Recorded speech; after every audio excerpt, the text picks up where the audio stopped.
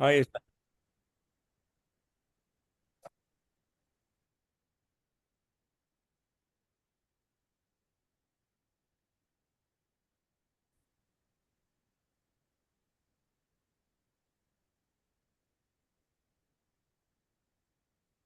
Good morning, everyone, and welcome to the Thyroid Summit.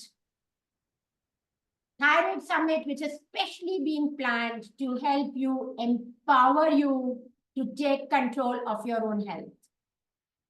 And why do I say this? The Thyroid Summit means empowering you to take control of your own health. Because we all know thyroid is just its little butterfly we have, which if keeps, stays happy, we are happy. And if it is not happy, we are not happy. Uh, Esteemed colleagues, all those who have registered, patients, it's with great pleasure and enthusiasm that we gather here today for the Thyroid Summit in India. This is the first of its kind, and I'm honored to be introducing this in India now.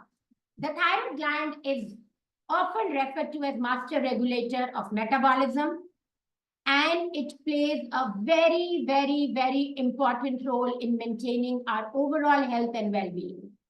Yet, despite its importance, thyroid disorders continue to impact millions, and still, the treatment is very, very obsolete today if we look at the way we treat thyroid in conventional medicine, right? 11% of Indian population is documented to suffer from thyroid disorders. And you all will agree with me that 11% documented thyroid patients means at least 3x of these are not reported, right? Now, according to recent studies, the thyroid disorders in India are on a very steep rise, with alarming number of individuals, especially women, being diagnosed with conditions like hypothyroidism, hyperthyroidism, autoimmune, Hashimoto's, and Graves both. 9 years back, when I had started, functional medicine practice, the incidence was not this much, means 9 years is not too much. But in the last 3-4 years, especially post-COVID, I am, even in my practice, and whenever we talk to my colleagues in their practice also, autoimmune thyroid conditions in India are really on a very, very, very rampant rise. Now, at least I think 2 out of 3 thyroid patients who report to us, they are autoimmune thyroid. Even the number of Graves patients we see today are much, much higher than we used to see before. These disorders, of course, affect our physical health, but they take a huge toll on our mental and emotional health. And that's the reason a lot of us are always fatigued. We are on a zo when it comes to our weight. When it comes to our mood, we have huge mood swings, cognitive difficulties, brain fogging, and an inability to focus on whatever we are doing. This somewhere is also impacting our relationships with our own self and with our family members and friends. There are many other, symptoms of thyroid, which I think a lot of times nobody tells us that they are symptoms of thyroid. Brain fog and cognitive issues. We land up with a psychiatrist or a psychologist without even understanding whether our thyroid is optimum or not. Thyroid function can impact cognitive function, leading to brain fog, difficulty concentrating, memory problems, and mental sluggishness. And these are generally overlooked, or, as I said, we land up with the psychologist and psychiatrist, right? The other symptoms which we generally see are changes in menstrual cycle, irregular periods, heavy bleeding, even amenorrhea, right? All of those could be because of thyroid. Infertility. Now, IVF chains are blooming right, left, and center. We get a lot of patients with gut health issues post their IVF treatments which they have gone through. But the sad part is that thyroid is not being optimized the way it needs to be. Brittle nails, changes in nail health, dryness, brittleness, ridges, which we see on our nails quite often, go unnoticed, but they all can be because of thyroid. Hoarseness and voice changes. Thyroid disorders can lead to hoarseness, voice changes, sensation or tightness in the throat. Sensitivity to temperature, huge effect of thyroid. If you shake hands with somebody and if you feel that the hands are very cold, you know that the thyroid is not optimized. Muscle and joint pains. Thyroid dysfunction can contribute to muscle weakness, stiffness, joint pain, changes in taste and smell. I'm sure nobody ever thought that thyroid could be the reason behind that. And of course, your mood swings, which impact your complete quality of life. And I have not listed even 10% of the symptoms which are associated with thyroid. But I promise you that during the summit today, from Dr. Prudence Hall, Dr. Naomi, Dr. Daryl, Dr. Anshul, Dr. Vivek Kadambi, Manjari, myself, you will get to know almost thyroid impacts you in about 400 plus ways. And therefore, it is extremely important that we optimize our thyroid in different phases of our life. But the good news is that, this could be looking like as if it's too much. How would you know how your thyroid is working? I have already shared a very consolidated questionnaire for menopausal and premenopause, perimenopause women, and also a thyroid questionnaire for you to assess where your thyroid is. I will strongly request you to take out 5 minutes, 10 minutes now, take a printout of that and fill that up, or on your system, fill it up.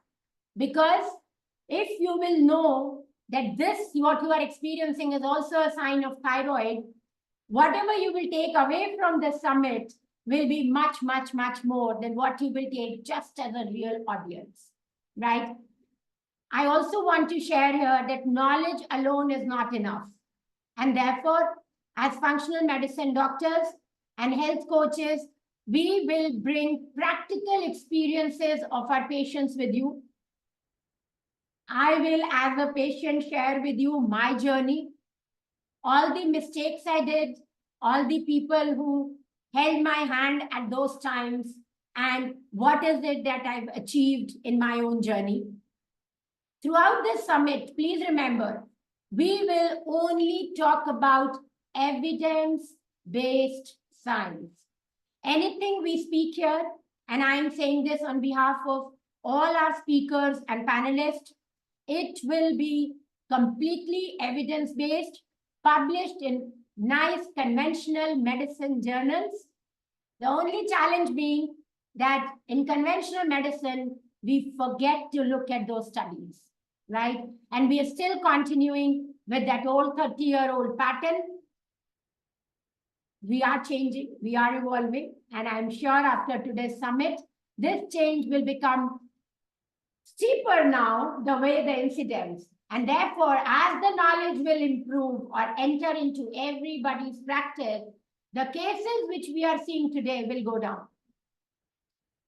Together, we will bridge the gap between conventional medicine, functional medicine, and holistic approaches, trying to create a path towards comprehensive, patient-centric thyroid care. Remember, whatever resource you will need to optimize your thyroid, we will share it with you today. Before I actually invite you for this, let me share a small story. I was thinking about a story, and this is what comes to my mind. Once upon a time, in a small village, among lush green fields of India, there lived a healer, right, named Guruji. I've just given the name Guruji because I'm wanting to, this to connect with the Indian audience especially. He was renowned far and wide for his deep understanding of the body, its connection to nature, and an insight into finding what is causing the problem, or why is this person facing this problem. And that's exactly what we do in functional medicine now, which has done the full circle from east to west and then back to east, right? So in this village, there was a young girl named Maya. Maya was full of energy, life, bubbling, always eager to explore the world around her. But as she grew older, she began to feel inexplicably tired, sluggish. Her once vibrant spirit seems to have dimmed, and she struggled to keep up with her daily chores and adventures. She was so tired that she forgot her bubbly self.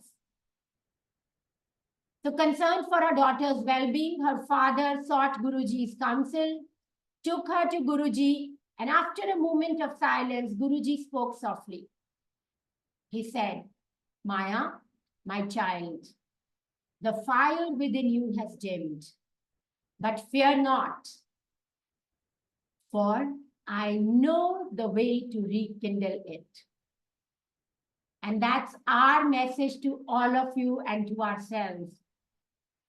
Fire has dimmed within you, but worry not, because we know how we can rekindle it for ourselves and for you. Guruji explained to Maya and her father then the concept of thyroid gland, a small but mighty organ nestled in the neck, responsible for regulating energy levels and metabolism. He spoke of imbalances in the thyroid gland could lead to fatigue, weight gain, brittle nails, mood swings, infertility, and much more. With great care and wisdom, Guruji prescribed a regime of nourishing foods. And don't worry, we will share all of that before today's summit ends with all of you here. Herbal remedies and gentle exercises tailored to support Maya's thyroid health. He taught her the importance of embracing balance in all aspects of life, from diet and exercise to rest and relaxation and relationships, right? He told her to ask a question to herself. What in these 5 things keeps her under stress? What is that one relationship which actually uses all the fire within her? What is that one food which, according to her, makes her feel low? What is that exercise which makes her feel better? And Maya followed Guruji's guidance. She felt a newfound vitality coursing through her veins. Her energy returned, her spirits lifted, and she once again embraced life with joy and enthusiasm. And I wish this for all of us today.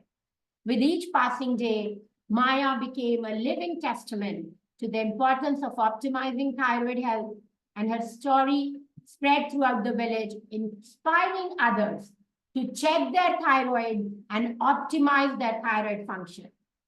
So, in the heart of rural India, the tale of Maya and Guruji served as a reminder of the profound connection between body, mind, spirit, and the transformative power of nurturing the thyroid gland to achieve optimal health and vitality. With this story and with this wish for all my friends, colleagues, their patients, their family members, and everybody for an optimum thyroid, I invite you to open your minds, engage with our esteemed speakers and panelists. Ask your questions. Remember, no question is a stupid question. This is an opportunity which has specially been curated by Indian Association of Functional Medicine with partnership from NITIC, founder, Dr. Daryl. Thank you, Dr. Daryl, for your support in this event. I now invite all of you to join us on this transformative journey towards thyroid wellness. Together, we can make a difference, not just for ourselves, but for generations to come. Please keep this in mind because you will be surprised when we will share with you how your action today will impact your future generations. Thank you for part of being this momentous occasion. Here's to a future where thyroid health is not just a dream, but a reality for all. Let the Thyroid Summit begin, and I hand this over to Dr. Ruhi. Dr. Ruhi, over to you, and I'm looking forward for amazing sharing which happens today. Thank you. So very good morning, everyone. Thank you, Dr. Preeti, for the wonderful introduction. Yeah, land on time, Dr. Ruhi. Absolutely. Absolutely. Thank you for that. So a very warm welcome to all of you. I hope all of you are as excited to gain knowledge, information from this Thyroid Summit as much as we are excited to, have all the wonderful speakers on board. And so let's get started. Thyroid, Dr. Preeti has shared a lot about, how it affects our body. And over the next few hours, we have an amazing line of speakers to share knowledge, insights about thyroid and how it affects various body function. Our first speaker will be speaking on the role of thyroid in balancing hormones. When it comes to fertility, often the role of thyroid is missed. The focus is completely on the reproductive hormones. But the role of thyroid in balancing these hormones is so important. So whether you are a patient who is struggling to conceive, or you're a practitioner who works with people struggling to conceive, and you're helping them in their fertility journey, you have to look into the role of thyroid and how it can help your patient or yourself in this journey of fertility. So we have Dr. Naomi Quintanar joining us from Arizona. She's a licensed naturopathic physician and medical director of Pristine Naturopathic Medicine in Tucson, Arizona. She is a thyroid cancer survivor, and through her experience with thyroid issues, because of her own thyroid disorder, she gained a lot of experience and knowledge about thyroid function and related disorders. And in her practice now, she is sharing all the knowledge she has gained over the past few years to the individuals who need help with thyroid function. Her focus area is thyroid dysfunction, and today she'll be sharing her insights on thyroid's role in infertility. She'll be sharing her case studies to show how the thyroid plays a very important role in infertility. Dr. Naomi, a very warm welcome. I'm so excited to have you here and really looking forward to your insights and what all you have to share with us. Over to you. Thank you very much. I appreciate your introduction. I need to move this from my...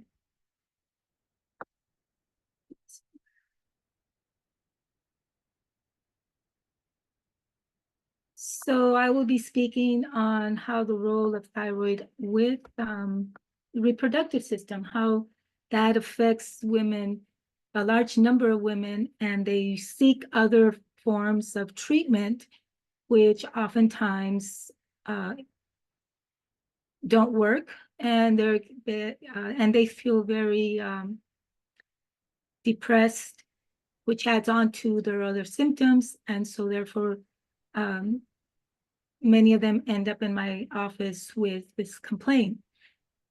I would add on to Dr. Preeti's introduction about the frequency of thyroid issues in the general population. And I have a few points that we need to keep in mind, because we do forget that thyroid does do a lot more than just having to do with our weight, our metabolism, our hair loss, those things that we see.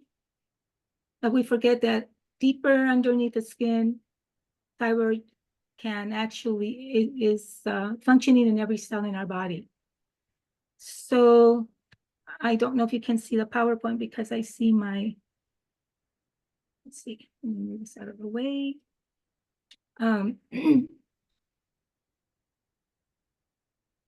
Okay. So as it was mentioned, I have been in practice for several years. And when I started practicing, I did not focus on thyroid like I do now. I was going through my own journey with thyroid, and as a cancer survivor from thyroid cancer, the effects of that have really changed my life completely. And as I started working with patients taught me many lessons about thyroid. And now I am able to help them with my own experience and where they can gain their health again once their thyroid is balanced. So a few things that, let's see. Can't seem to get my slides to.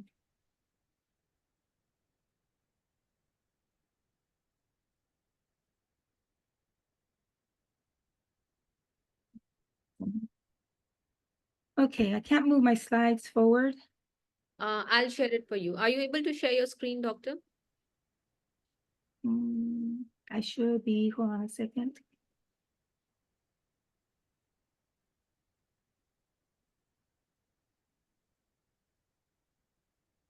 If not, I'll help you. I'll share your screen. Oh, let me just, okay, I don't want to close my.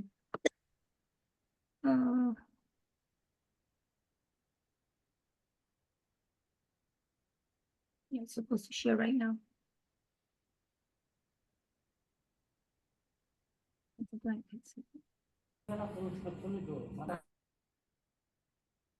Okay. Yeah. Is this?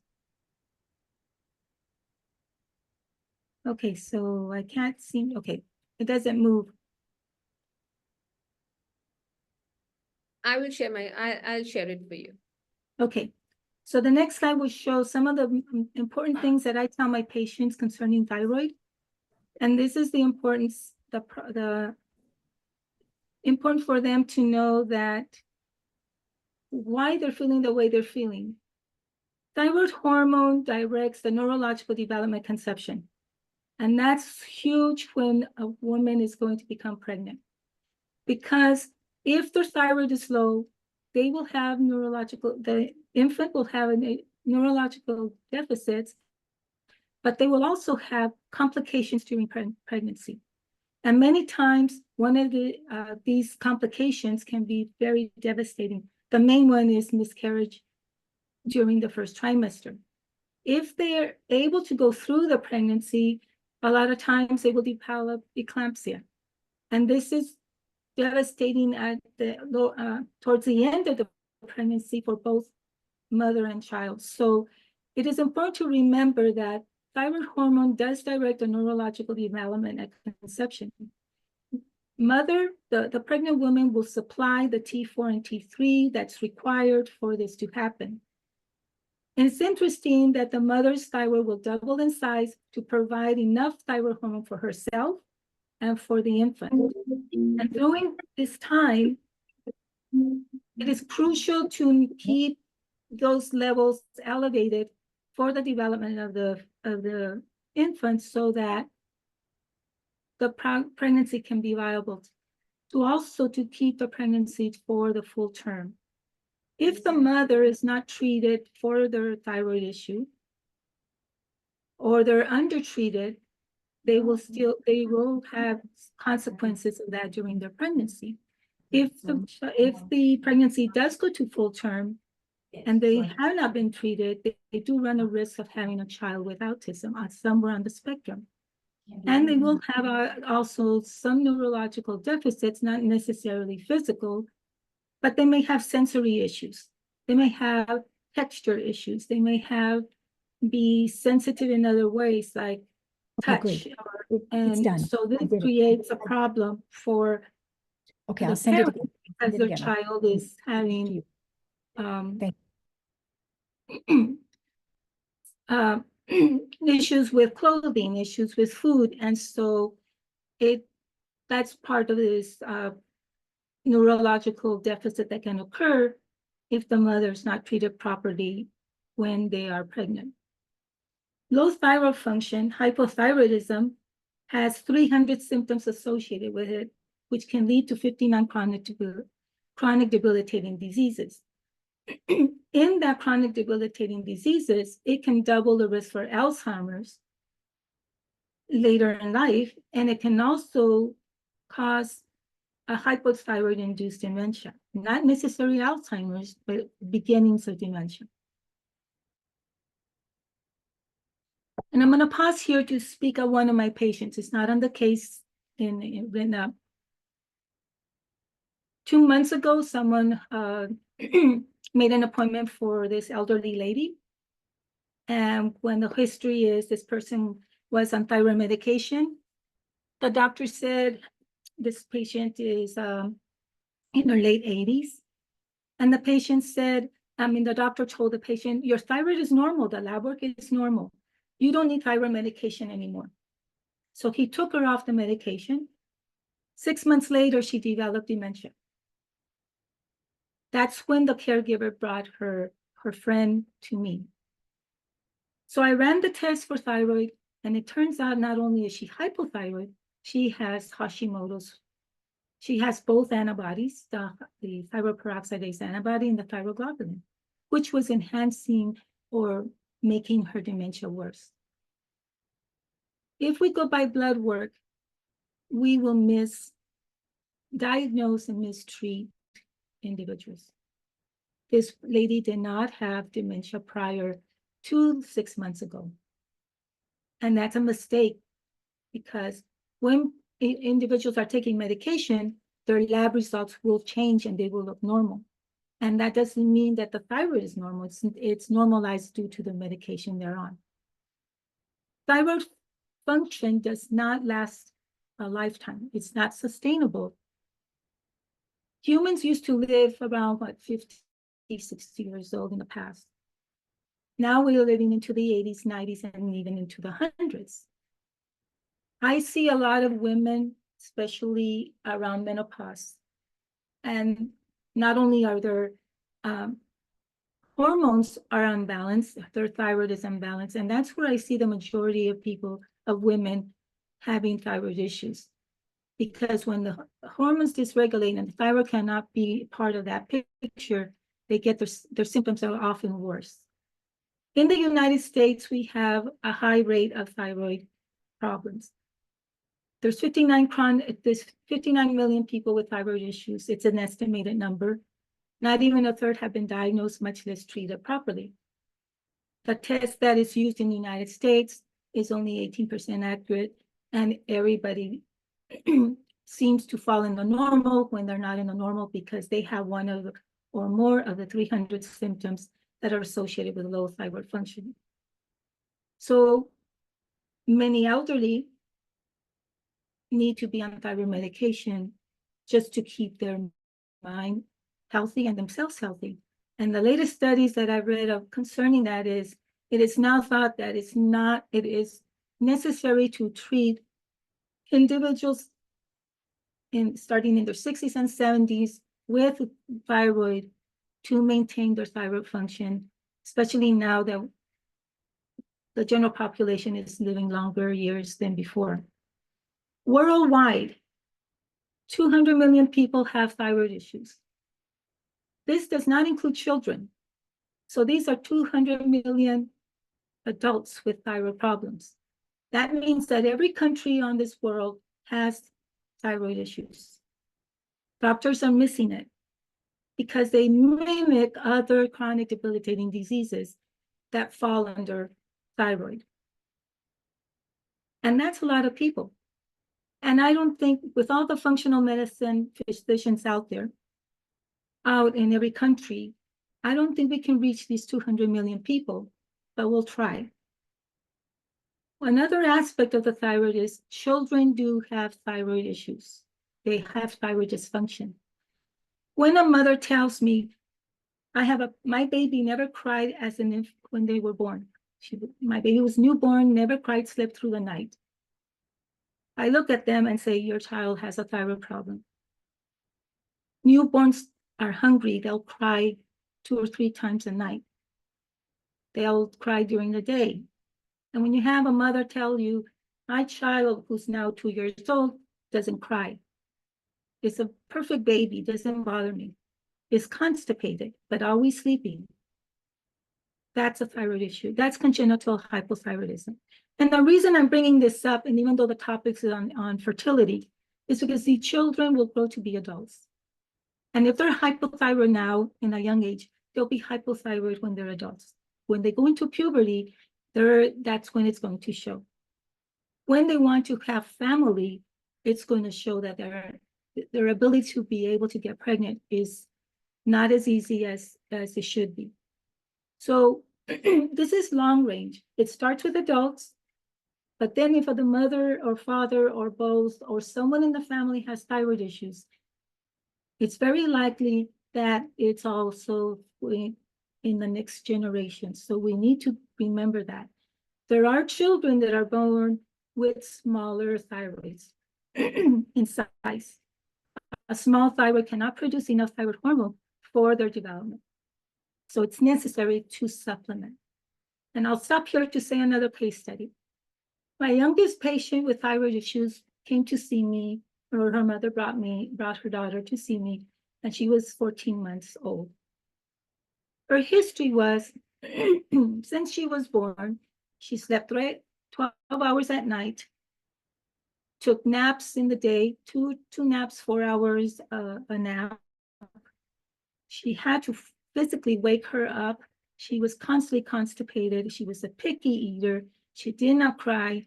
And you can sit her anywhere, excuse me, and she would not move. She wouldn't even call attention to herself.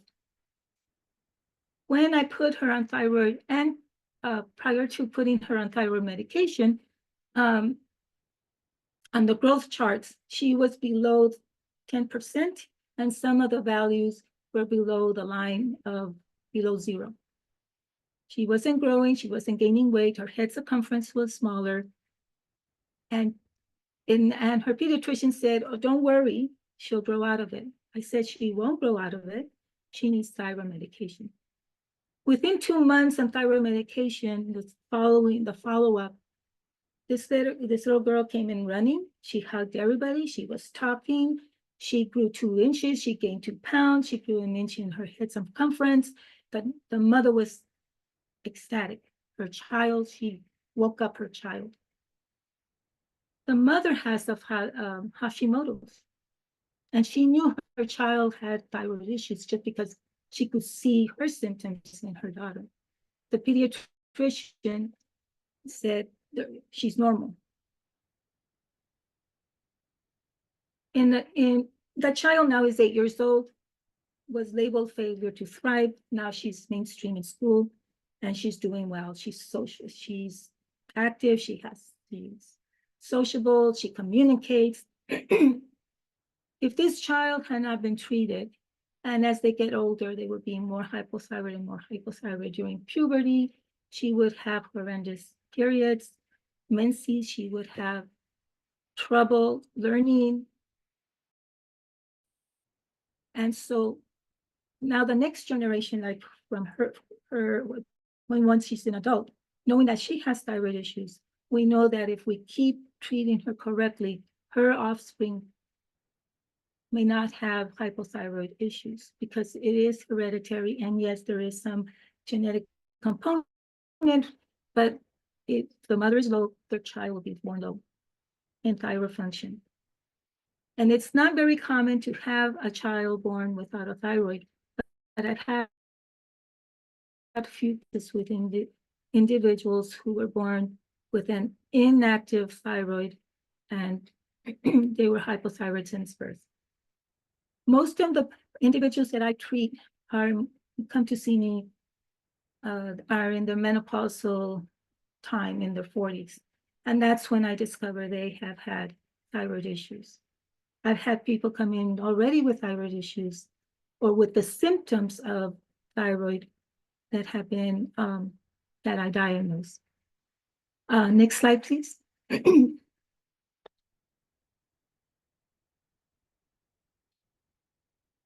So thyroid is a puzzle because we don't get all the symptoms in order.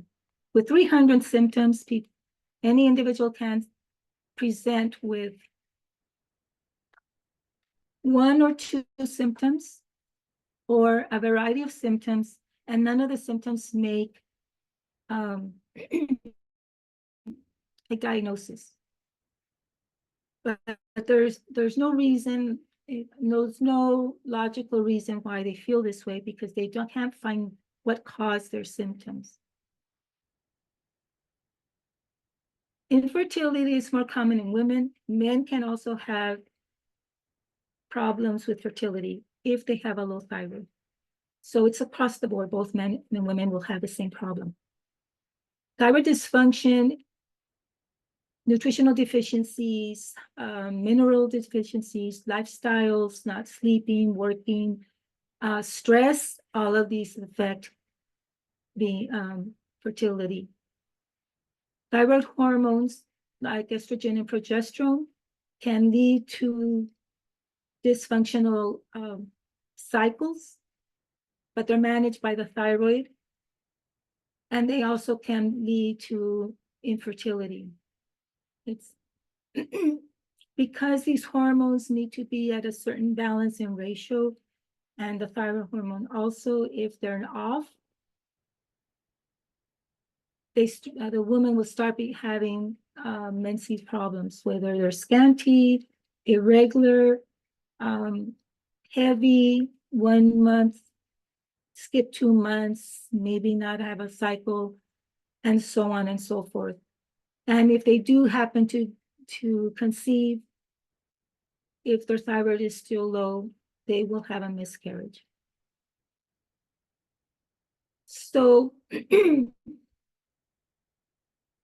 so when these individuals present in your office, it is important to take a detailed history. Detailed history of when they started menses, what symptoms they had then, if any changes throughout the years, what difficulties they had with becoming pregnant, if there's a family history of thyroid, and what kind of thyroid they may be, if they may have, and if these individuals are on medication. This helps you determine how to approach and how what to give the individual in order to reverse their infertility. So this,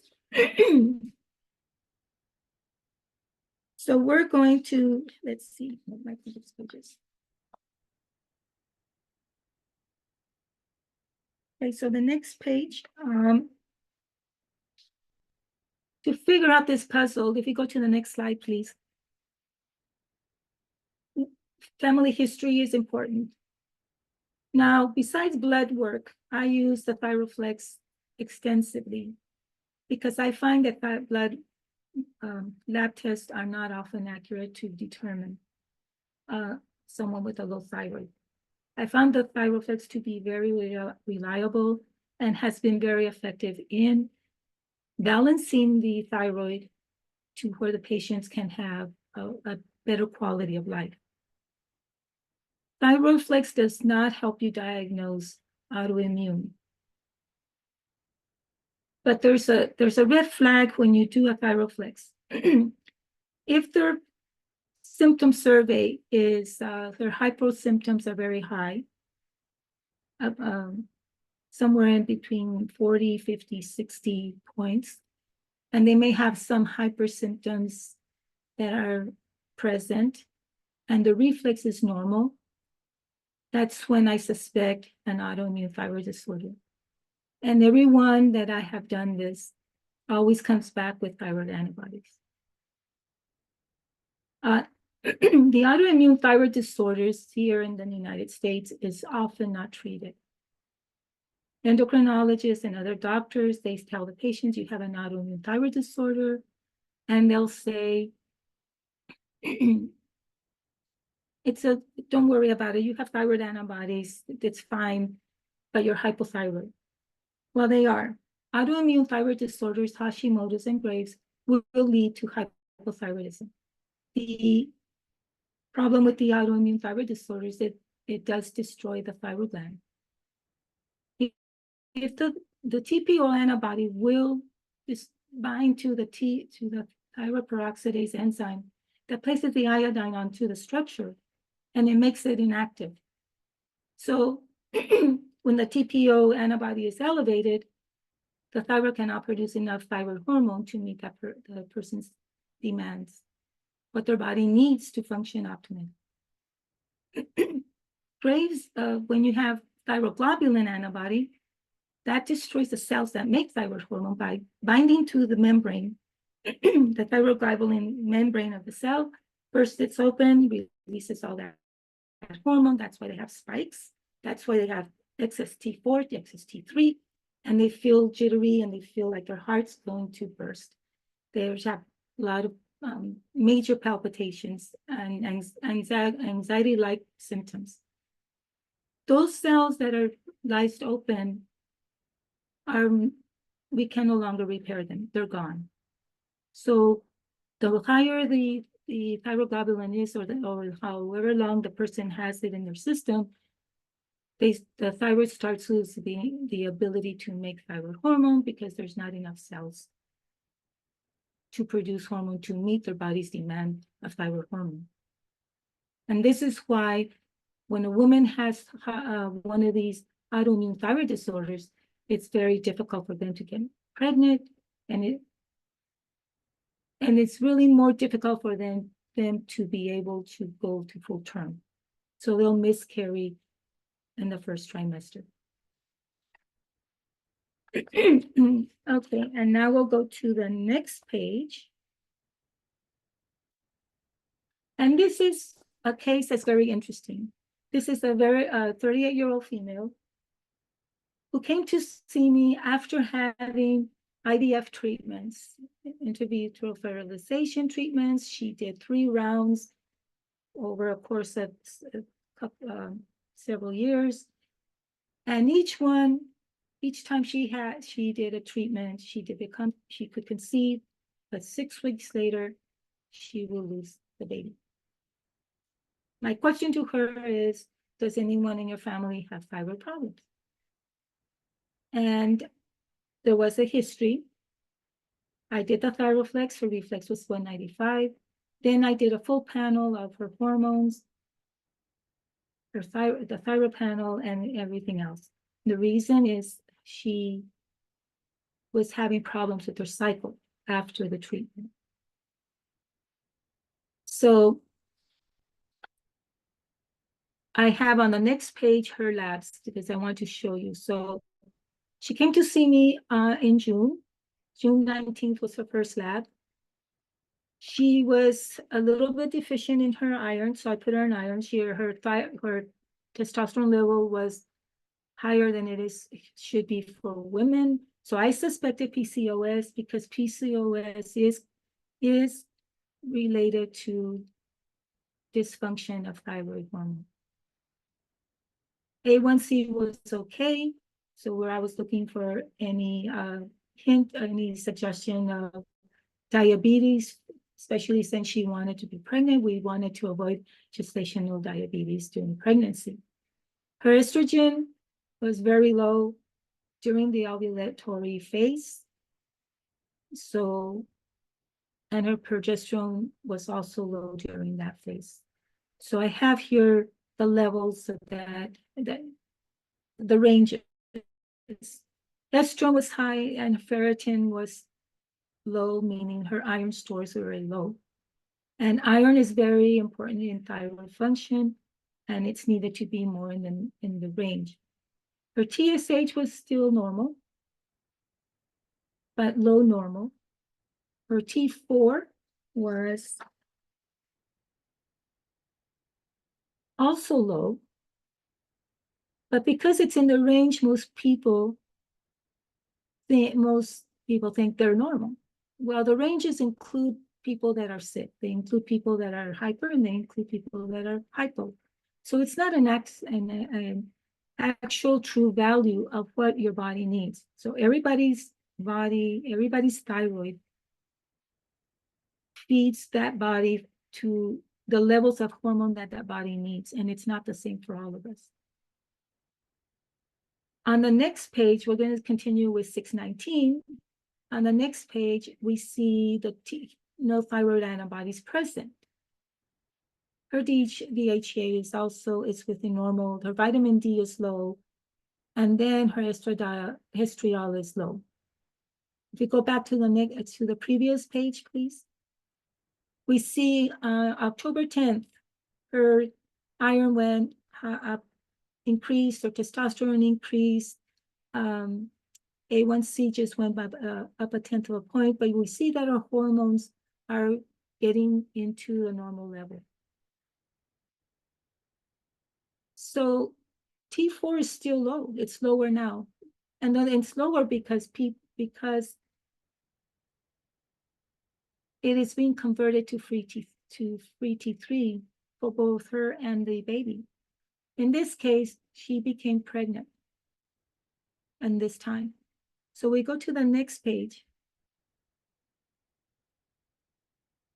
The next page will see that her DHEA increased, her vitamin D is better. It's a little on the high side, but we notice that her human chorionic gonadotropin has increased.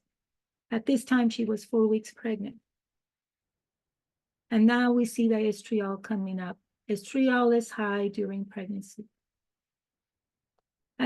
What I did for this patient is the treatment was, which would be on the next page. I started her prior to the pregnancy. I started her on thyroid medication. I used natural desiccated thyroid hormone. I started her on a progesterone cream to bring her progesterone up.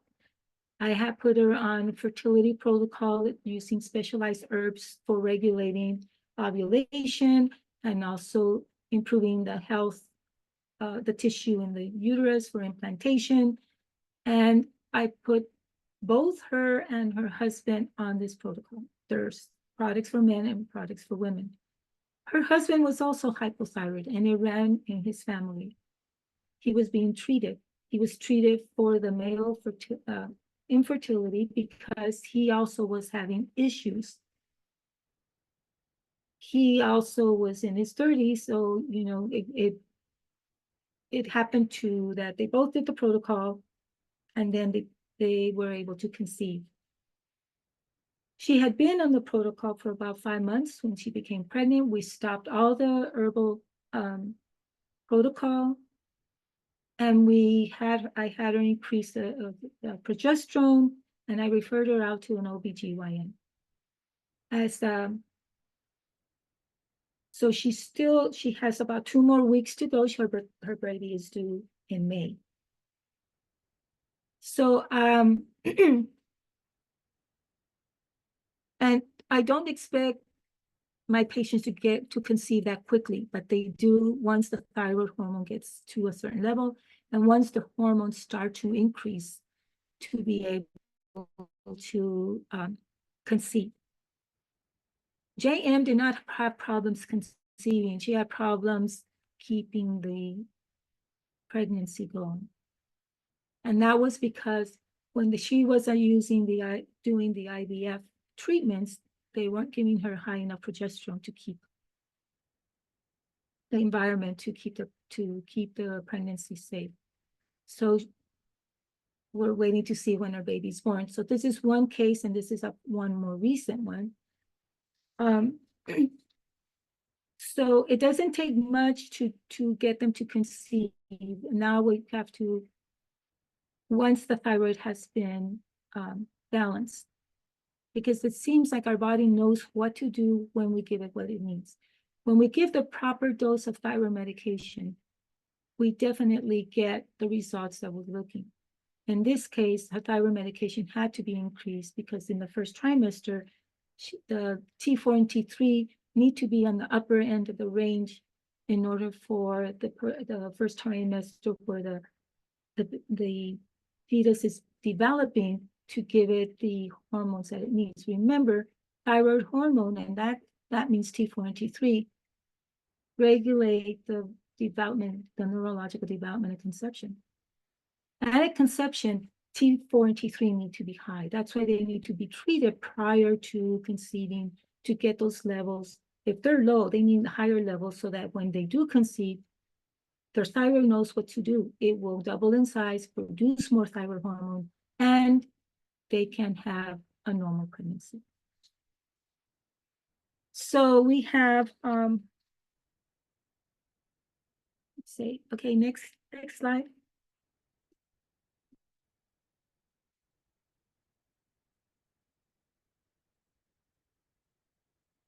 So these are the things, these are the symptoms or signs that women will notice when their thyroid is off. Irregular menstrual cycles. Either they're spaced out, or they're frequent, or they're heavy, or they have scanty. It's just a mix of things.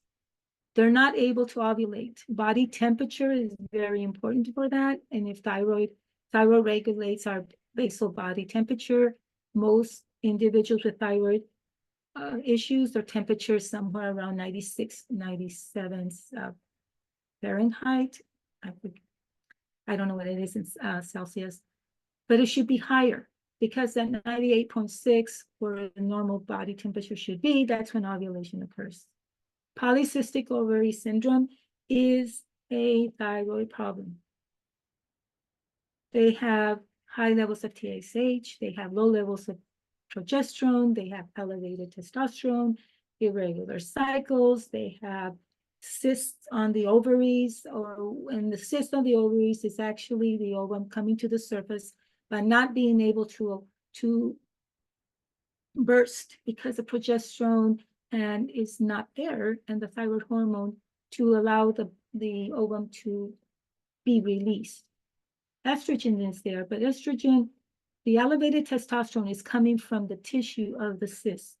So they have excess testosterone that's creating an imbalance with higher levels of estrogen, estradiol, compared to the progesterone.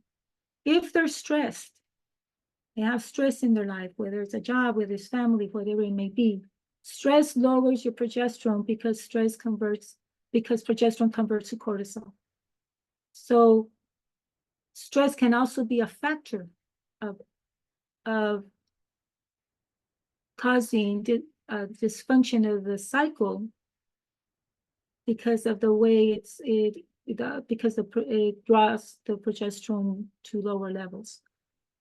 Hashimoto's thyroiditis. Oftentimes, Hashimoto's is seen with polycystic ovaries. Sometimes, which means there's two factors that are affecting the dysfunction of the thyroid and the inability to become pregnant. Low ovarian reserves, that means they don't have enough ovum, or they're not released. And then hyperthyroidism, and it should be hypothyroidism. Hyperthyroidism and hypothyroidism, both of these affect the thyroid and affect your body in many, many ways. Autoimmune thyroid disorders lead to hypothyroidism. Hyperthyroidism in itself, without antibodies, there are individuals who are born with an overactive thyroid, that will lead to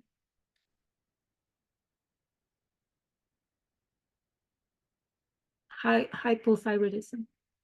And I believe that many times when women, or even men have Hashimoto's, when an individual has Hashimoto's and they have thyroid antibodies, I believe that sometimes doctors don't want to treat it because they know in the long run, years from when they're diagnosed, their thyroid is going to burn out, and it's easier to treat a hypothyroid individual. The problem is from the time they have the thyroid antibodies to that, it could be 10, 20 years, they will be suffering multiple of these 300 symptoms that are related to thyroid dysfunction. And infertility is rampant. It's everywhere. Every country has problems with infertility. Women are having issues. And this is why it's necessary to treat individuals first, find out if they have a thyroid problem. If it's thyroid, treat them. If it's not thyroid, go to the next diagnosis. Rule out thyroid first, because you're going to find that may be just the one thing that needs to be balanced, that everything else starts to function better. The next slide will show other symptoms or conditions that happen with thyroid dysfunction. Low basal body temperature. Our body temperature should be around 37 Celsius. If it's lower than that, women cannot ovulate properly. If it's lower than that, our metabolism is slow. Because at 37 Celsius, reactions occur in our body. So if you remember those of us that took chemistry and we had to make a substance and we had a beaker with a solution and we put a Bunsen burner underneath it, we had to get the right temperature to get the product. If it was too high, we wouldn't get much. If it was too low, it would take forever or never get the product.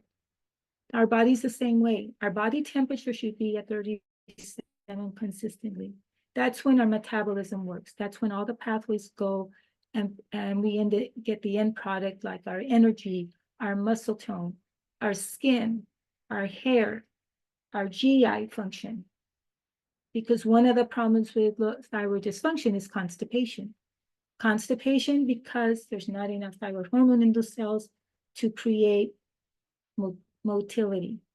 The peristalsis of the GI tract, the intestines, is slow, and sometimes it's so slow. Some people don't have a bowel movement for 2-3 weeks, even in a month. And I've had patients like that, and they tell me they're normal, which is quite interesting. But it's normal for them because they never known before that it wasn't. Graves' disease causes hyperthyroid symptoms. These are the opposite of hypo. For instance, it's palpitations, racing heart rate, skipping beats of the heart. They come and go. Usually at rest, we feel them. We have spontaneous sweating. Sometimes we feel hot.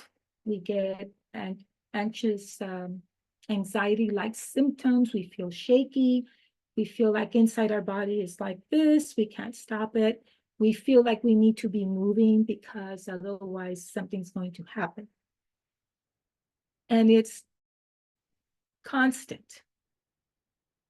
So one of my patients, there were a person that came to see me, we did her thyroid antibodies. Her thyroid globulin antibody was greater than 2,000. She was like this. You could feel it. If you touch her, you could feel her body vibrate. That's a lot of hormone. Her thyroid was being attacked so severely that eventually it will just burn out. Thyroid antibodies, thyroid globulin antibodies destroy the thyroid cells. Those cells cannot be restored. So there are individuals with Hashimoto's that have both antibodies. One is destroying the enzyme, the other is destroying the cells. So they cycle like this. So sometimes they have a surge and then they bottom out. They feel the energy, but they're exhausted. And when that combination, it makes it very hard for women to become pregnant. So this is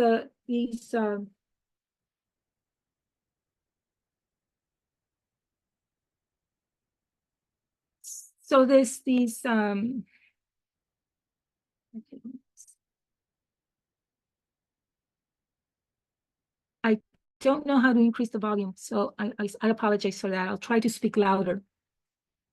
So once these cells are destroyed, that person becomes hypothyroid.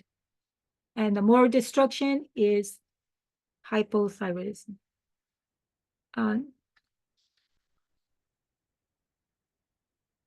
Okay, and we'll go to the next page, please. So these two hormones are regulated by thyroid. They feed each other. Estradiol and progesterone have a role in infertility. The levels are, that's why we cycle, women cycle. Because when we don't have a cycle, they tend to be lower, they climb, we prepare the environment for conception and implantation. If that doesn't occur, we have a cycle. And it's regulated by the thyroid. Levels of estradiol can also influence thyroid function. So if a woman has too much estrogen, it will bind the hormone by producing or increase the production of thyroid binding globulin. So it takes it out of the picture. It cannot be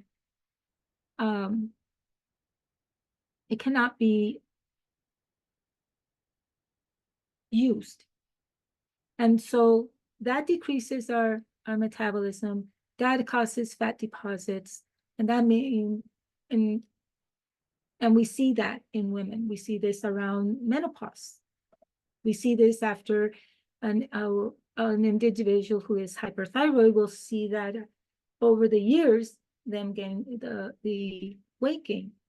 Progesterone decreases the production of this thyroid binding globulin, so it tends to increase thyroid hormone activity. So there's a balance between these three hormones. And the balance has to be at the right ratios in order to be able to have optimum function. So if we have estrogen dominance, which is a fairly common,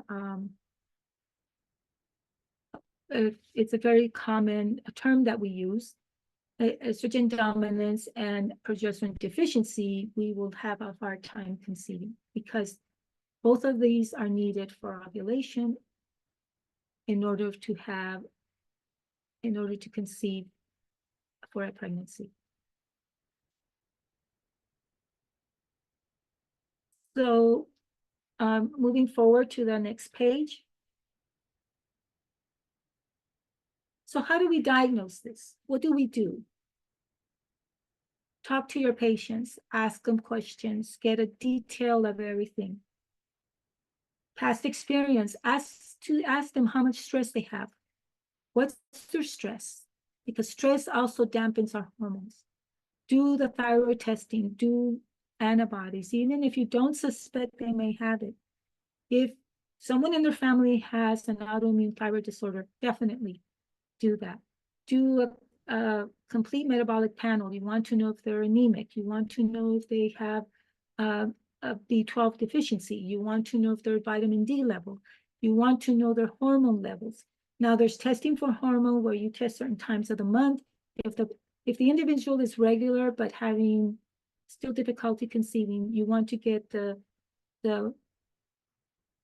testing for progesterone between day 19 to 21, and then estrogen in the early part of the period of the cycle. For many of my patients, I don't do that because they're so irregular, they don't even know when their last period was. So if someone's last menstrual period was 6 months ago and they haven't had one and they have spotting here and there, it doesn't matter because they will be low anyway. So all of these, make sure you do a hemoglobin A1C because you do want to see if they're anywhere near being diabetic. This will contribute to gestational diabetes, which makes the pregnancy harder. So I'm coming to case 2. Case 2 is a very interesting case. Case 2, she's a 32-year-old female. Her first appointment was in August. She had not had a period since, I believe it was, I forgot to write it down. So it was in like 6 months before. Well, for last period was in August of 23. She came to see me. She just had a period. And she had not had cycles for 3 years. She had a history, she could conceive, but in the first trimester will lose her baby. She had 4 pregnancies and 4 miscarriages. Her stress was that she slept 4 or 5 hours because she worked 80 hours a week. She had 2 jobs, 2 full-time jobs. She had, she started her period, her cycle in puberty at age 9. They were fine. And then around age 17, they became irregular and she started having symptoms of cramping, pelvic pain, and then she started to notice that her flow had a lot of clots. So this was her cycle. So she miscarried very early in the trimester. In her family, her mother had thyroid issues. Her brother has thyroid issues. And she never really, her thyroid was normal on paper. When I say on paper, her labs tests were normal. But she had constant pelvic pain.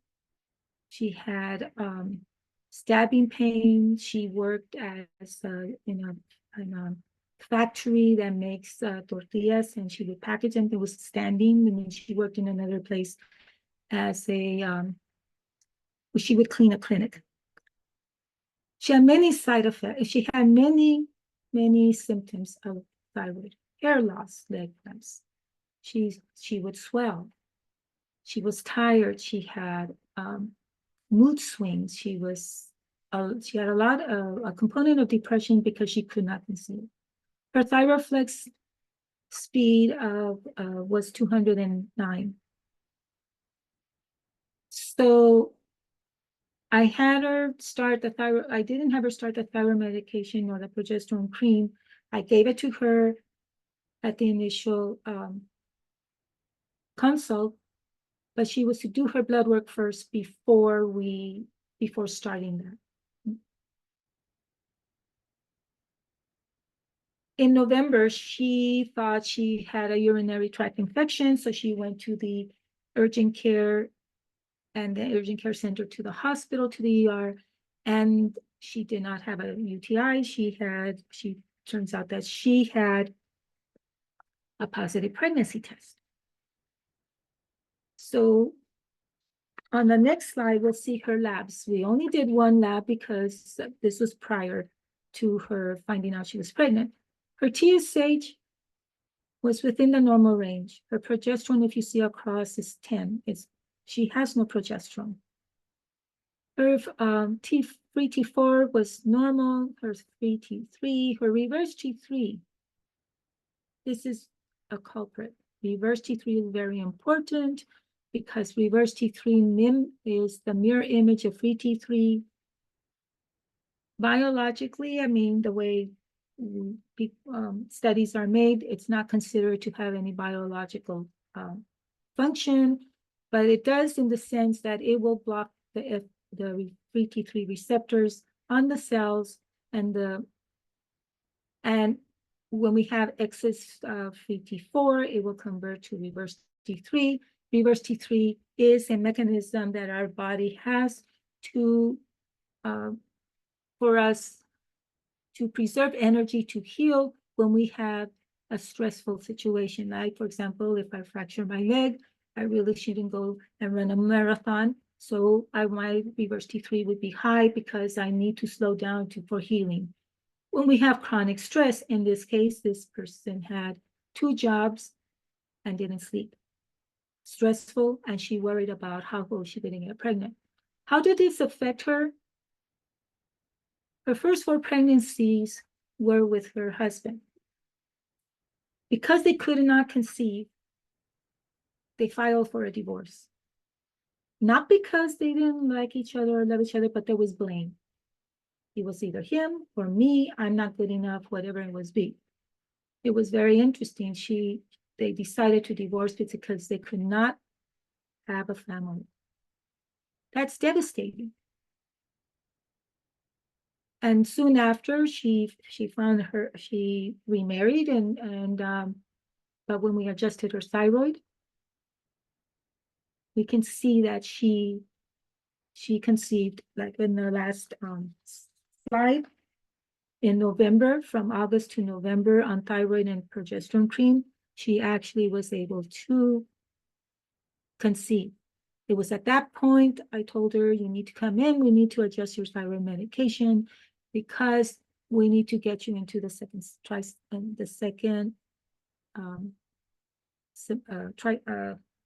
semester of pregnancy. We need to have you have a healthy baby. Because you're having complications, I told her, you're going to have to take time off of your job because you can lose the baby. So she had some vaginal bleeding. They found a little pocket of blood outside of the uterus. And I said, it's not worth you work. Your job can wait. It'll always be there. But having a baby, this is your chance. This is not time for you to really consider taking it easy.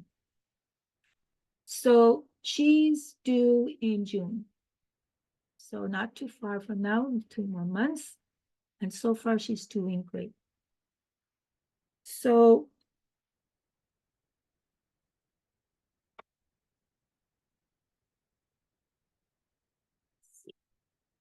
when we look at her labs, we find that her estradiol is low. The luteal phase is, the ovulatory luteal phase is the time where ovulation occurs, and that's where implantation should occur.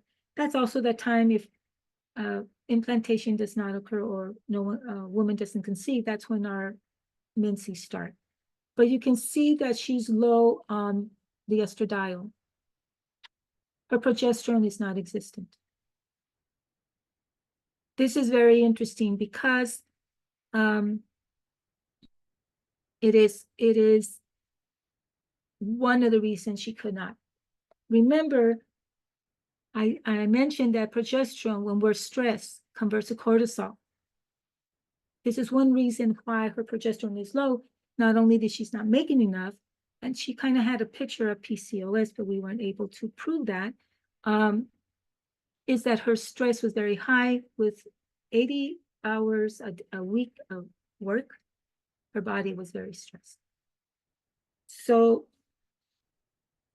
she was able to conceive. I did not expect her to conceive so soon after starting the thyroid and the progesterone because of how she was explaining her pregnancies. The same with JM. I didn't think she was going to get pregnant that soon either because of the IVF treatments.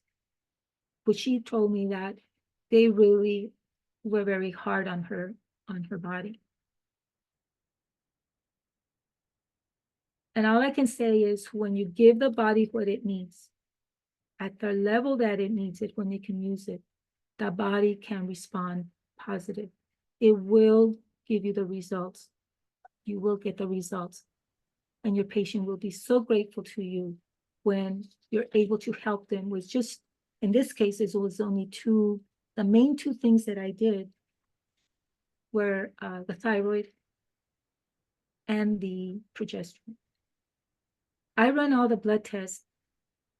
I saw a question, what was the ThyroFlex? The ThyroFlex is a device that's automated to measure a deep tendon relaxation of the reflex, which is very common in hypothyroid individuals, including individuals with autoimmune. It is 98% more accurate, and it gives you a better sense, even when the symptoms are kind of strange, meaning to say it's not always the classic symptoms that we see. With thyroid, you can have a lot of symptoms in any of the 300. You put them together, it doesn't make a diagnosis. But the ThyroFlex clears it up for me. My own journey is very different than most people. I had thyroid cancer. And that thyroid cancer was one of, it's less than 5% of the population that get it. It's very rare, but the prognosis is very poor. My prognosis was 5 years, and that was in 1999. So to me, I really, really focus on thyroid because your life can be miserable if your thyroid is not adjusted. And you think it's normal, but it's not. And the reason I mentioned the ThyroFlex is because when I met the person that invented the ThyroFlex, he adjusted my dose, which I thought he was crazy because he tripled my dose. But at that point, I thought I have nothing to lose. So that test saved my life. I had a thyroidectomy. The test for monitoring my thyroid was, or lack of a thyroid, was the TSH, the thyroid stimulating hormone. Doesn't make sense to me because I don't have a thyroid. So in conclusion, thyroid can be very complex, but at the same time, it can be very simple. Because focusing on the symptoms, focusing on the person and hearing their story, doing the proper tests, you can determine a simple treatment to get them to where they're at. When they start feeling better, they realize that what they had been feeling was not their normal. And that's the beauty about dealing with treating people with thyroid. Things tend to normalize and their quality of life improves. I think my time is up. Yes, Dr. Naomi, and thank you so much for sharing your insights and the two wonderful case studies, and also sharing few tools for the audience here, which they can use in their practice as they treat cases of infertility. So there are a lot of questions in the chat, but we do not have the time to take them now. So if you can stay back and probably answer a few questions in the chat, that would be great. Okay. Yes. Thank you. Thank you again. So moving on to our next speaker. So so far we heard about how thyroid plays a very important role in fertility. It's one of the missing links, often overlooked. Now, coming to women in their midlife, often, an individual faces midlife crisis, and here I'm talking about the midlife health crisis. Here again, thyroid function is one of the missing links. So we have today Dr. Prudence Hall. She is the founder of the Hall Center, and she is a gynec surgeon by background. In her early years of practice, she saw a critical need to address the problems of women and men in their midlife. And that's when she started using bioidentical hormones to help them restore their vitality. In today's talk, she'll be talking about how to use the functional medicine approach to address symptoms of midlife health crisis and how to use BHRT in hormone optimization. She will help in her talk how to recognize and treat the hormone decline that happens over in the process of aging. And yes, so Dr. Prudence, a very warm welcome. It's really exciting to have you here to share your insights on this topic. Over to you.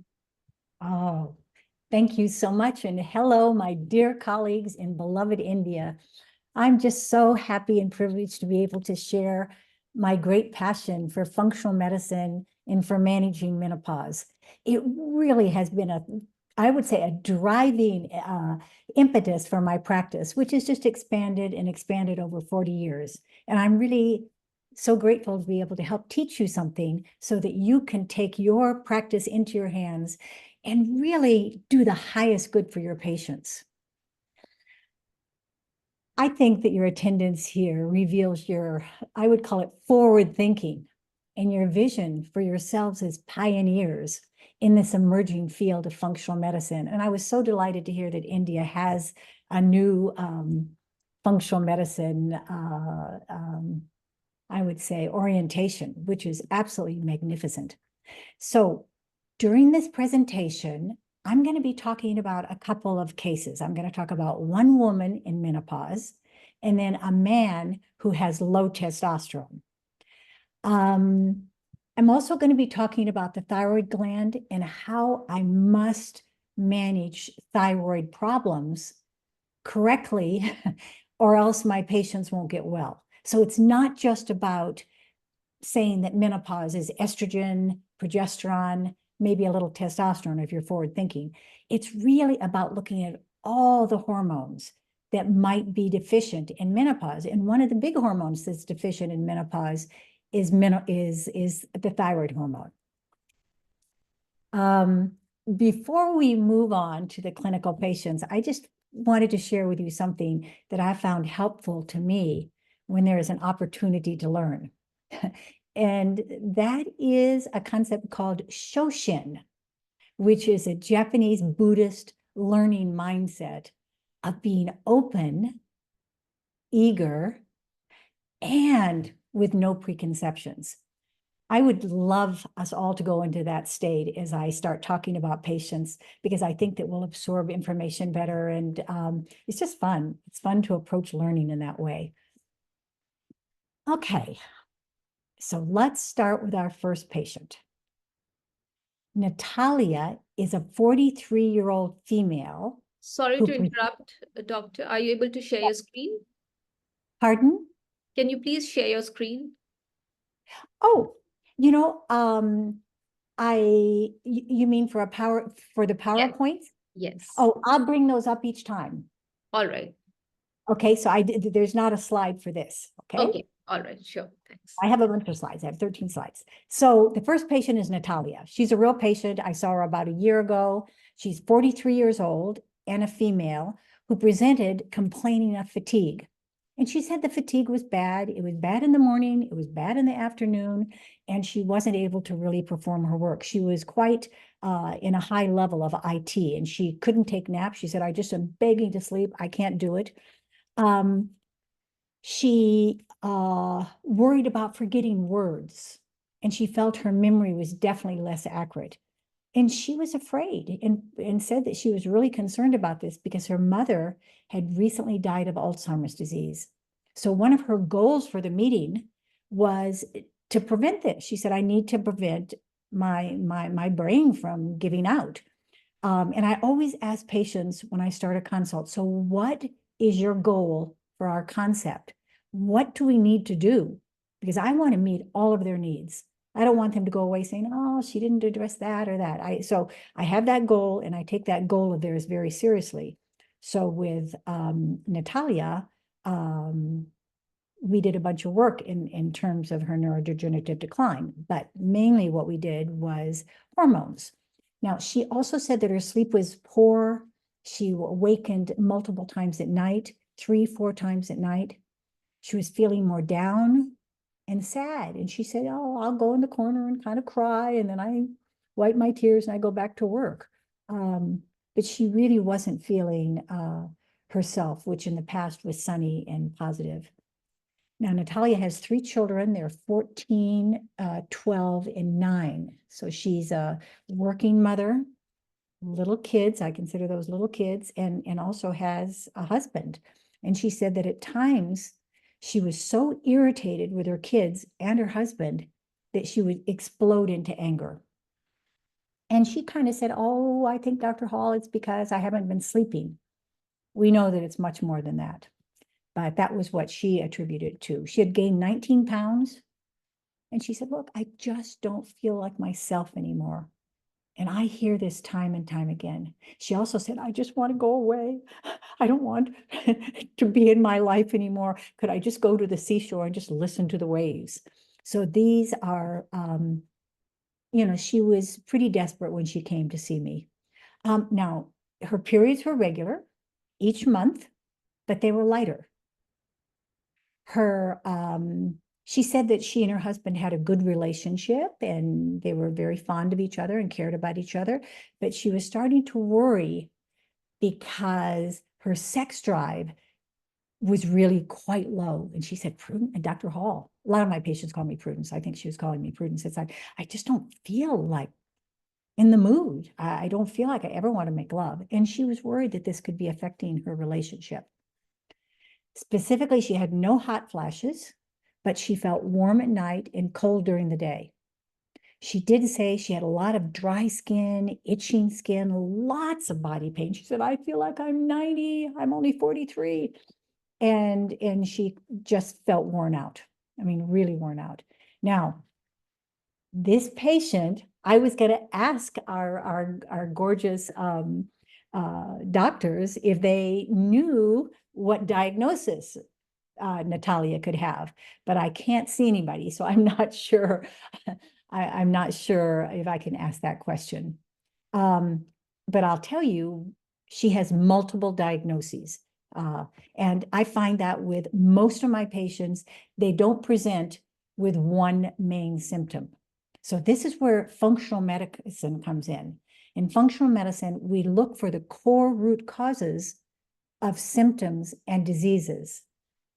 And then what we do is we correct those core root causes, and her symptoms go away and diseases go away also. So the first diagnosis that I made with Natalia was that she is in menopause.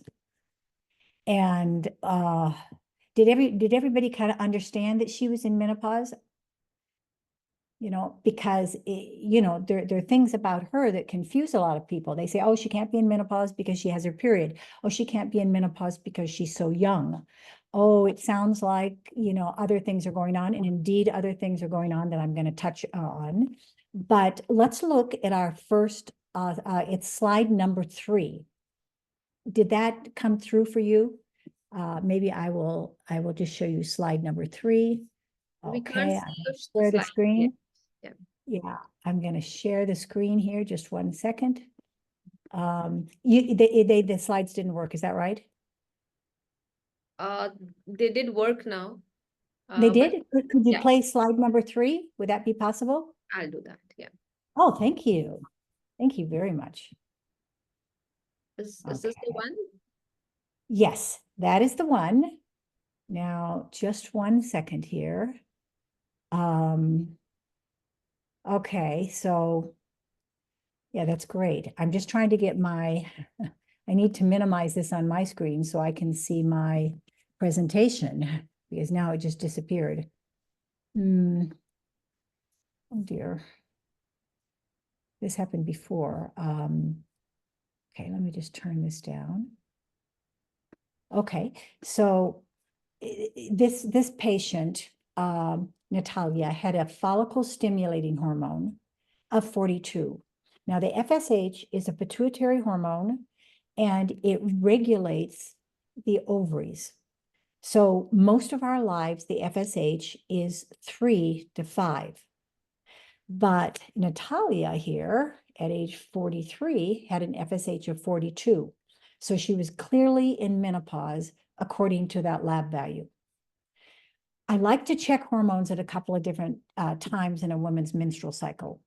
I'll check it on day 2 of the cycle because that's a great time to assess hormones and fertility. And also that's when the follicle stimulating hormone is the highest.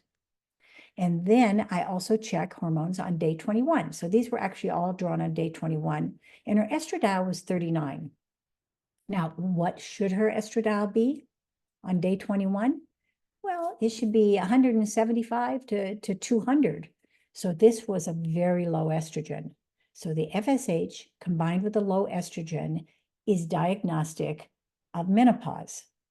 And on top of it, Natalia had many, many symptoms that I'm going to talk about just the classic symptoms of menopause. She also had a low progesterone on day 21. A normal progesterone that indicates ovulation is 3 picograms per ml. So she was 1.75. So she wasn't ovulating, and you don't ovulate in menopause. And her testosterone level was 16. So could we take away that slide now? Would there be a way to get rid of that slide? How about just taking the whole thing away, because I can't see my presentation. Oh, there we go. Okay, we're good. We're good again, guys. So we have a patient who's in menopause. And the classic definition in the United States for menopause is really a terrible definition. The definition is having no menstrual period for 1 year. Now, this is not a helpful diagnosis in terms of clinically managing patients, because women can suffer all the symptoms of menopause. They can have blood levels and lab levels that indicate menopause, but still be having their period for 2 or even 3 years. And that's what Natalia was doing. She had been to a few other doctors who said, oh, you're having your period. It's nothing. One, she was prescribed antidepressants for her sadness and depression and irritability. She was also prescribed a weight loss program with Ozempic for her 19 pounds of weight gain. And she said, Prudence, I just don't feel better. I mean, I have these medications, but really I'm not feeling better. So my definition of menopause is having classic symptoms, which I'm going to bring up that slide in a moment, having a high FSH greater than 20, and having low estradiol. And then I don't care whether they have a period or not. I mean, sometimes they will, sometimes they won't. So let's put up that slide, which is slide number 4, the classic symptoms of menopause. So I'd like to, let's see, could we put up slide 4? Yes, yeah. Oh, thank you so much. It's kind of hard to do slides on Zoom sometimes. So menopause has very, very classic symptoms. Hot flashes and night sweats. Well, a lot of people have them, but please don't feel that the patient is not menopausal if she doesn't have those, because enormous stress will cause adrenal problems. Those are your adrenal stress glands that sit on top of your kidneys. And when your adrenal stress glands are very low, women don't have hot flashes and night sweats. So as soon as a woman says, I have no hot flashes and night sweats like this, I say, oh, she's burned out her adrenals, which is always true. The second symptom is exhaustion. It's exhaustion all day long. Women wake up tired. They go to sleep tired. They feel depleted.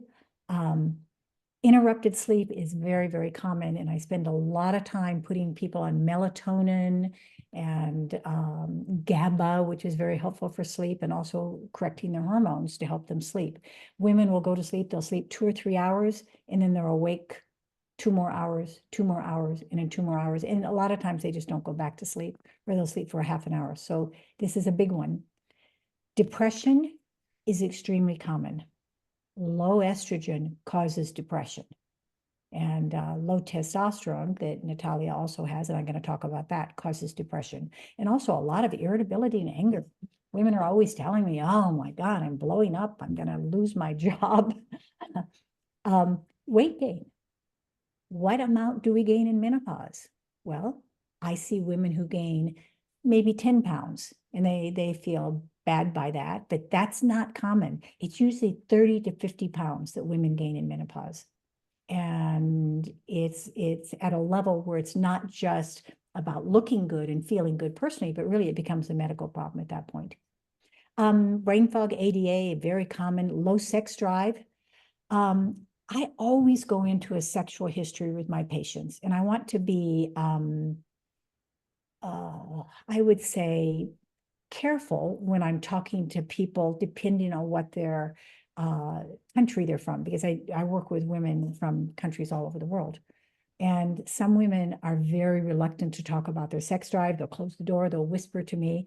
But usually, as long as it's not in front of an audience and it's in a secure place and they feel confident in what's happening with them, they'll share about their sex drive.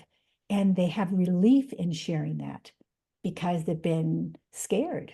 I mean, I don't have a sex drive. I don't have orgasms. My vagina hurts. It burns. It's dry. So I think it's really good to touch on it and say, what I say a lot of times is most women in menopause tell me that their sex drive is very low. And it's so common to have vaginal dryness and just not to have orgasms. Is any of that happening to you? So I kind of put it in that way rather than making them use those words. Okay, then there's aging skin, hair loss. There's PMS. When women do have periods, they'll say, Prudence, I have PMS 3 weeks out of 4. And PMS is premenstrual syndrome, and it's irritability, anger, all the symptoms basically that I'm listing here of menopause, because PMS, the cause of PMS is low estrogen. And I'm talking about 20-year-olds, 30-year-olds, 40-year-olds. It just gets worse as we approach menopause, and estrogen levels are very low. Now, one of the things that I learned when I was going through my own menopause, this is now almost 30 years ago, I was getting OCD. I was starting to get very compulsive. I thought that my charts were dirty. I wore gloves to touch my charts. And after a couple of weeks of this, it's like, Prudence, you are nuts. What is going on? So at that time I was 46. And it was like, I immediately checked my hormones and I realized being obsessive and compulsive about things is a symptom of menopause that I don't think doctors ever talk about. I haven't ever heard anyone else talk about it.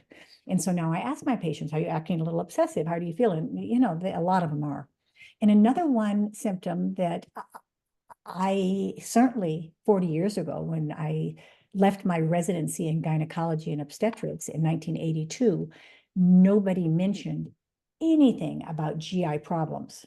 So bloat, GERD, which is, pain in regurgitation, very common, less recognized symptoms in menopause. So if a patient comes to you and says, hey, I feel tired and I have all this bloat and GERD, think menopause, because it's very, very common. Thank you for that slide. Can we take away the slides? And I'll go back to my talk. So Natalia had almost all of these things. She had the weight gain, the brain fog, the fatigue. She didn't have hot flashes, interrupted sleep, and low sex drive. She also was feeling that she wasn't as attractive as she used to be, and that really bothered her. One of the other symptoms that wasn't on my slide, but is very common that I want you to know about in terms of menopause, is isolating oneself. So women tell me, I don't go out with my friends. I really don't want to have social activities. And they're so tired that they just don't have the energy to do that. And just like Natalia said, she said, I just want to go away and be next to the ocean. And that's what a lot of my patients tell me. You know how in heart disease, there's end-stage heart disease? The heart just doesn't pump and people sit on the couch. They can't move really because their heart just won't circulate blood. So I have a definition of end-stage menopause that none of us ever want to let our patients go to, ever. So it's the witch. And she's, in a house up on the hill, and she has hair that's falling out, and she uses a cane because she fell and broke her hip, very common in menopause. She's angry and doesn't want kids around and yells at them. Her house is a mess because she's too tired to clean it. And she's haggard. She has hair growing out of her chin, and she's, angry, and, everybody calls her the witch on the hill. Well, that is a end-stage menopause. And one of the reasons I'm doing this talk, not only because Dr. Turner and asked me, and Dr. Raj so kindly, but because I don't want your patients to ever become witches on the hill. I want them to stay vital and joyful and sensual and happy and a friend to their kids and to their neighbors and to their communities and their husbands especially. Now, some women, when they come to me, have very few symptoms. And I say, do you have any symptoms? Nope. So what are your goals? I want to know if I'm going to have symptoms later. Now they're deep in menopause. They've been in menopause a few years. Their FSH is 60. So the higher the FSH is, the deeper in menopause they are. But they say, I want to prevent diseases and I don't want to get sick. And so unfortunately, my OBGYN board insist that we only treat patients in menopause due to symptoms or if they have osteoporosis. Now, when I speak and I talk, I'm talking about all the ways that we're going to prevent chronic diseases from managing menopause. And slide 5 talks about some of those. So we can put up slide 5. But basically what happens in menopause, right here, is that when estrogen is low, so here's estrogen that's low, up goes stress, sugar, inflammation, LDL cholesterol, and then the subparticles of LDL cholesterol, which is the ApoB and the Lp(a). So low estrogen causes high stress, high sugar, high inflammation, high cholesterol, and these terrible particles that are associated with heart disease, ApoB and Lp(a). So these 5 things here are the core root causes of most chronic diseases. So menopause causes most of the core root causes of chronic diseases. So if we can get rid of these causes by raising estradiol, these core root causes, by raising estradiol, then we prevent a tremendous amount of chronic diseases. And it pisses me off that the medical board, the OBGYN board, is so behind in terms of realizing this. Dale Bredesen's work, and I know Dr. Turner, Dale Bredesen, also, it's groundbreaking in terms of how neurodegenerative diseases are prevented by estradiol and replacing all the hormones that are low. So many people have been really talking about this for several decades, probably 3 decades now. So we're going to have to get on and really look at the diseases that we can prevent by giving estradiol to women and correcting their hormones. So that'll be the next slide right under that. If you could just raise those slides, great. Okay, so what diseases are increased in menopause? And what diseases are we going to prevent in Natalia? Because, she's the patient on the block right now. So we have to help her and make sure all of her symptoms go away and that she never develops these diseases. So the big one and the number 1 cause for death in women in the United States is heart disease. It's heart attacks, hypertension, strokes. And in my practice of more than 40,000 women over 4 decades, I only have 4 women who have had a heart attack. I should have hundreds and hundreds. And all of my patients are menopausal, basically, most of them are. And I have them all on hormone replacement therapy. And I can personally say that it is an incredible reassurance to see how well estradiol protects the heart. People will come in with very high cholesterol. Boom, on estradiol, it's lowered. They'll come in with high ApoBs. Those are the subparticles. And there are only 2 things that I know of that'll lower that. Number 1 is estrogen. And number 2 is niacin. Lipitor does not lower these small, dense particles. So anyway, all of the heart disease, including heart attacks, hypertension, and strokes. I only have 1 patient who's had a stroke. She was 300 pounds, and thank God she lived, and she got married after she lost 150 pounds. She's very happy. The second thing is all the neurodegenerative diseases. Alzheimer's disease, Parkinson's. I love Dale Bredesen. I know you do too, Dr. Turner. He's just done brilliant work, and he's personally told me, Prudence, I'm so happy you're placing, your patients on estrogen. You're really saving their brains. And I see that every day. Okay, diabetes and insulin resistance, low estrogen, high hemoglobin A1Cs. It's very typical to see that 4-month marker for sugar damage be at 5.8, 5.9, when really it should be 5 or below. So low estrogen, high sugar. This is a big problem in India. It's a huge problem in the United States. Most cancers have their root causes in inflammation and stress and toxicity. So menopause doesn't really help with toxicity, although women feel a lot better, but a lot of the cancers are decreased. Autoimmune diseases, diseases of inflammation, osteoporosis. In the first 3 years, women lose 10 to 20% of our bones. And, you know, it's a big problem. It's not the only problem, which the medical board thinks is the only problem that's helped, but it's a big problem that is. This is the estradiol replacement in menopause is the gold standard, much better than any other solution, along with exercise. So we can let that slide go. So we want to save our patients not only from having their symptoms, but also we want to help them prevent diseases. And this is a big one, disease prevention. So just as a little pearl to remember, a woman's age should never exclude you entertaining menopause as a diagnosis. Women are frequently menopausal in their early 40s, and the average age of menopause is 44 to 48. Now, I diagnose menopause all the time at 40, 41, and Natalia was 43.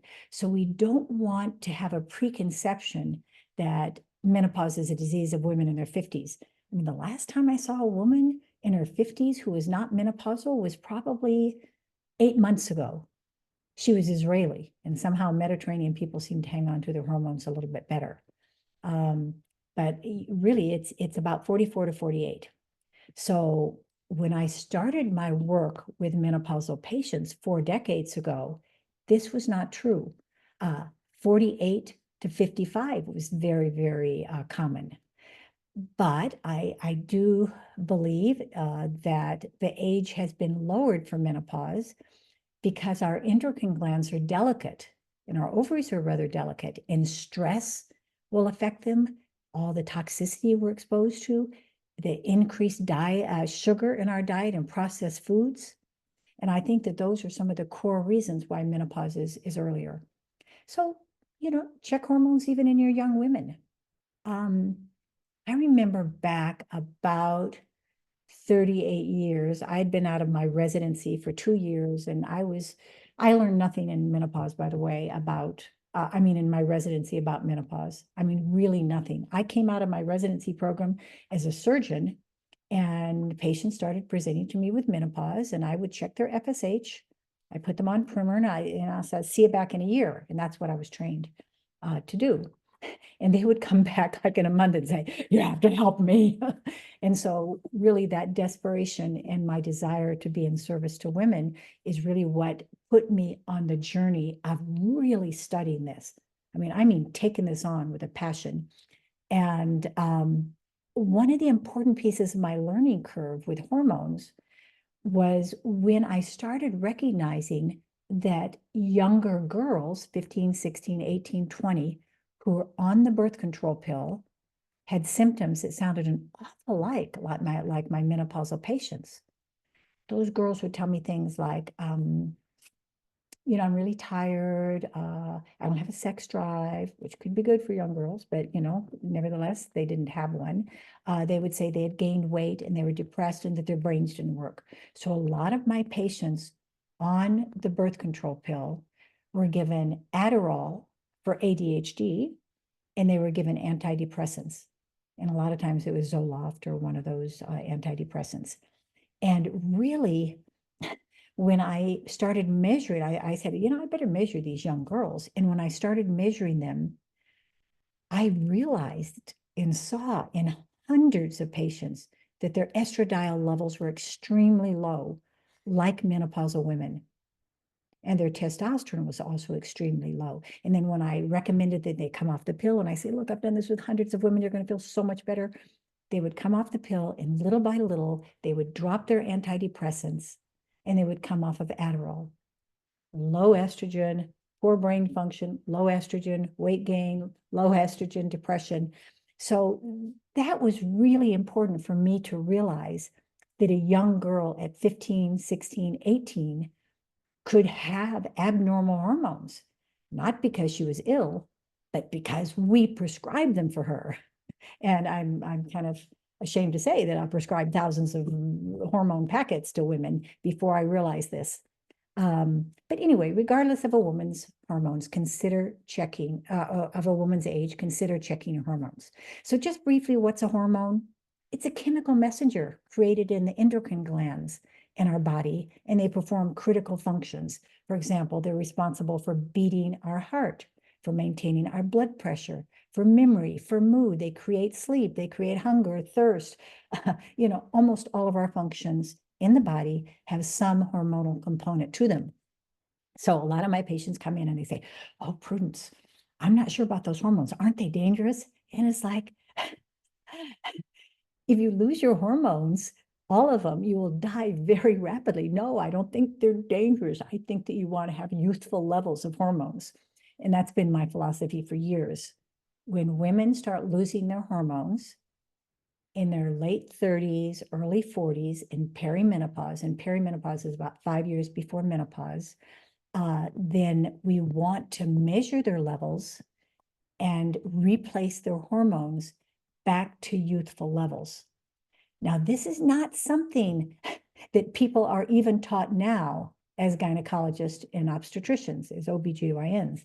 They're told pretty much what I was told 40 years ago. I mean, which is disappointing.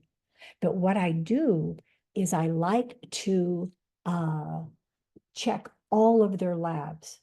And I'm going to get into all the labs that I check on my menopausal patients. And then when they're low, whatever hormone is low, I replace with bioidentical hormones. And bioidentical hormones are exactly the same hormones that my body is making and that all the women in our physicians are also making.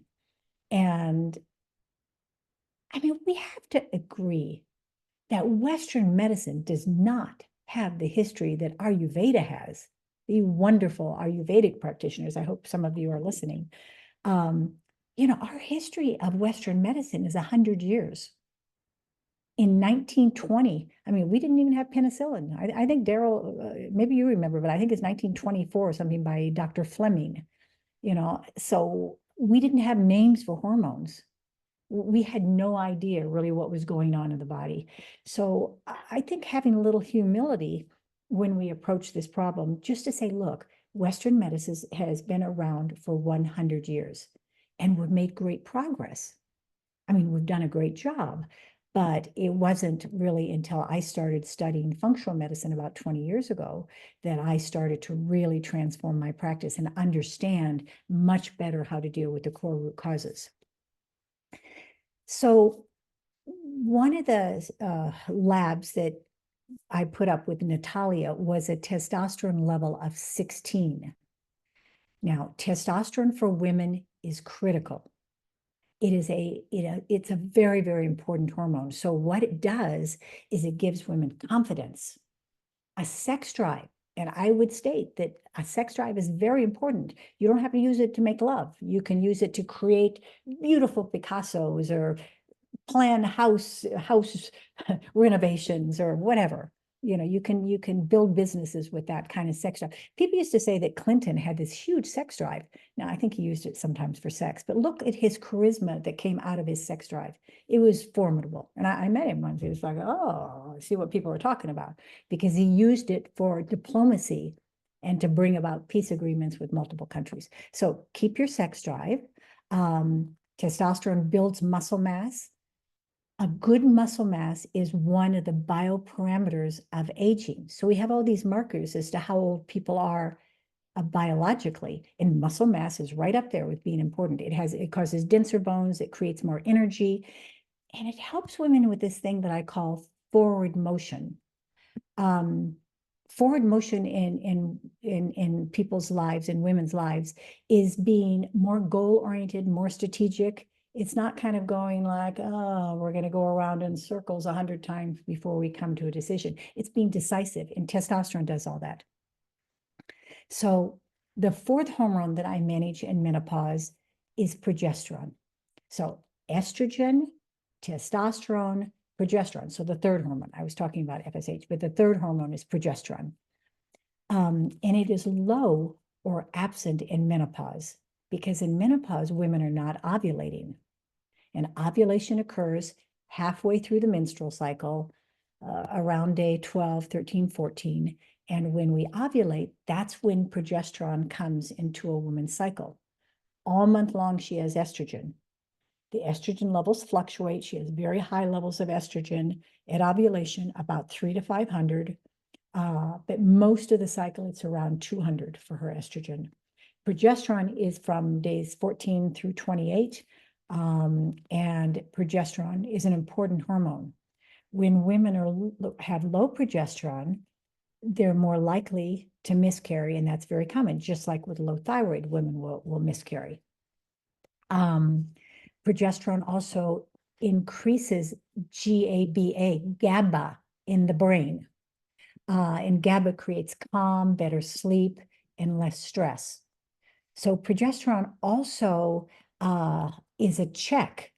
It stops estrogen. So estrogen is proliferative, and estrogen is proliferative. It causes more growth in the cellular growth. It thickens the endometrial lining, and progesterone decreases estrogen and keeps the endometrial lining very thin.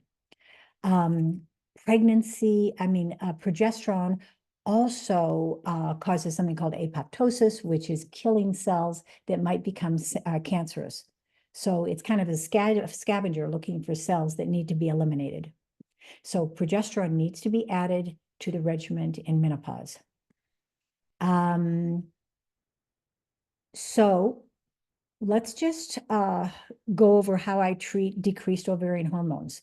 Number one, I replace any low or missing hormones with bioidentical hormones, and I bring those hormones back to youthful levels. I don't use the laboratory reference ranges in terms of knowing what is youthful. I've done hundreds and hundreds and hundreds of thousands of labs, millions actually, probably, I should count. But, I know what youthful levels are, and I'm happy to share youthful levels and let you know what youthful levels are, but they're levels of a woman around 30 to 35. And I bring a woman who's in menopause. I'm not going to balance her hormones to somebody who's 70 or 80. I'm going to balance her hormones to someone who's youthful, who doesn't have diseases and who doesn't have symptoms. So that's about 35.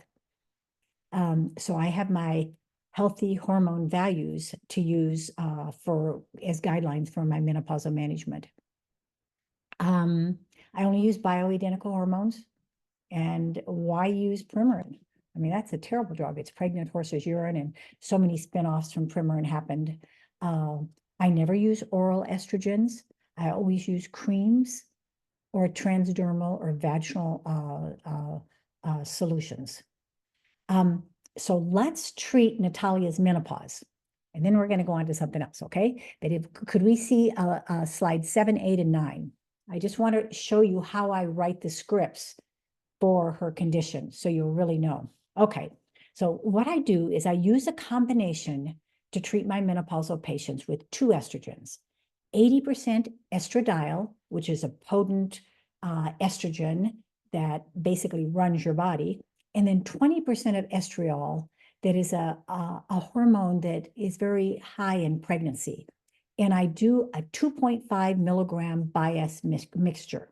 So that means 80% of that 2.5 milligrams is estrogen and 20% is estriol. And this is how you write the script. You write biased 2.5 milligrams per ml. Okay, so I don't have the ml there. Apply 1 pump to the abdomen here, inner arms, or the inner thighs right here. Twice a day, morning and night, about 12 hours apart. And most of the time, these hormones come in pumps. They also can come in toppy clickers where you turn the base and the hormones come up. But I start with 1 pump in the morning and 1 pump at night. Now let's look at the other hormones. We can go to the next slide. Just scroll down to the next slide. Okay. Also, we can use an estradiol patch. And when I speak, I'm very careful not to be negative about the pharmaceutical industry, because they have done some really miraculous things. They just charge too much and they create diseases to make medication for, but this is one of the good ones that they do. It's called the estradiol patch. It is bioidentical. In the United States, insurance covers it. When insurance doesn't cover it, it is very expensive. It can be $300 a month. When insurance does cover it, maybe it's $50, $40 a month. So what you write is estradiol patch, and I start with 0.375. If women are really miserable, I'll start with 0.5 milligram patches, and you apply the patches morning and night. So here's what a typical script looks like. Estradiol patch, 0.0375, apply one patch 2 times per week. And I always say, apply the patch Monday morning and change it again Thursday night. Change it Monday morning, Thursday night. That'll divide the 7 days of the week into 3.5 days each. Patches work very well. Sometimes they work better than creams. Usually I start with creams, but I'm really open to what the patient's financial ability is, and if it's going to cover it with insurance. I always take all that into account. The creams are not terribly expensive. I don't know what Dr. Turner's creams are. He creates a fabulous cream, but it's probably around $50 per pump. And he'll maybe chime in with this later, but you know, those pumps will last 2 months sometimes. So maybe it's about $25 a month for the creams. So let's see the last, the next one, because this is testosterone. Okay, so when I write for testosterone, I start with 1.25 milligrams of testosterone. And sometimes if their level is very, very low, like Natalia's, her level was 16. And what do I like? 50, 60, 70. That's a youthful reference range for testosterone. So I actually started her on the 2.5 milligrams per pump. And the SIG is to apply 1 pump to the side of the body, right where there's no hair, in the morning, and 60 grams. So those are the 3 prescriptions that I gave Natalia. She wanted to start with the creams. I gave her testosterone, and then I give progesterone, which is really easy. Usually it's a 100 milligram capsule. I mean, I have 5 different ways I use progesterone, including suppositories and drops and all this other stuff, creams sometimes. But really, it's nice just to start with 100 milligrams of progesterone every night, or you can cycle the progesterone to mimic a woman's menstrual cycle, where she only has progesterone for 2 weeks out of each menstrual cycle, out of each month. And then what you do is you say 1 through 15 of the month, you take 200 milligrams of progesterone, and the rest of the time you don't take progesterone. So that's kind of like a youthful level. It's, if a woman hates her menstrual period, has terrible cramps and bleeds like crazy, I would never cycle her. But some women say, yeah, I like my period, and they have light menstrual periods and no cramps. And really cycling, there was a study of 450 women in Denmark, and they said, well, there's less sugar elevation. So the hemoglobin A1Cs were lower in women who had cycled progesterone, and also there were less strokes. So, you know, I'm asking their family history and I'm looking at their sugars, but I generally, I kind of would say it's 50-50. Okay, we can let that slide go, because I need to talk about a really important hormone that you just actually had a fabulous discussion on. And in menopause, it's not just the ovarian hormones that decline. As I mentioned before, when looking into Natalia, she clearly was hypothyroid. I mean, she was losing hair, she had gained weight, she was depressed, and so many of these symptoms overlap. So what I do is I give the thyroid questionnaire that Dr. Turner, I believe you shared with them. And also I have a menopausal questionnaire that I have them just fill out very quickly. And the menopausal symptoms are all the symptoms that I mentioned. And of course, I'm looking at their lab values and I'm really determining if they're in menopause or not. But sometimes when women come in and they don't have their lab values, it's a little embarrassing to say, but I can probably balance them almost as well without having any labs. But I think it's a great idea to start having the major labs with your patients. So I manage thyroid constantly. because one of the times that thyroid hormone decreases dramatically is in menopause. So menopausal patients frequently have low thyroid. And of course, younger patients, I check all younger patients for low thyroid too. One specific category of women, I'm always checking to make sure that she doesn't develop hypothyroidism, and that's the postpartum patient. So if your patients have postpartum depression, you definitely want to check their thyroid, because the babies take the mother's iodine, and the mother then, after the birth, can't make thyroid 4, which has levothyroxine. I call it thyroid 4 to patients, but levothyroxine, which has 4 molecules of iodine, or liothyronide thyroid 3, which has 3 molecules of iodine. So for my postpartum patients, I give them iodine, I give them selenium. You can get 200 micrograms of selenium by eating 3 Brazil nuts. I do it every day. So it's really fun to get, some of your vitamins and nutrients like that through food rather than shakes and things. The second reason why women have postpartum depression is their estrogen levels drop from levels of 10, 13,000 down to 5. And I've measured so many women who have had babies and they're feeling depressed, and I immediately give them an estradiol patch and thyroid, and it's just like, I'm fine.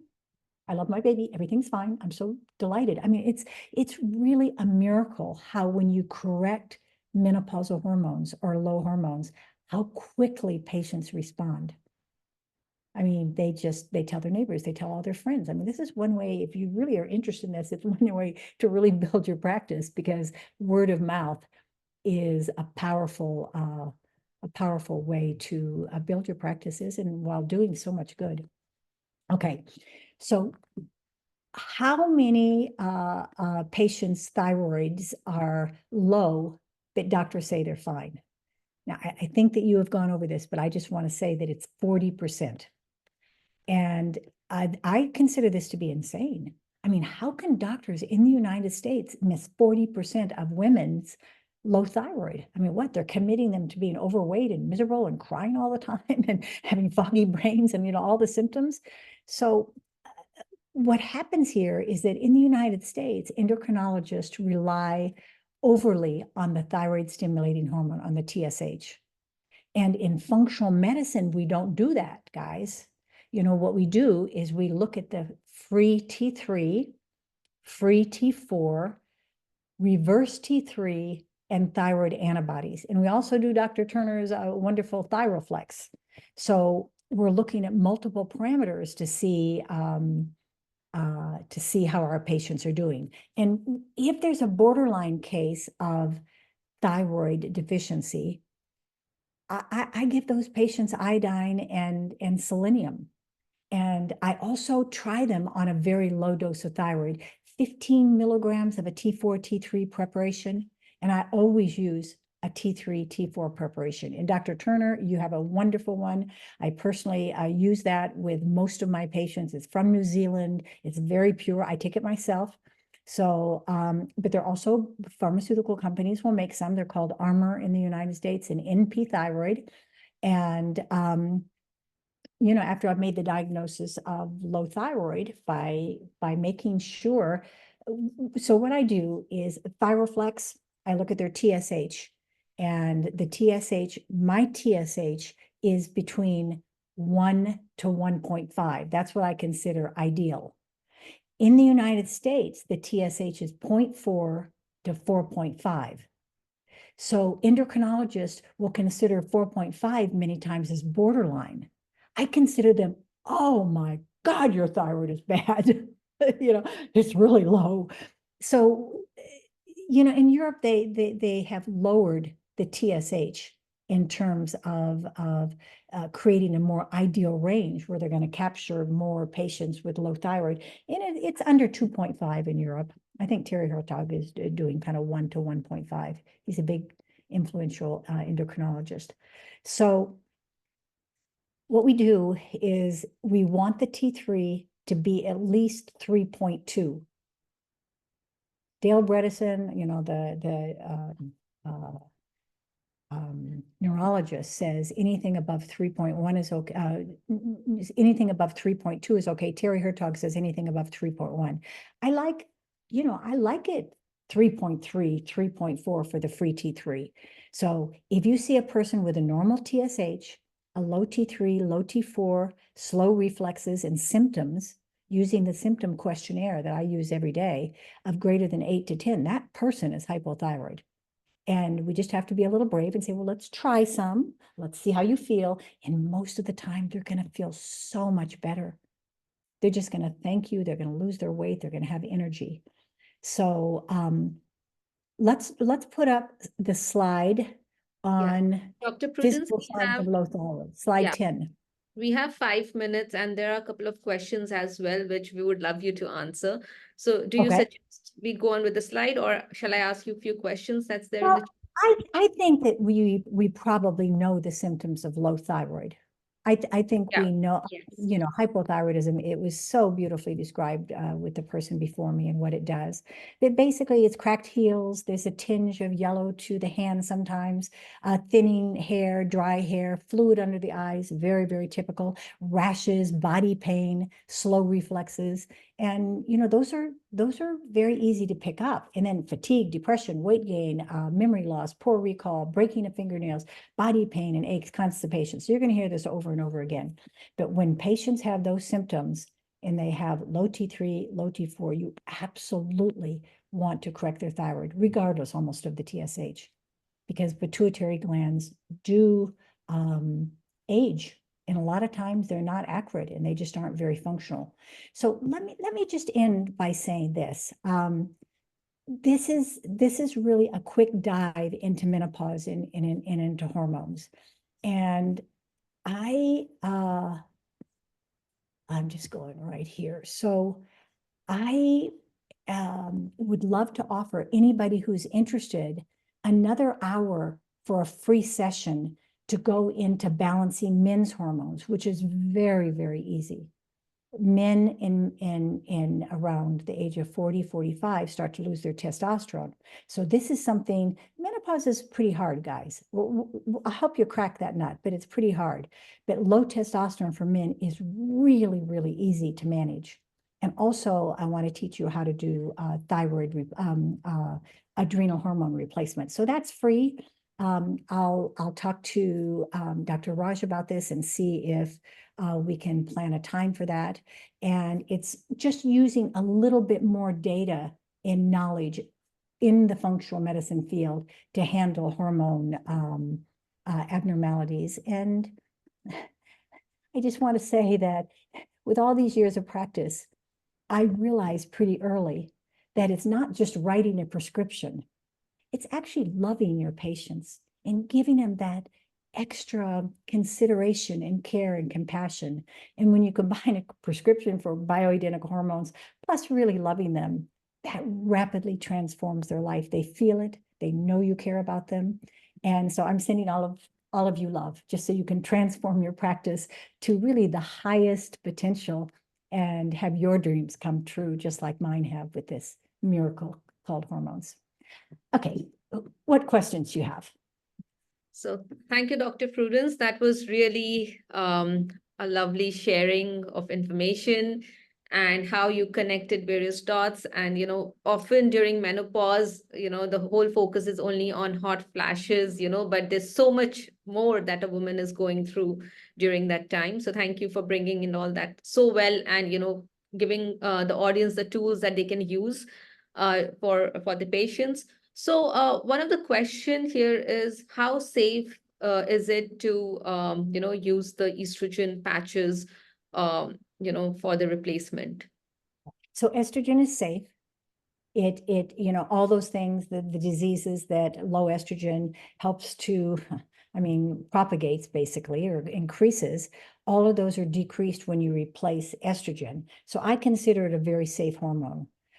There was a study in 2001 showing that Premarin plus Provera increased breast cancer substantially.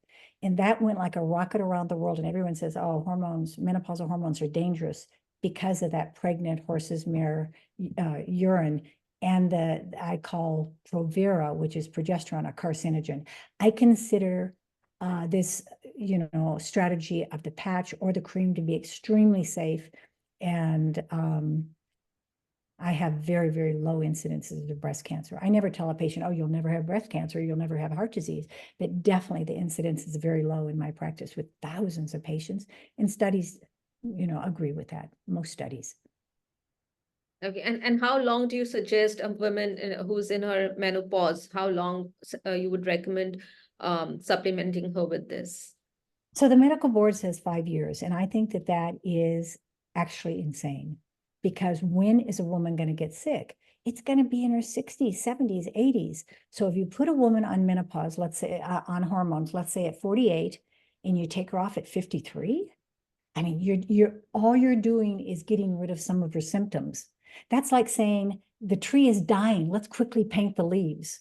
No, we want real functional medicine addressing the core root causes of diseases.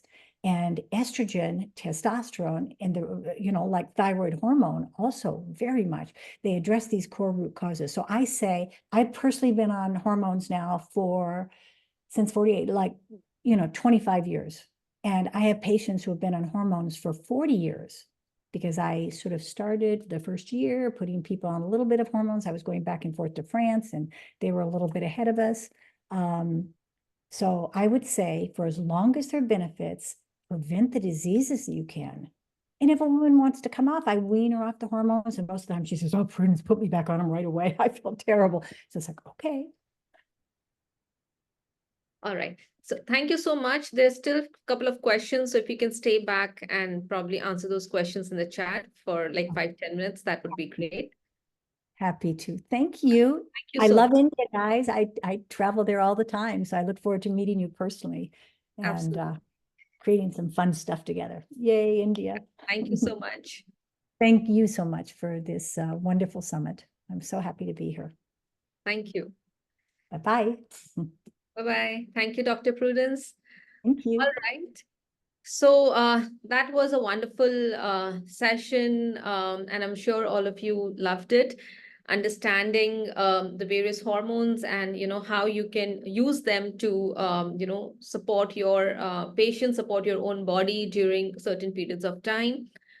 We move on to our next speaker, Dr. Daryl Turner. He's the MD of Nitec Medical Company. He is the inventor of Thyroflex testing machine. Many of you have been asking in the chat, what's Thyroflex? So you will know more about it from Dr. Daryl himself. He's also the director of Uniworld Healthcare. So Dr. Daryl is a hormone specialist, and his focus is on thyroid, iodine, adrenal, and DNA RNA. So he invented, patented, developed, and clinically trialed hormone testing devices and the supporting medications for the treatment of hormonal imbalances. And he has also discovered an effective treatment for Hashimoto's disease, for Graves and RT3, and has developed effective protocols for balancing the core hormones. Now, often we hear thyroid disorders run in the family, right? Is it really genetics? And if it is, how do we tackle that? So Dr. Daryl will be sharing insights on that. He will discuss about a simple, effective solution where you can help your patients from, from the effects of thyroid disorders in case if it's running in the family. So let's hear more from Dr. Daryl. A very warm welcome, Dr. Daryl. Thank you very much. I'm going to share my screen and bring up a PowerPoint. So I assume that you can see that? Yes. Good. So my name is Dr. Daryl Turner, and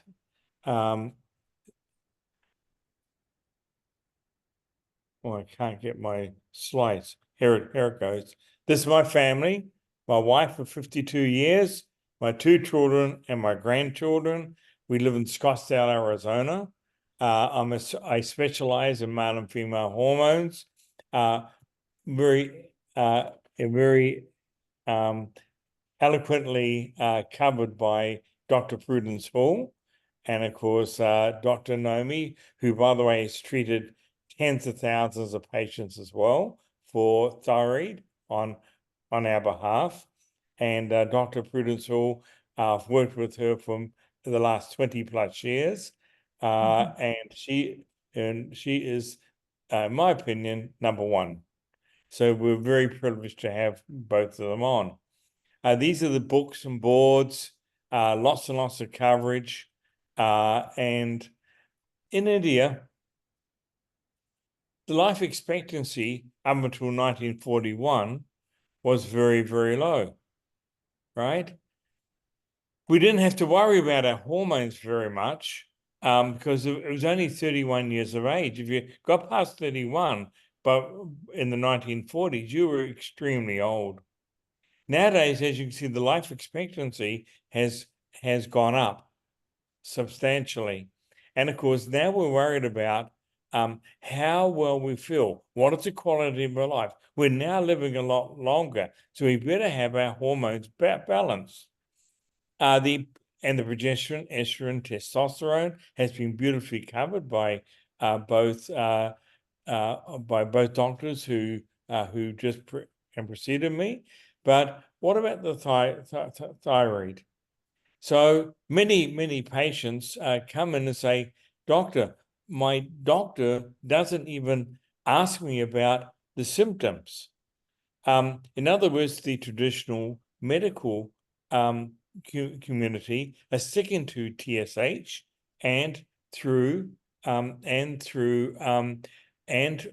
don't ask the questions because they don't have enough time with you. But we have found over the years that it runs in families, and this one here is a statement from the Genetic and Thyroid Function Disease by VJ.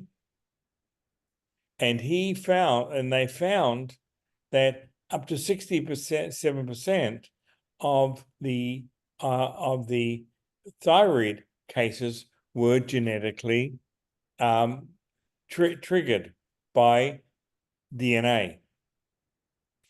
But this was determined by TSH.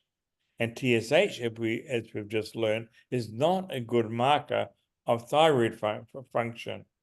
In fact, this is a very, very well-known doctor out of at the Cleveland Clinic. And Dr. Nassar said that over 75% of the time, patients with thyroid disease tell me that someone on their side of the family has it. When I talk to patients, I find that it is more like 90%, especially when you start mentioning the symptoms like Alzheimer's, Parkinson's. They say, "Oh, my uncle's got that, my auntie's got that, my mother's got that." And I say, "Well," I said, "there is the connection." In other words, thyroid runs in families because it is a genetic disorder. And I'm just trying to make my slides go on. Oh, that's a Cleveland Clinic. I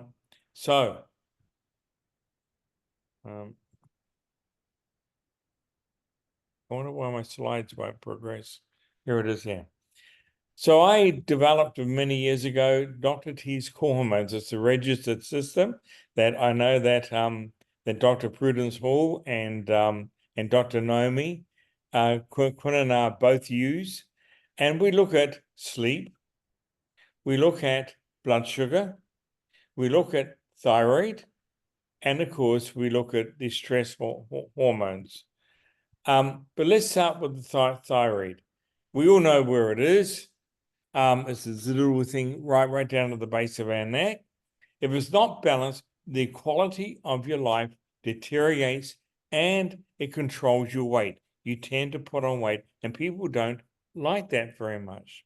So the question is, why do we still use blood? In fact, blood didn't come into the picture until the mid-1970s. Before that, we used symptoms and the speed of the reflexes. In other words, I can remember in the 1940s and 1950s, my doctor used to sit me on his table and tap my knee with a reflex hammer, and he would judge the speed of my reflex, ask me some questions to decide whether I needed thyroid or not. I developed a thing called the Thyroflex, which tests the speed of the reflexes and neurotransmitters and resting metabolic rate. In other words, this is based on old-fashioned medicine, right? I'm going back to what are the speedy reflexes. In fact, Dr. Prudence Hall, you can nod for this. When you were younger, you used to do a thing called a heel kick or a heel kick test, correct?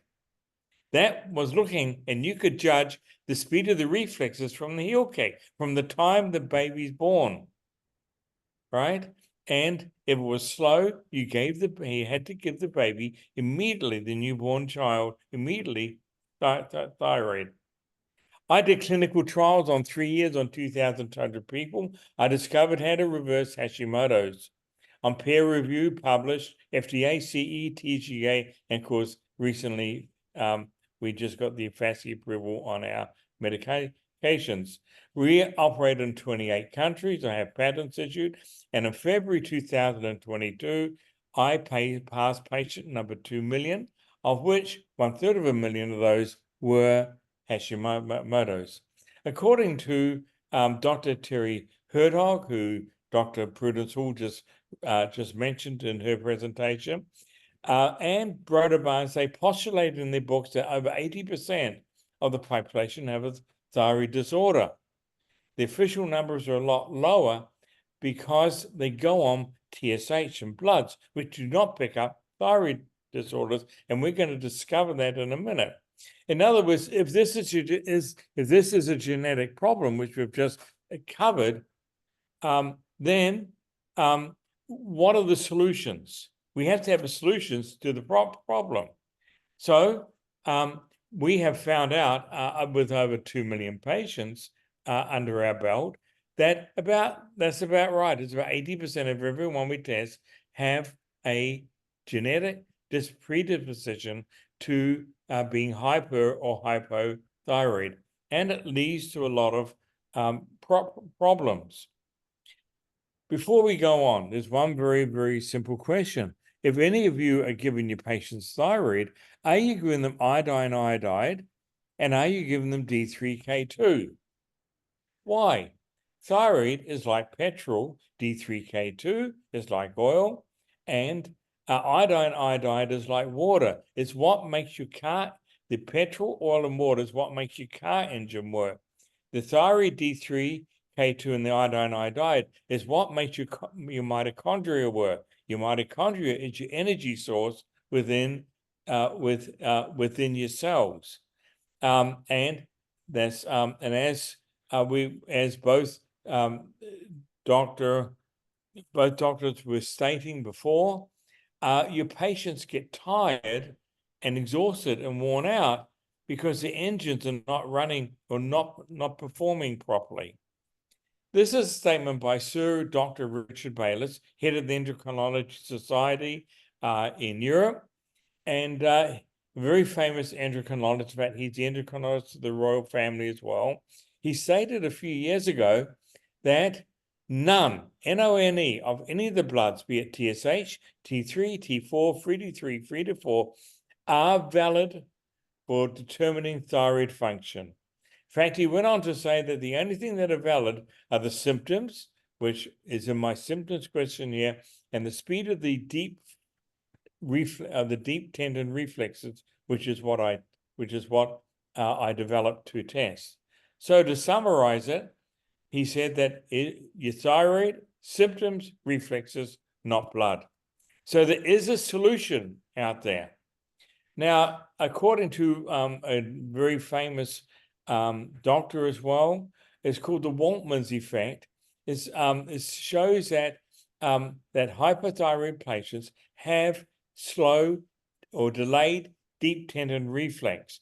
And this was well established back in the 1940s and 1950s.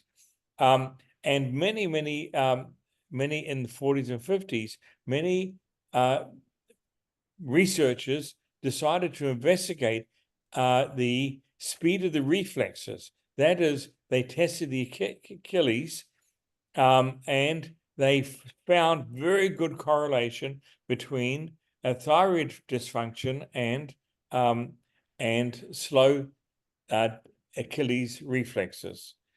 In fact, these are just few of the many studies. You've got page after page after page of the ankle reflex, a thing called photomotograms in thyroid dysfunctions. So the speed of the reflexes and thyroid function and not blood is very well established, and was established 50 to 60 years ago.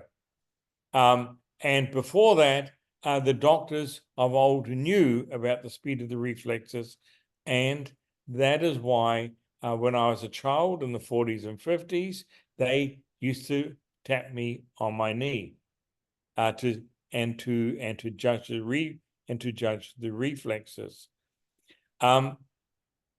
Here we have my friend Terry Hertog again, and I actually co-lecture with Terry. And as Prudence was just saying, it's between 0.5 and 1.5 is the maximum your TSH should be up to. But look at the, and I know in India it's extremely high, way above this. But look at all the different endocrinology societies here and here and here and here, and they keep on varying this year after year after year. In other words, if your TSH is beyond 2.5, you're at very high risk of developing long-term autoimmune disorders and suffering severely from hypothyroidism. And that's why the endocrinology societies of various countries keep on altering this range, because they can never ever hit target, and they never ever will try to do it by blood. Here are the symptoms of hypo. You're tired, you're confused, you've got hair loss, you start out like this, and you just can't help yourself because it controls your resting metabolic rate. It plays a major effect on your brain, and of course, as we were talking about before, both doctors were talking about that it can cause congestive heart failure. So, what are the symptoms? This is from my endocrinologist's handbook, right? If you score 8 or more on this, if a patient, this is rated 1, 2, 3, if they score 8 or more, they are by definition subclinical hypothyroid. And as Dr. Naomi mentioned, she has a 16-page list of all the symptoms that go way beyond this. Dr. Prudence Hall just tied it, thyroid function in with estrogen. That's this one here, and the progesterone. But the green ones are the brain, these are dead giveaways. As soon as I shake someone's hand, hands are hot cold. I suspect that they have a thyroid dysfunction. And of course, a lot of women come up and say, hello, how are you? It's because thyroid affects the vocal cords. This is the big one here. They say, doctor, I'm exercising, I'm dieting, I'm doing everything. I keep on putting on this weight year after year after year. Why? And I've had elite athletes who come in and say, why am I putting on these bumps around my middle? Because the thyroid is not right. Hyper, shaking, skipping of the heartbeat, rapid heartbeats. And of course, with the hyper, there's also indicative, as the palpitations, tachycardia, of being autoimmune. As soon as I see palpitations and or tachycardia, that automatically triggers TPOAB and TGAB, the autoimmune tests. I have to, before I treat a patient, I have to rule that out but usually we're pretty well accurate on this here. We get the test back, and it's usually Hashimoto's or Graves, and sometimes both. So what exactly is subclinical hypothyroid? As we said, if you score 8 or more on the symptoms list, you are, by definition, subclinical hypothyroid. Where do we get that term? We as doctors park their patients there because they come in, they have all the symptoms, their TSH or their blood test would appear to be normal. We say, go home. We wouldn't treat them in the past. Now we have the solution, and that's what I'm going to talk about today. We know the problem is genetic. We know the patients have the symptoms. The blood test is not going to show. So how do we progress, and how do we relieve the patients of their misery of being and suffering from hypothyroidism, and of course, it developing into autoimmune. Last month I was sitting in front of Dr. Pretty in her office, and she says, Dr. Turner, she said, and you can nod your head, Dr. Pretty, and she says, you won't believe it. She says, I believe that 80% of everyone who comes in here who has a thyroid disorder has Hashimoto's. 80%. And I said, well, I'm finding the same. I said, I just gave a lecture to a FICCI group of about 250 women, and I found virtually all of them had an autoimmune disorder, where in the USA, Australia, and all the other countries we operate in, is about 18%. And I think that Dr. Prudence Wool would agree with that. It's only about 18%. So I said to Dr. Pretty, I think I know why. And I explained to her why. The incidence of autoimmune is so high in India. But look at this, your basal body temperature, that's the Broder Barnes, is low, but it's very slow to move. Your reflexes are slow. That's been well established. Your resting metabolic rate is low because thyroid controls how many calories you burn per day. And we measure that. And look at this, all your blood tests appear to be normal, right? Perhaps your TSH may be high, but high on what standards, right? But remember what Sir Dr. Richard Baylor said. He said that bloods are invalid. It's only symptoms and reflexes that are valid. If you don't treat your patients, if you ignore them, and this has been the problem with your aging patients in India, they come in with the symptoms, their blood tests appear to be normal, you expose them to a lot of risks. And I have these risks grouped. The first one is cardiovascular risk. I'll talk about decreased stroke volume. That's when the left-hand side of the heart goes boom, and the right-hand side of the heart goes boom. Actually, it's back to front. Right hand goes boom, left-hand side goes boom, boom, boom, boom, boom. And you get fluid retention in the outer limbs. In other words, your heart is not beating in a regular pattern to enable it to circulate the blood efficiently through your body. So you start to get fluid retention. And there is a lot of other symptoms caused by low, treated, undertreated, or underdosed hypothyroidism. This is the disruption in the GLP-1 signaling. If you have a diabetic patient, you better have their thyroid right? Because if it affects the GLP-1 signaling pathways, and if your GLP-1 signaling pathways are not corrected, you're going to be very difficult to get your type 2 diabetic patient back under control. And of course, this is why a lot of your patients who are eating correct, doing everything correct, their triglycerides and their HDL and the homocysteines are not in balance.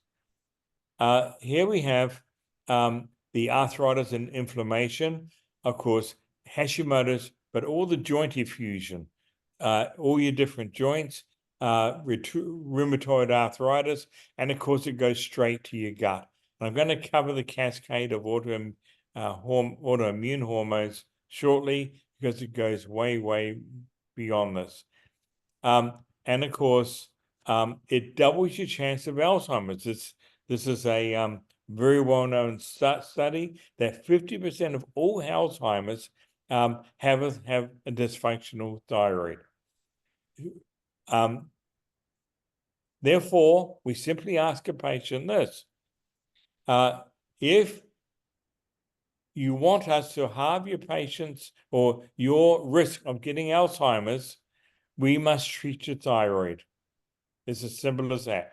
Do you want to go through that? Most patients do not want, and I don't know why, do not want to get Alzheimer's as they age. A little bit strange, but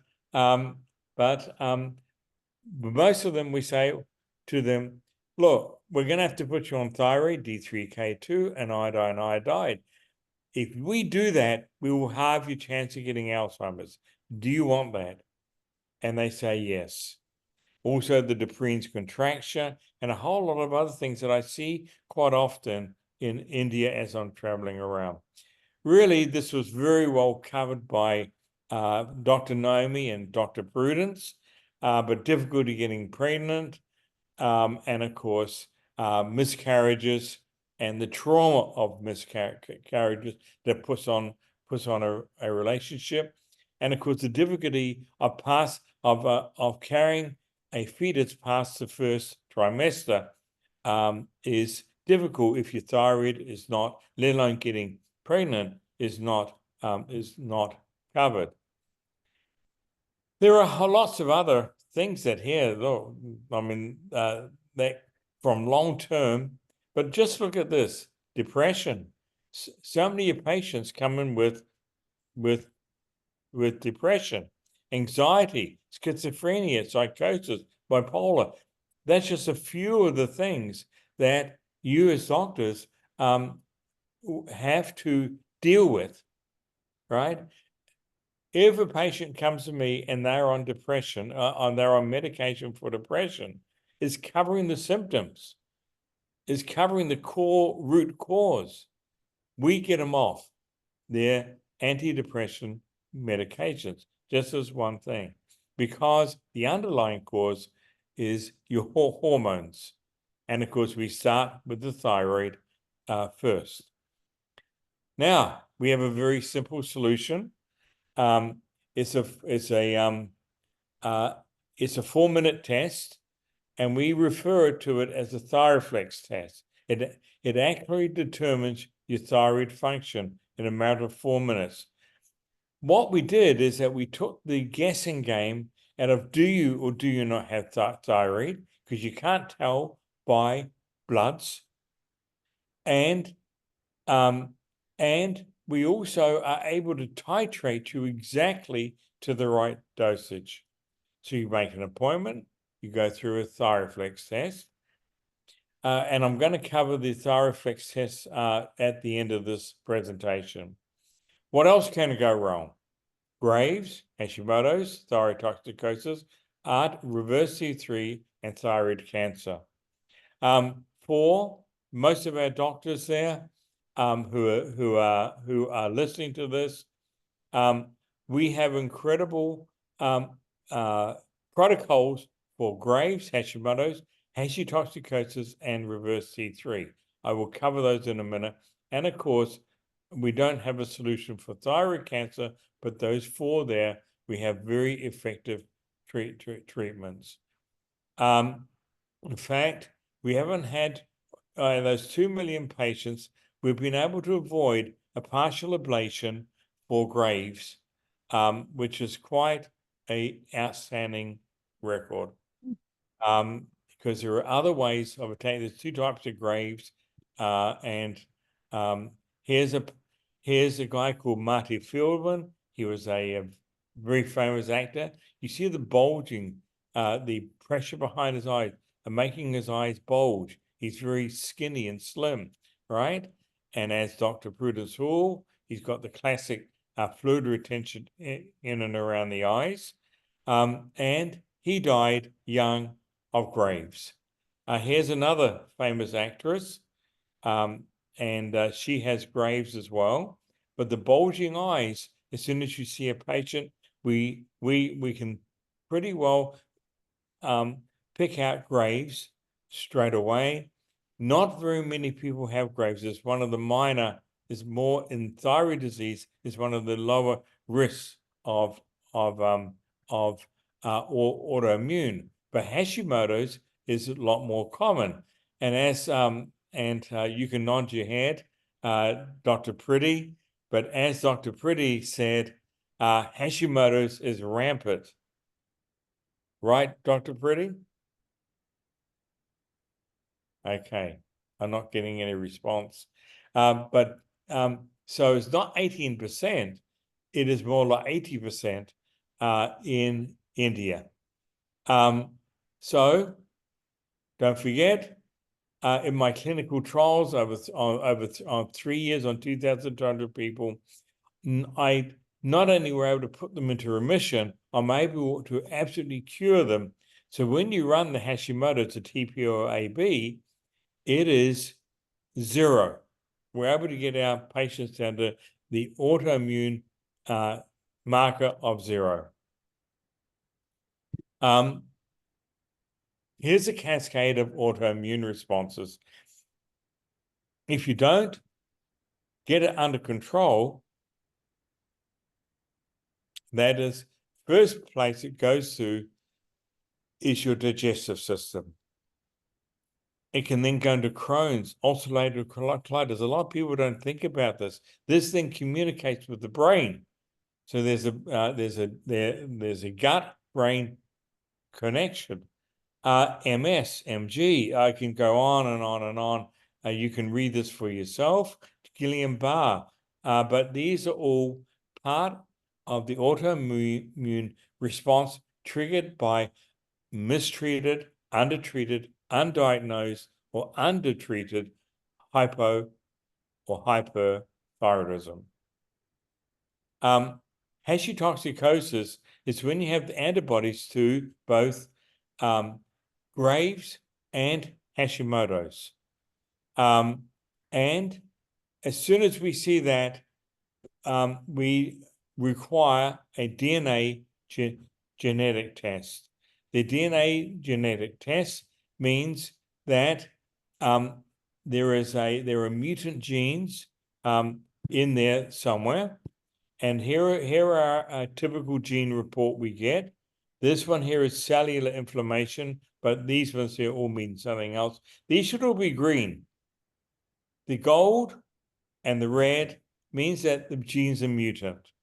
This is a patient here, Cara, 57, female. She feels terrible. She's having difficulty walking. Her joints are seizing up. She's getting irritable and a whole lot of other things, right? And because the genes are mutant, we do an RNA intervention, we are able to reverse this. In fact, we've been doing this for a number of years now, and it virtually, as a doctor, brings tears to my eyes about what we can do with these patients. Some of them can't even get out of a chair and walk, and I'm getting them up walking again, getting their lives back to normal. You don't have to learn about this. We do a thing called a co-consultation with you and your patient over Zoom. Your patient and myself over Zoom, and we say this is a 6-month intervention, and we're going to correct your RNA so that the signaling between the DNA and, say, your brain, liver, kidneys, wherever it's going to, is corrected. Number one is stress. You can't treat thyroid without addressing stress and sleep. The first one is stress, but people do not realize, as a doctor, I'm not stressed, right? In fact, I've just been commissioned to write a few books And my first two books that I've just finished completed writing. The first one is on sleep, second one on stress. I'm just doing the final edits to them. But look, stress comes from coffee, caffeine, sugar, which is poison, white flour products, toxins. I've just been in India for 2 months. Have a guess what I was breathing in, right? I could cut the air with a knife. It was so bad. Poor eating habits, lack of relaxation, fear. Most people think of this area here, financial pressure, marital stress, etc. But it can come from many other areas. So we have to address the adrenals, and we have a very effective way of determining whether your adrenals is either short term or long term. Short term being it takes about 6 months to reverse the adrenal fatigue, but it can take up to 12 months for severely adrenally exhausted patients. Too much stress, and it leads to reverse T3. Up until recently, you haven't been able to get the reverse T3 test in India, but I've just made a deal with the blood testing lab, and the RT3, TPOAG, and TGAB tests are now completely widely available throughout India. And the RT3 test, I found that the incidence of reverse T3 is a lot more prevalent in India than in other countries, and the RT3 is vital to get under control. We have an outstanding protocol for reverse T3, which we usually able to reverse within a very short period of time of the 30 days. We also look at the stress hormones. People who are very stressed, we run a cortisol test. This is that we take saliva tests. We take it 4 times a day. You should be up about here when you wake up in the morning. This is upon waking. A lot of people are way down here. They are adrenally exhausted, and this is called flatlining. This patient has flatlined. Of course, it's going to affect their sleep, because it was got to be up here to trigger 5-HTP, right, which is tryptophan and serotonin. So you've got to have that. You've got to have the cortisol to trigger the rollover into tryptophan, serotonin. I'm going to cover that in a few minutes, and then of course that rolls over into melatonin to keep you asleep. If your cortisol is low, if you're adrenally exhausted, it's not going to happen, and it has a major impact on your sleep. So the too much stress leads to Addison's and Cushing's. And we just put our hand on the back of the neck, and we can feel a little fatty hump on the back of the neck, which is indicative of Addison's or Cushing's. And of course, you have to address that. But it has the reason why is the adrenals have a major impact on thyroid function. I'm going to cover that in a few minutes. But it also has a big control on your immune system. Here we have the adrenal axis and the thyroid axis side by side. You see that stress inhibits on 3 different levels the ability of the thyroid to work. So quite often, if you give a patient thyroid medication, it's been interfered with because of the action of either the hypothalamus, the pituitary, or the adrenal cortex or adrenal medulla on the thyroid. In other words, you're able to inhibit it, or the stress inhibits it at 3 different levels. And of course, we just covered this. Inhibiting it too much causes a response called RT3, which is a T4 problem. I know it sounds like an oxymoron, but RT3 is a T4 problem. Instead of converting into free T3, it converts into 3TF, back to front, and the body cannot use it.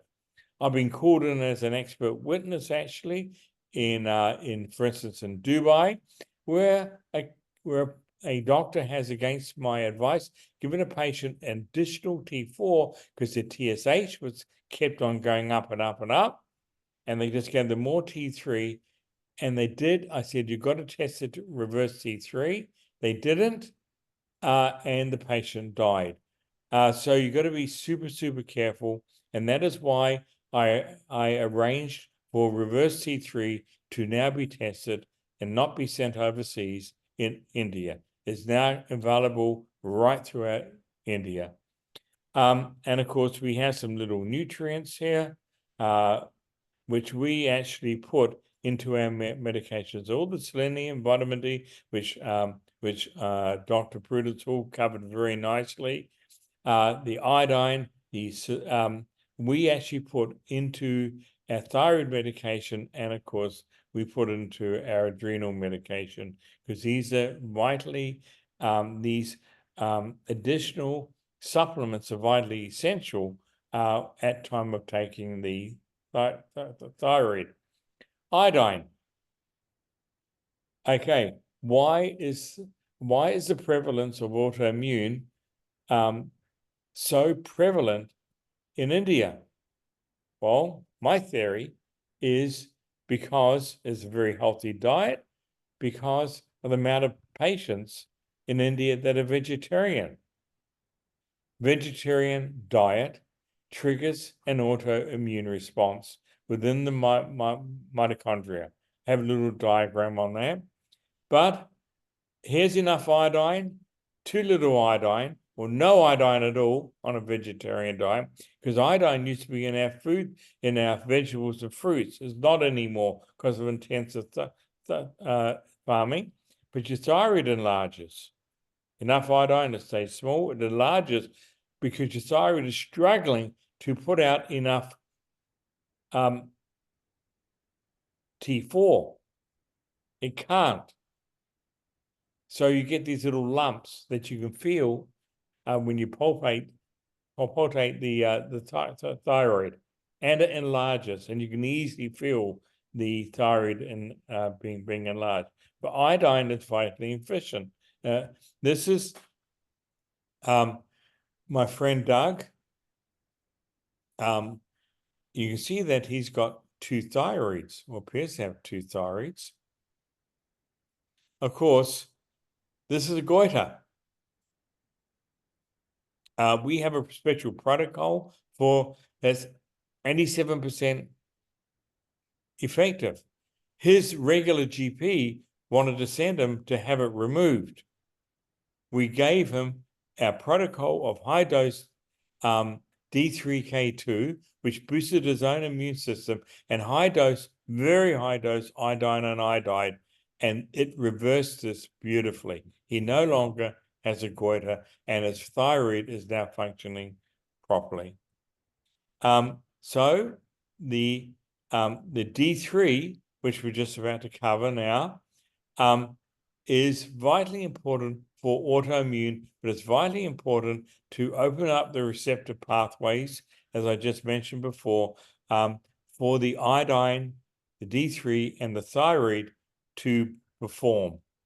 We used to be able to get D3 out of our sunshine, but as I learned in India, it was very difficult to see that sun underneath the fog and smog that I had to battle with every day, let alone being indoors or inside of a car most of the time.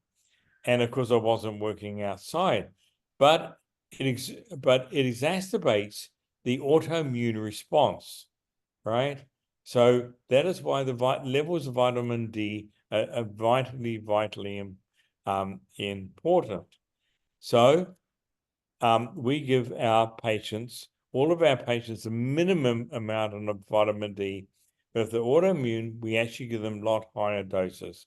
As I said, we can cover the protocols later. Finally, sleep. If you're not sleeping 8 hours and 10 minutes of uninterrupted sleep, you have a problem. I've written about this in my latest book about sleeping less than 7 hours a day, uninterrupted, causes you many, many problems. And here's a few of the problems that I have put here. But there's more than this, right? So we have to address sleep.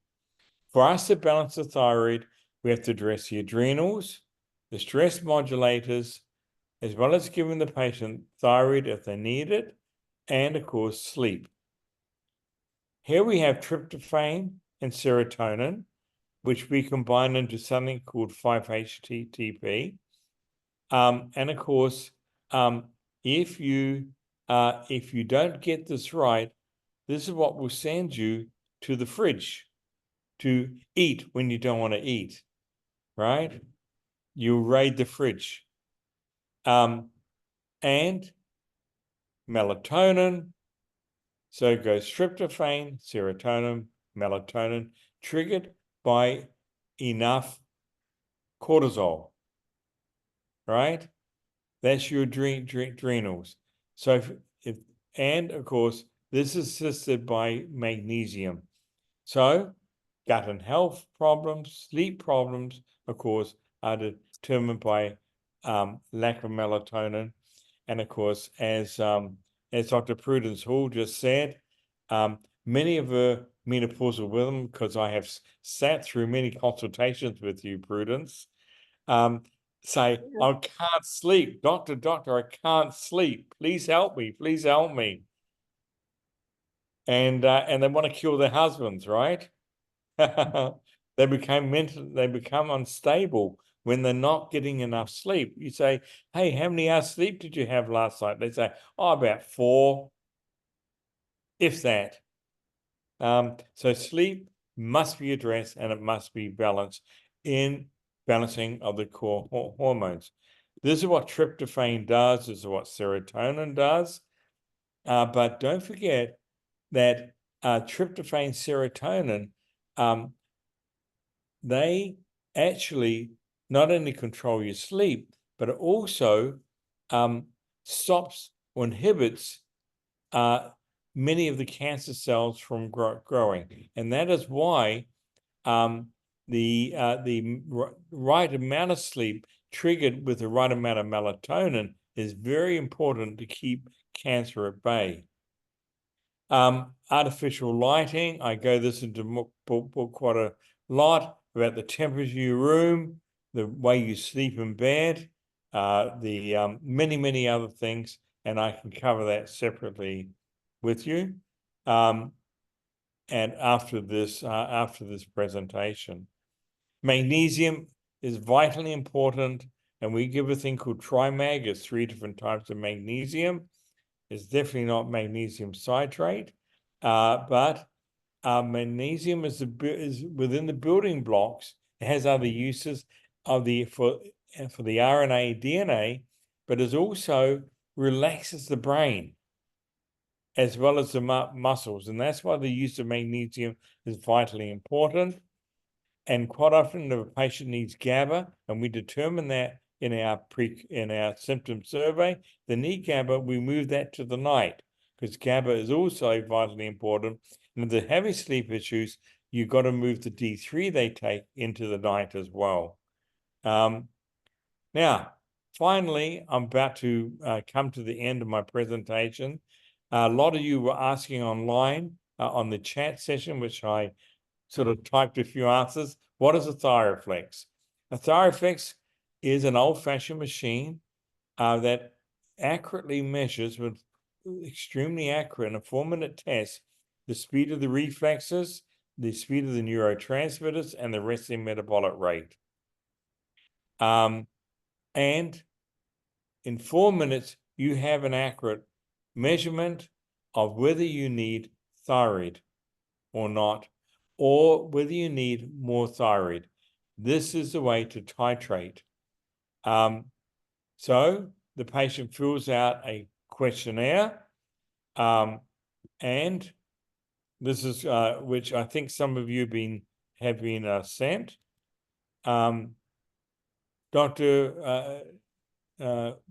Pretty, was this sent out, or this questionnaire sent out? Yes, we had shared this. Oh, good, thank you. Yeah. And whoops, I'm going the wrong way. This combined with this is the most effective tool you can ever have to the treatment and balancing of the core hormones. You get a test result, you get these graphs. From here to here is 1 second. From here to here is less than half a second. We're measuring in milliseconds. From here to here is your neurotransmitter speed. From here to here is your reflex speed. If it was in the red, and this is in the red, that's your resting metabolic rate, and your speedy reflex is in the red, and you have the symptoms. This patient only weighs 110 pounds, but she has symptoms of 12. That's more than 8. She doesn't appear to have any autoimmune. She has fibrocystic breast disease, ovarian cysts, uterine fibroids, which we're going to treat. Then we simply dose this patient with 1 grain of bioidentical thyroid, iodine, iodide, and D3K2. We bring her back in 30 days to titrator. This is 98.5% accurate. And don't forget, I did clinical trials on 2,200 people and tracked them for 3 years. I've just been commissioned to write 5 books. The first 2 books are on, I've already written. One's on stress, one's on sleep. And I'm doing another 3. The publishers actually pursued me to write these. And this is a couple of quick case studies. This is Aruna from Nasik in India. This is, we've been operating in India with our Thyroflex for about 15 years or more. We have quite a few Thyroflexes in various hospitals and clinics. But this is Aruna, right? She's been to see doctors all over Europe. This is her here, all over Europe, USA, trying to find a solution to her problems. She was hashimotoxicosis. She had both Hashimoto's and Graves. She looked at me and said, I've heard it all before. She was very skeptical. I said, please, I said, try it out. And if it doesn't work, it doesn't work. This is what she says. It totally changed my life, so much so that I wanted to shout to the rest of the world, there's an answer out there. My symptoms are gone. I've lost a lot of weight. The shape of my face and body have changed. And this is her. When I started with her, you see that she's hiding behind her sister. She's trying to put on a face, smiley face. Her arms are not overweight. This is after 1 year. It takes us 1.5 years to 2 years to pull a thyroid patient out. This is her after 1 year, and this is her today. She says, I look and feel like I did when I was 20 years old. And this is and don't forget that she's part of the 1/3 of a million patients that we've treated with the protocols that I discovered in my clinical trials who we've helped. And we have had incredible performance, including my own wife, Gail, who I reversed had a Hashimoto's. Finally, this is Olivia from Australia. She's so sick. This is her today. She tells me that she was suicidal. Horrific direction, extremely, I've just highlighted a few of these things. Terrible acne, chronic headaches, non-existent sex drive, no motivation. And after 18 months, right, here she is talking about herself. She's 25 kilograms lighter. She's actually 30 kilograms now lighter. She's lost about 70 pounds in weight. And she's full of energy and she's extremely happy with her new life. Extremely happy with her new life. Here's a few quotes by very well-known doctors. This one here, Dr. Ken Holtorf, many of you would have heard of. He's very well renowned and a sought after speaker. You will hear him speaking perhaps you won't. In a few minutes, I'm just going to say, but he said that this was, if I had have known about the Thyroflex, this was about 25 years ago, I identified the underlying cause, I would have avoided the gastric bypass surgery on one of his patients. This one here is Dr. Susser, and he's talking about the getting back to old-fashioned medicine.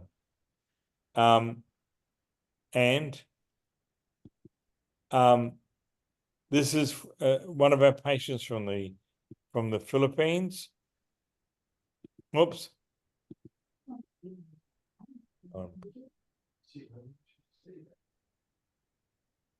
This is from the Philippines, saying that she's not a very good tablet taker, but she's just taken a few of our tablets and she's put all of her friends, she's been recommending everyone, because she's never looked back since going on the protocols. We are a mini pharma. I have formulated them with along with my head pharmacist. We manufacture 60 specialty hormones. These are now, most of these are now available from in about 10 days' time when our first shipment arrives in India. Now, to summarize, all of our, I'll tell you why our medications are so different and why they're absolute top performers, right? First of all, as Dr. Prudence Hall just said, she uses natural bioidentical. All of our hormones are natural bioidentical. We don't use synthetic. There are no binders, no fillers. Our T1, our thyroid has T1, T2, T3, T4, and T7. And we also put in it the uptake nutrients that you need at time of taking. We do not have binders and fillers, and we put them into vegetarian capsules. They are, and both Dr. Naomi and Dr. Prudence Hall have been using these for years, and her patients absolutely love them, as does the enormous amount of patients we have on these in and around the world. Our D3K2 is not synthetic. You can only get synthetic in India. Ours is derived from the wool of New Zealand sheep, pasture raised. Our K2 and MK7 is from natto fermented underground in Japan.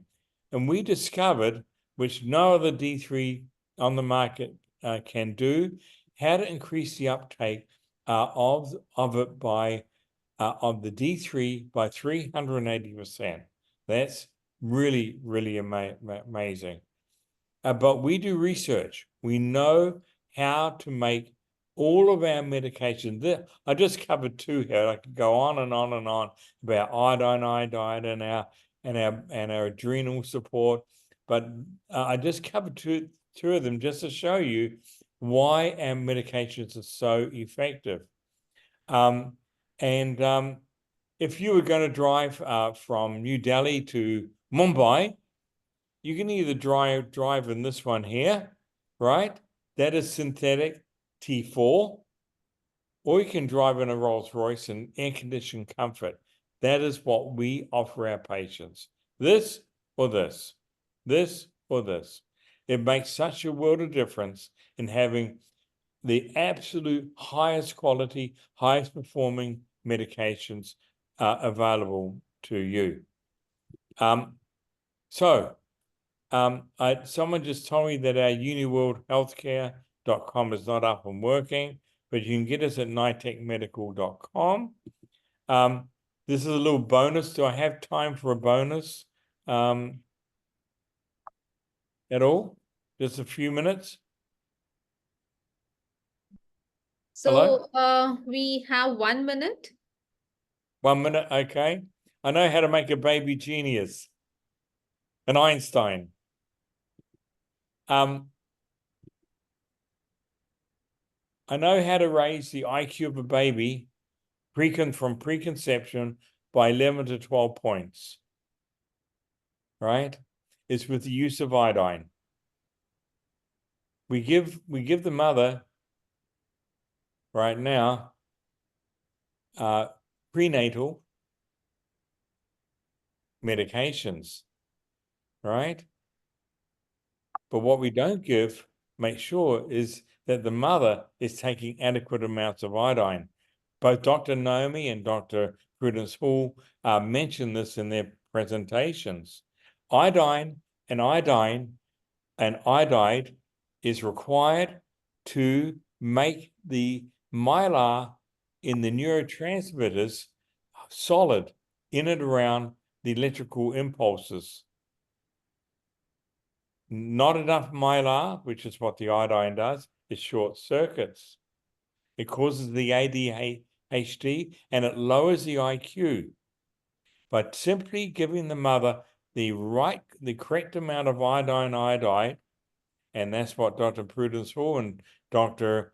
Naomi Kunana were just saying, not only does it help the mother, it increases the IQ of the unborn child and will get rid of all of the alphabet soup and the learning difficulties that these young children are faced with today. You can end up with a thing called a smart genius. Thank you very much, everyone. Thank you, Dr. Daryl. That was very informative. And there are a lot of questions in the chat. I'll take one question and I'll request you to please stay back and answer a few of them. So now that you have spoken about the Thyroflex test, many are asking where can we take it? So as one has to be physically present to take this test? With the Thyroflex test, you can go to any one of our 15 centers we have in India. Okay. Some clinics, some hospitals, including Dr. Pretty, but quite a few of the doctors are already online with us today in India, have our machines.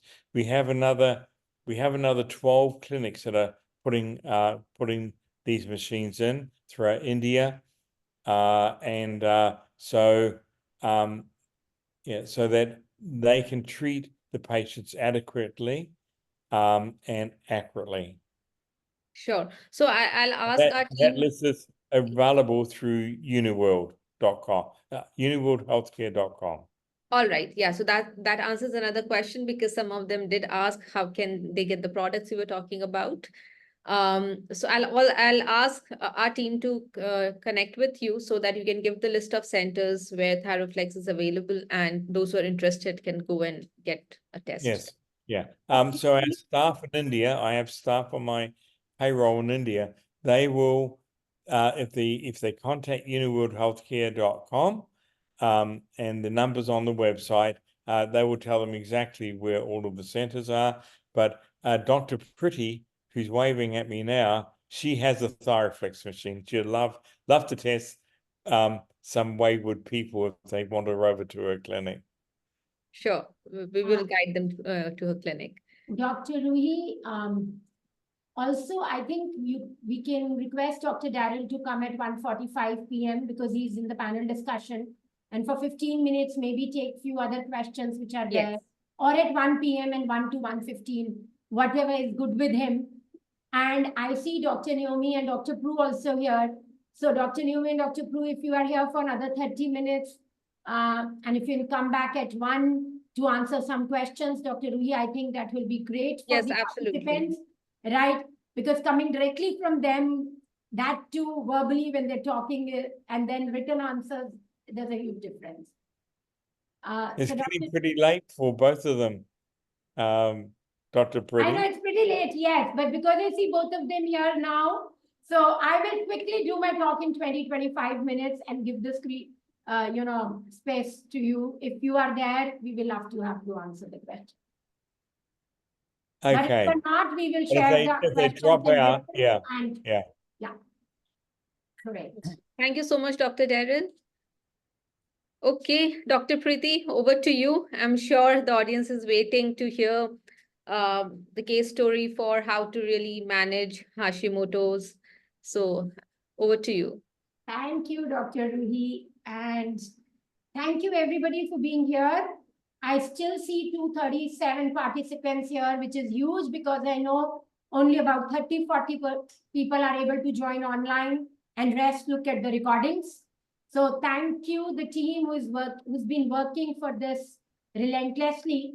And before I start my presentation, I want to say this presentation I am doing as a patient. So this is not Dr. Preeti, this is Preeti. And I am going to share my story, my emotions, the way I really felt. And I'm sure Dr. Naomi will connect with me, though at not that extent. But I think even such simple numbers shook me from within and made me go deeper in my practice and what I do with my patients. So don't put that doctor there. Listen to this and see what connects with you. So 50 years old female, my mom has always been hypothyroid since I've known she's been on that medicine. All my masis who are maternal aunts and a lot of my cousins are on Thyronorm today. But I could never believe that I could be hypothyroid. Never, ever, right? I was a diabetic. And all those who know me also know that my diabetes, my weight, and I think my migraines, my fibroid, they were the reasons for me for coming into functional medicine 9 years back. 2012, I was 88 kgs. My HbA1c was 6.5. And in my family, all my paternal aunts were very obese. They were 100 kgs plus. They were diabetic, had a lot of diabetes complications. So me and my sister are shit scared of being a diabetic ever. And when the HbA1c came to 6.4, 6.5, and my weight was not budging from 88, I used to call myself a batata bada. I came into functional medicine, worked on my diabetes, brought my insulin resistance back to normal, and was celebrating, patting my back that all is well. My migraine had gone away, fortunately. I had lost weight and I'd come down to 64 kgs, which is where I wanted to stick down to. And suddenly, when this layer of my diabetes symptoms went away, I realized I'm still not as active as I wanted to be. Still not as fresh I was wanting to be. And one thing which I was not able to solve was my fibroids and my heavy bleeding. And now after hearing to, such a length, all the three speakers and all of them have shared that those are connected with thyroid. But somehow I missed that. But what happened, I was doing my functional medicine exams and they were quite stressful because I took them in US and different place, different teachers. At this age, you are actually stressed out. And I suddenly realized that I was feeling anxious. Little things could make me cry.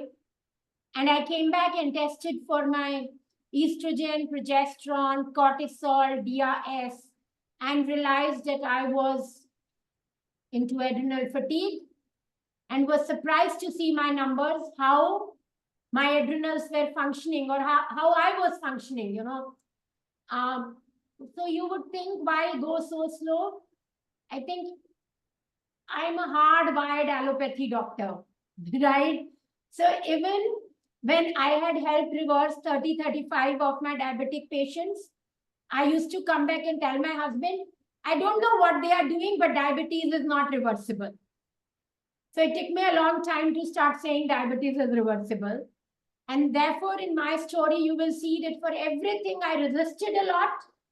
But when my body did not budge, I moved into functional medicine concepts and I healed myself slowly and gradually over the last 9 years. So I started working on my adrenal fatigue, improved it, worked on my hormones, did progesterone cream, did testo cream also for a while, did my DIA supplementation, worked on my cortisol. But I was in a denial phase that I cannot be hypothyroid.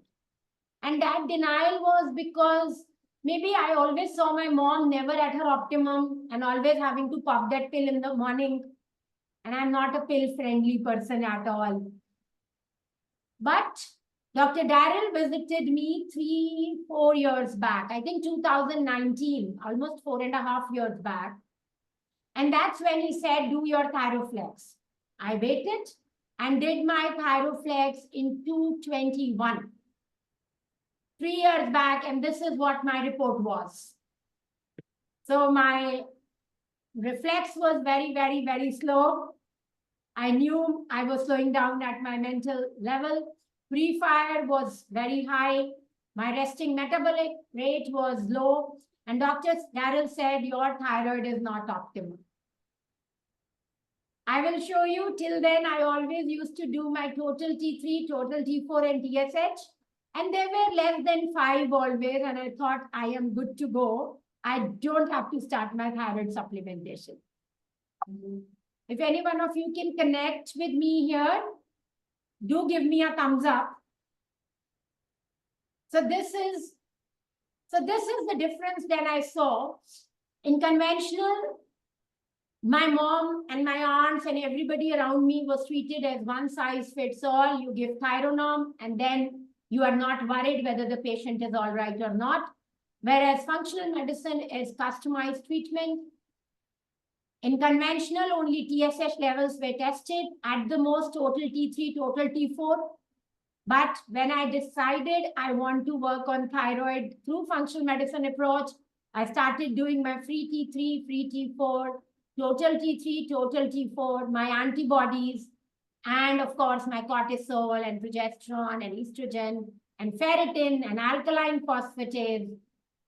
Outdated reference ranges, whereas here we use optimal reference ranges, and patient symptoms are very, very critical. So in my Thyroflex form, when I did this test, I was scoring 28 points in my hypothyroid symptoms, 4 points in hyperthyroidism, 5 in my adrenal symptoms. But my conventional doctor and conventional mind said, just ignore, your values are okay. All thyroid diseases are treated the same. And if our thyroid levels are within the range, symptoms are not considered at all. Whereas in functional medicine, you know by now that we look at stress, infections, toxins, and other triggers which we are there. We are given a prescription of levothyroxine. Whereas here we decide whether we want to give levothyroxine, whether you want bioidentical, whether you only want to give T3, or you first want to address the stress, that's the adrenals, and then 6 weeks later, retest and decide how you want to start supplementing thyroid. You know, after you are done adrenals, after you're done your deficiencies, you actually then decide what thyroid medications should be. Diet and nutritional interventions rarely considered in conventional standard of care. But in functional medicine, they're very, very important. And we've moved a lot away from saying that you don't have to do cruciferous vegetables. We now know for sure that cruciferous vegetables in cooked form are important. Because I just mentioned alkaline phosphatase. For liver, cruciferous vegetables are very important. And liver plays a huge function in optimizing your thyroid health. So let's manage being sick is what we want to say in conventional standard care, but in root cause, we're very clear that we want to say we can get better. Attitude is condition is irreversible. Now we say patient, this is reversible. Of course, remission can happen, but that can happen in any situation. If you have typhoid today and you are treated, you are not told that now you can have typhoid anytime, but you definitely can have typhoid again and you will be treated again. And I think that's the same case with thyroid or diabetes or autoimmune conditions. Medication and management is lifelong. In root cause approach, you can actually get rid of medicines. And even if you can't get rid of medicines, you can definitely get rid of symptoms. Right? So with all those symptoms, I was working on my thyroid, but suddenly last year, I had to repeat my Thyroflex again and again because my symptoms were not going and I was not able to get up in the morning. I was used to getting up at 5 a.m. and now I started getting up at 8 a.m. And whatever I did, I was not able to get up early. I was again gaining weight. I was having lots of body aches. I was not able to even focus while I was doing consultations, which was very, very, very unusual for me. People who know me, I think on the spot. I don't take time to make decisions, but all of that was changing for me. If you look at my thing, my reflex had gone as high as 322. That's the amount of, brain fogging and slowing down I was experiencing. And my resting metabolic rate was not improving at all. It was at 1721, 1777. I will show you my reports. This is the time I thought that something bad is happening. And I discussed it with Dr. Darrell that time. And I said, let me do my antibodies. I did my antibodies. And yes, anti-thyroglobulin antibodies came positive. Before this, I had started from 1 grain to 2 grain and reached 3 grains of bioidentical thyroid. Because every time my Thyroflex was changed, my parameters off way. And Dr. Darrell and myself used to think we are still not on enough thyroid. And I like the smile on Dr. Naomi's face because I know she's connecting on what I'm, sharing here. But suddenly I realized, no more increasing my bioidentical thyroid. Something more needs to be found. Did this test, was wrongly diagnosed as Graves. Stopped all my meds and did not think about my disease for 3 days. Because I was so upset. I was miserably upset with myself, my body, and the treatment protocol I was following. I'm sure a lot of you can relate to that. When reports don't come as, to the effort you're putting in your treatment. Now, you all know Th1 predominance, Th2 predominance, and anti-thyroglobulin antibodies clearly indicate that there is inflammation in the body. There is fire in the body. And I stopped all my medicines, retested myself, ruled out all the causes which could be there, right? Did my gut health and started looking at all these factors. So I did my oligoscan, found I was low on iron, I was low on iodine, I was low on selenium, I was low on zinc, I was low on vitamin D. Did oligoscan, and there again I found I had extremely high mercury and lead. So I had high mercury 3 years back also. I had done oral chelation, but it seemed that had not helped enough. So immediately I started with IV chelation, vitamin C drips, and supplementation of these. I improved a little, but not there where I had to be. I checked for my cytomegalovirus, Epstein-Barr virus, H. pylori infection, did my oxidative acid test, figured out my IgE was high. New parasites and some infections were creating havoc. Did parasite cleanse, brought my IgE down to normal, stopped gluten completely. And when I stopped gluten, actually internally I was laughing. You know why? Because 9 years back, I had tested myself for lactose intolerance and I was completely lactose intolerant. And I had quit milk. I had shifted to coconut milk, almond milk, and sometimes A2 milk. One of my psychiatric colleagues, Dr. Aarti, kept telling me, Preeti, you will be gluten intolerant also. And I said, no, no, no. Gluten suits me perfectly well. Right? But this time I had to quit gluten and immediately I sensed improvement in my parameters. Of course, in addition to what else I was doing. Toxins were taken care of. For stress, I incorporated breathing. Now, I've always thought that the best way to breathe is deep breathing, a deep abdominal breathing. But this time, thanks to Dr. Mahesh Jayaraman, whom I reached out after I was given wrong diagnosis of Graves' disease, and I was very disturbed. And I said, I need you to work with me. I know what I'm aiming at. And in April, in this summit, and this conversation I had with him in December, I said 4 months I'm giving to myself. I have to report no antibodies, normal thyroid function, and on no thyroid medication.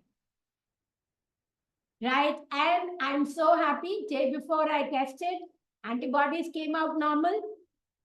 I am on no thyroid medicine in the morning.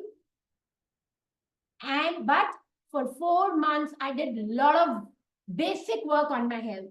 So the first thing I did was I started on holotropic breathing as advised by Dr. Mahesh Jayaraman.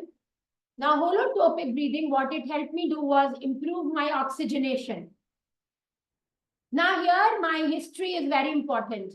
I had TB when I had just passed out of my college, which was about 30 plus years back. After 7-8 years of having TB, I became an asthmatic. I reversed my asthma 9 years back when I came into FM. But see, that immune system being compromised, I had suffered from such episodes before. But I had never worked on balancing my TH1, TH2. So I did that, improved oxygenation of my body through holotropic breathing, worked on my gut health. How? Of course, I checked for all infections, worked on that. I worked on leaky gut by using leaky gut care, by incorporating bone broth in my diet, by doing parasitic cleanse. But very, very important, I did 2 very basic things. One, I used ions, a combination of ions to balance my electrolytes in the body. One. Second, I used Celtic salt. I improved the quality of my salt, reached up to 6 grams of Celtic salt every day from 7 a.m. to 4 p.m. In the beginning, I started having loose motions the moment I increased salt in my diet. But I knew body is adjusting something, body is detoxing. I continued, and in a week's time, that settled. Then I added some herbs, a mix of 12 herbs to balance my gut microbiome. So I was deficient in magnesium, did that, zinc. I was making less acid. So did some exercises to improve my acid and also added betaine for 3 weeks so that, my digestion could improve. The simple clue why I had to add zinc and betaine was I was getting undigested food in my poop, right? So I used a bit of iodine because according to OligoScan I shared, I was low on iodine. For inflammation, exercises I did yoga. So close my mouth and do Om chanting with all focus on my thyroid.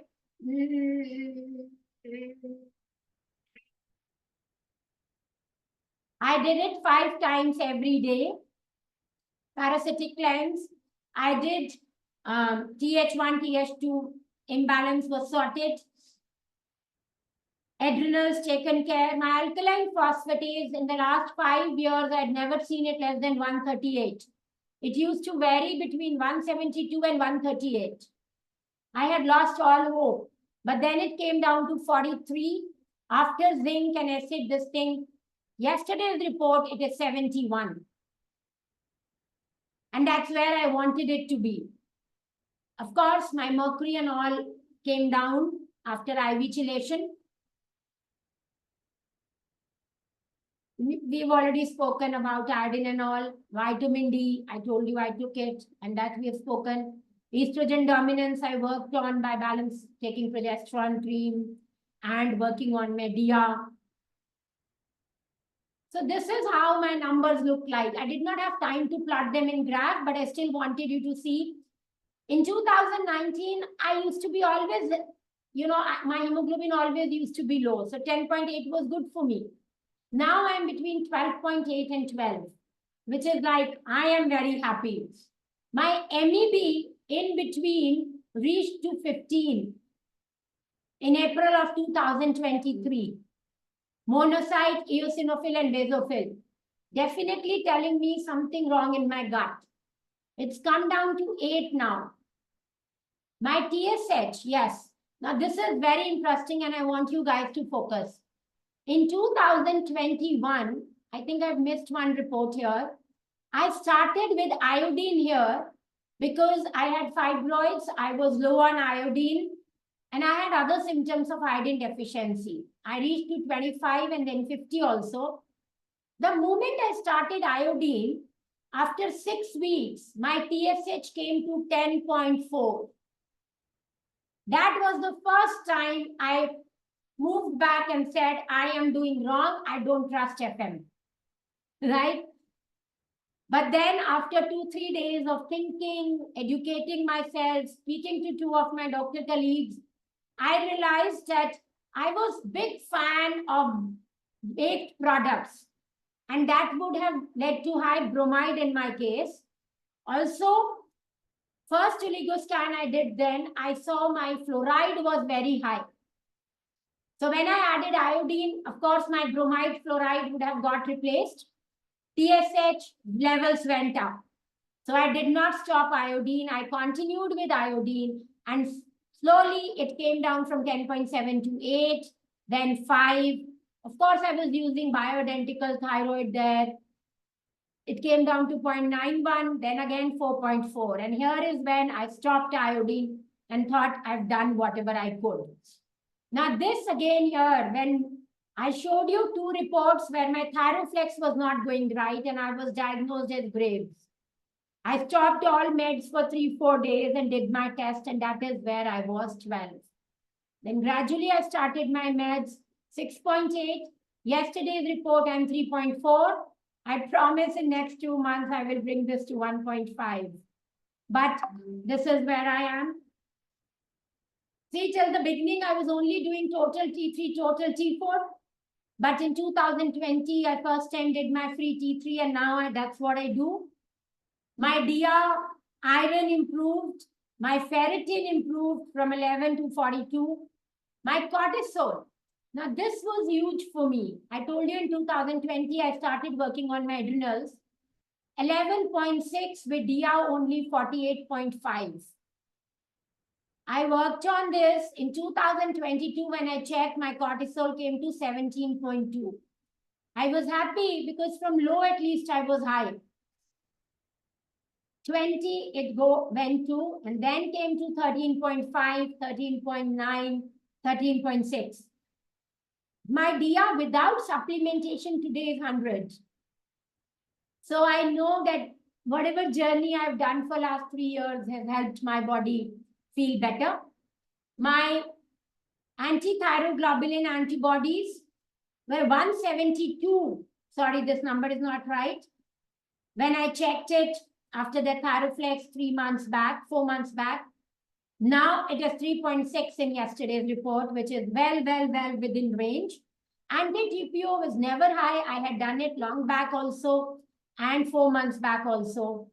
So anti-thyroglobulin is where I was stuck, and that's where I worked and found it. So I did all these tests for myself because I knew these are the cases. Now, what additional things I did which helped me? I did grounding. So grounding, I have always been a fan of grounding. 30 minutes walking without my phone in the morning on grass or mud. But I suddenly realized in my case that was not enough. So I bought a high quality grounding sheet and started grounding myself in my clinic with this small device and at night with that sheet for 8 hours every day. And I could immediately sense the first change.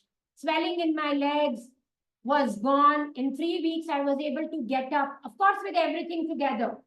But I personally know grounding played a huge role. It's a perfect antioxidant. This is another thing which I used on recommendation of Dr. Mahesh. I had never done this before because, again, very strongly allopathy doctor wiring there. Castor oil on my neck and on my eyes twice a day. I think it helped me regenerate my thyroid, which because of my antibodies and adrenals and everything, I had really compromised its functioning in the last 3-4 years. So castor oil, it promotes oxytocin, it helps you relax, it stimulates meridians, it balances inflammation, it promotes lymphatic drainage, which was my problem off and on for many years. Whenever I used to work on it, it used to be better. I used to stop working on it, it used to go off. So dry brushing, infrared sauna, and lymphatic massages what I did very religiously.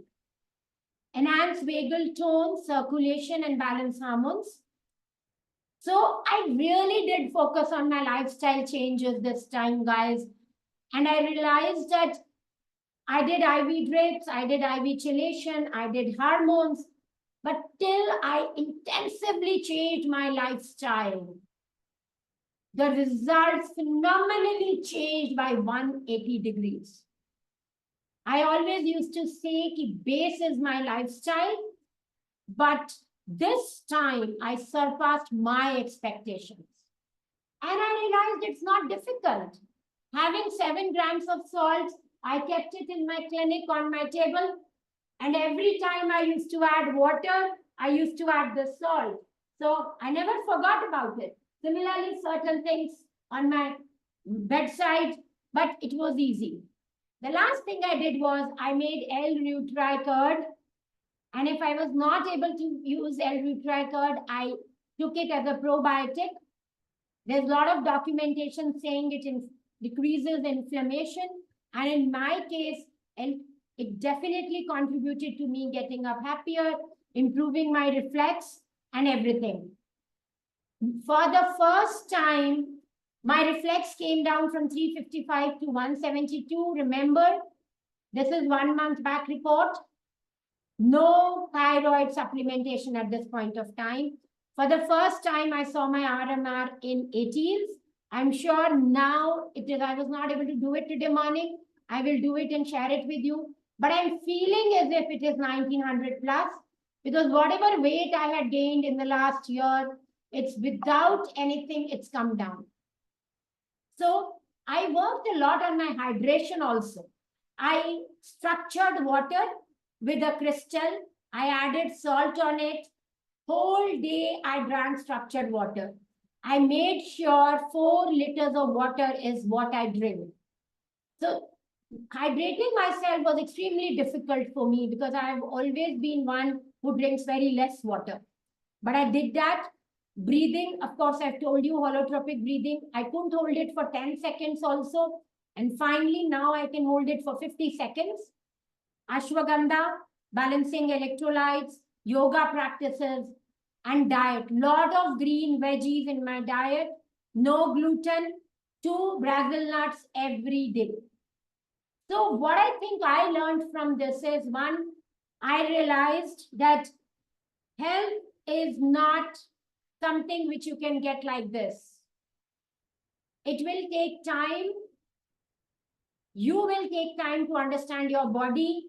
Only then you will be able to do everything you need to do for your body.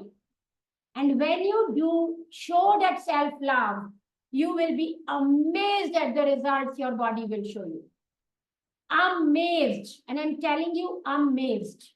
Right? Because that's how I feel now. It's okay to feel low. It's okay to stop your meds for some time in between. But what is very important is decrease that time from weeks and months to days and hours and get back on track. Journey again, revisit your journey and never self-treat. Use comprehensive approach. Another thing I did was I actually charted down what relationships are wrecking my life. And I worked with my coach to get them out or build boundaries around those relationships. I don't know how many of you can connect with this, but this is very powerful.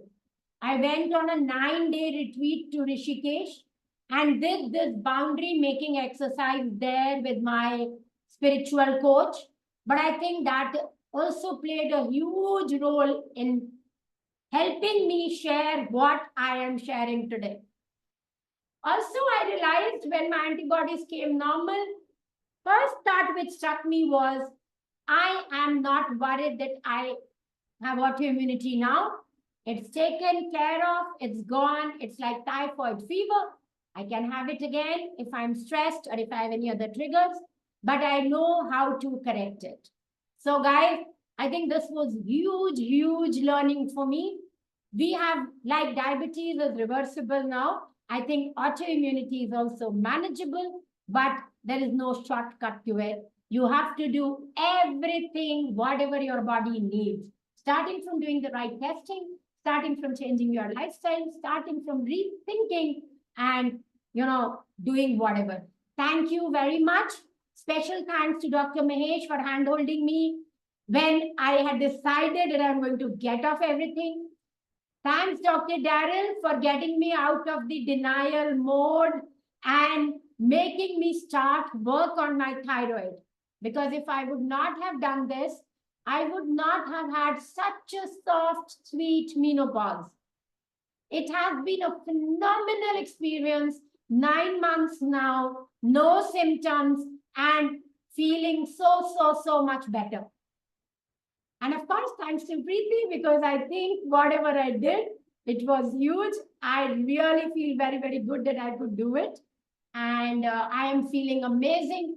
And a shout out to all those who think that they cannot bring their antibodies down. You can. My journey was 3 years plus. Your journey can be longer or shorter, but I promise you can do it. Just be on track.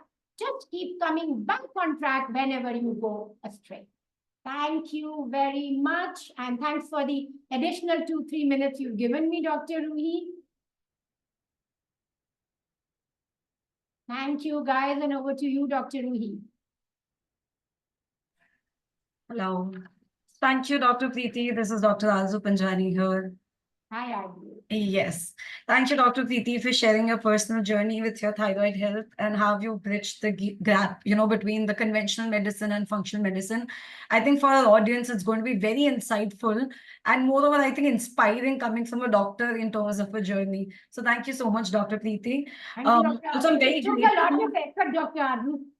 But 4 months back, I had promised if my antibodies come normal and I'm not on thyroid medicine, I will share my story. And I made my presentation yesterday. Absolutely. Thank you so much. I think very insightful. Also, I'm very grateful for, I think, Dr. Daryl and Dr. Naomi to stay back. I think it's quite late for them, but they're going to stay back here and they have promised us to answer a few questions that were unanswered in the chat. Arzu, just last thing, I think Yes. first ask questions to Dr. Naomi And Dr. Absolutely. Prue, because Dr. Daryl, it's mid-afternoon for him, but it's midnight for Dr. Naomi and Dr. Prue. And my personal special thanks to Dr. Naomi and Dr. Prue for being here. Thank you very much. And I learned a lot from all three of you. Thanks. Yes, I think Dr. Pool has already, I think, logged off. So I think we have Dr. Naomi. We'll try and work off with her. We've already reached out to her message. But Dr. Naomi and Dr. Daryl, thank you so much for staying back. So I think there are a few questions which are very interesting that, we would want to address. One was in regards to iodine specifically. So what forms of iodine should be used and what is the dosing that should be given in terms of iodine? And how much we should be dosing if you're not testing for it, to avoid any can kind I of answer that? overdosage. Yeah. Can I answer that? Absolutely. Go ahead, Dr. David. Yeah. First of all, the basic research was done in about 1837 by Dr. Lugol's. He discovered the right combination and the right types of iodide to use. And he discovered that the correct dosage was 12.5 milligrams of a combination of iodide in different not on the 50-50 ratio, but different ratios.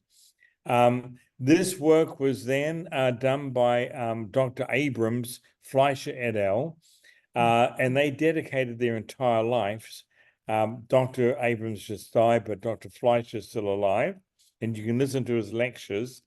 And he decided, or they discovered that 12.5 milligrams, I don't know how Dr. Lugol's did it, but 12.5 milligrams was the correct maintenance dose per day. The reason is that iodide excretes within 24 hours. So you got to top it up every day. The body traps what it wants, and then it releases what it doesn't want. We're introducing into India a thing called a thyroidine. We've had it on the market here for about 20 years, that we're actually doing the iodine test. We're starting in Bangalore. No, sorry, we're starting in India. We're starting in another city with the first machine at a major hospital there in Bangalore. So sorry, in Bangalore. We're setting up a testing center for our doctors down there, have our machines going to feed into that.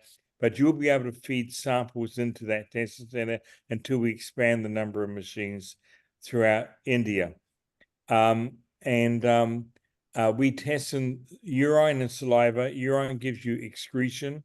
Saliva gives you uptake, because there is chloride, bromide, and fluoride that are antagonists to the uptake of iodine. Unfortunately, in India, you have a lot of those things in your water supplies and white flour and all sorts of other things that actually uptakes it.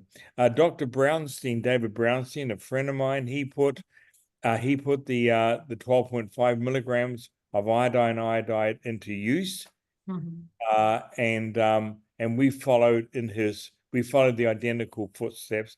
He's got some very good books out about it.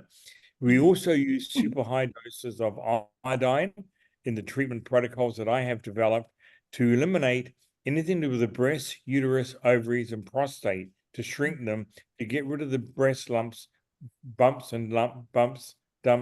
anything else like that. We have an 87% chance of reversing them rather than have lumpectomies, breast removal. It shrinks it helps with the endometriosis, shrinks the endometrium lining in or outside of the uterus. And of course, it gets rid of the 87% cancer, gets rid of the ovarian cysts, and it reduces prostate enlargement. Amazing. I think very well covered and very elaborately answered, Dr. Daryl. I think you've covered all the aspect of the questions, and much more that would come beyond this questions also, for sure. Thank you so much, Dr. Daryl. I think there's one question on bioidentical hormone replacement, and I think somebody who comes as a introduction to bioidentical hormone replacements, I think one question that people ask more commonly, I think that would go to Dr. Naomi, is when it comes to bioidentical thyroid hormone, does it have to be lifelong or it can be weaned off eventually? Dr. Ho? Yes, Dr. Naomi, anybody can take it. Anybody, both of you, either of you can take it. It depends on the case. So, for example, we have someone who has had a thyroidectomy, they will have to have it for life. And it would have to vary according to their symptoms. And they might even have to take multiple doses to create the circadian rhythm of the T3, which helps them to be more stable. There are people, there are individuals that can come off their medication because it's a temporary thing. It's like, for example, they have an illness, and then they need thyroid hormone to go through that. But in my experience, it's very rare that they come off the medication only because they're so hypothyroid. And because it comes from a long, it's coming from the family, they come off of it, but they always regress to having very severe hypothyroid symptoms. And sometimes when they do come off, it takes longer for them to get back to where they were. So it's a one-to-one decision to make with the patient. And if they're willing to do other things to regain their health, like diet change and a lot of the things that Dr. Prini mentioned, it is possible. You can reverse Hashimoto's, but sometimes they still need medication because they still have the hypothyroid aspect of the Hashimoto's because of the deterioration of the thyroid. So if you had someone with Hashimoto's for 50 years and they come off medication, their thyroid is not functioning to make enough to meet their body's needs. So they have to be on thyroid medication for the rest of their life. The one thing that we forget to say about bioidentical thyroid medication is that thyroid, this medication never has had any deaths associated with it. It is safe during pregnancy, doesn't cause birth defects. So lifelong use for some individuals, it is necessary. The other aspect of that is that the older we get, and if we're hypothyroid, we run a double risk to develop Alzheimer's. So that's something to consider. And as we get older, our body deteriorates, right? And so sometimes what keeps us going is actually having the thyroid medication to replace what our thyroid cannot produce. Now, I did make a statement saying that the thyroid function is not sustainable. When you see how many individuals are now have been diagnosed with dementia and Alzheimer's, and that's usually some individuals starting in their 60s, that is a thyroid problem. And so those individuals, like here in the United States, Alzheimer's is it's high. Almost everybody in their 70s or late 70s, 80s, 90s have Alzheimer's. Most of those people have thyroid issues. And I know this because my father was diagnosed with hypothyroid-induced dementia. It took 12 years before he passed. My mom's on thyroid, she's 97. And she's cognitively, she's there. So it's by experience, if my father had been on thyroid medication, which his neurologist missed because he was hypothyroid, he would still be alive because it shortens your lifespan. So just by experience, and I tell the individuals, I cannot determine, you don't need it. But I do know something is that if you're hypothyroid and you're in your 70s, you will develop dementia by lack of thyroid hormone. So my answer is it's a one-to-one thing. You have to make sure that patient does follow the lifestyle changes, and it may not be sufficient because our environment is so contaminated. Doesn't matter where you live, that affects our thyroid. Thyroid can be affected by injuries, like head and neck injuries. They're affected by infections, like viral infections. Individuals who have colds, flus all the time, it affects their thyroid function. So we are exposed to many things and things out of our control. Our water, our air, our food, to name the basic 3 things we need. So I don't tell patients they can come off the medication because once they feel good, they don't want to go back to what they were feeling before. Since there's no side effects with the bioidentical thyroid hormone, the side effects tend to be when the dose is too high, you develop hypersymptoms. You just redose them to a lower dose. Absolutely. I think very well covered. I think that also covers the subsequent question that I was going to ask you along with it. The risk of hypothyroidism and eventually, leading to risk of Alzheimer's. I think you covered both the questions in a very well, organized way. Thank you, Dr. Naomi. Thank you so much. And I can see that, you're struggling and it's midnight for you out there. But thank you so much. We're very grateful for you to be here today. There's one question in regards to Hashimoto's. It's a pleasure being here. Yes, thank you so much. Again, there is a subsequent question. I think it's in regards to Hashimoto's, either if you can take it. What is the role of high viral load in Hashimoto's? What High is what? the repeat that? Viral load. Viral Viral. load? Yes. It depends. So for viruses, so one of the main viruses that causes thyroid issues and leads to Hashimoto's is Epstein-Barr virus. The best test to run for Epstein-Barr is an IgA test, not an IgG or an IgM, because IgA will indicate that the virus is in the tissue. Epstein-Barr virus has a tendency to hide in the thyroid tissue. And in doing so, our immune system often makes a mistake and attacks the thyroid and creates thyroid antibodies. So the viral load, it doesn't, initially when you have a Epstein-Barr infection, if you have symptoms, that's probably the highest viral load you'll get. But there isn't any way to determine that because Epstein-Barr tends to hide in our nervous system, in the ganglia of our nerves, and it tends to flourish or causes flare-ups when we have stress. And sometimes it attacks the thyroid, sometimes it attacks other tissue. So individuals who have chronic fatigue due to Epstein-Barr virus have thyroid issues. So I had a patient who had chronic fatigue for 30 years, go to work, had their own business, come home and go to bed. And then when had a flare up, it would take 2 or 3 weeks for them to get better. I treated the Epstein-Barr with homeopathic remedies, got really better, but then we dealt with the thyroid. She responded so well to the thyroid that she's making up for lost time of 30 years because she's traveling now everywhere.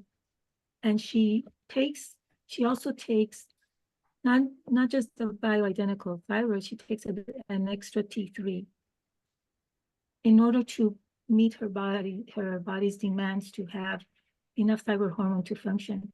And it seems to be working for her. And she won't come off the thyroid medication for anything. Because she was bedridden on and off for 30 years.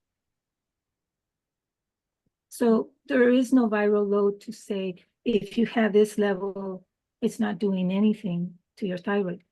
It doesn't matter the level, because people with chronic fatigue or have an Epstein-Barr cycle of flare-ups, they always have their levels high. You can test them and they're always high.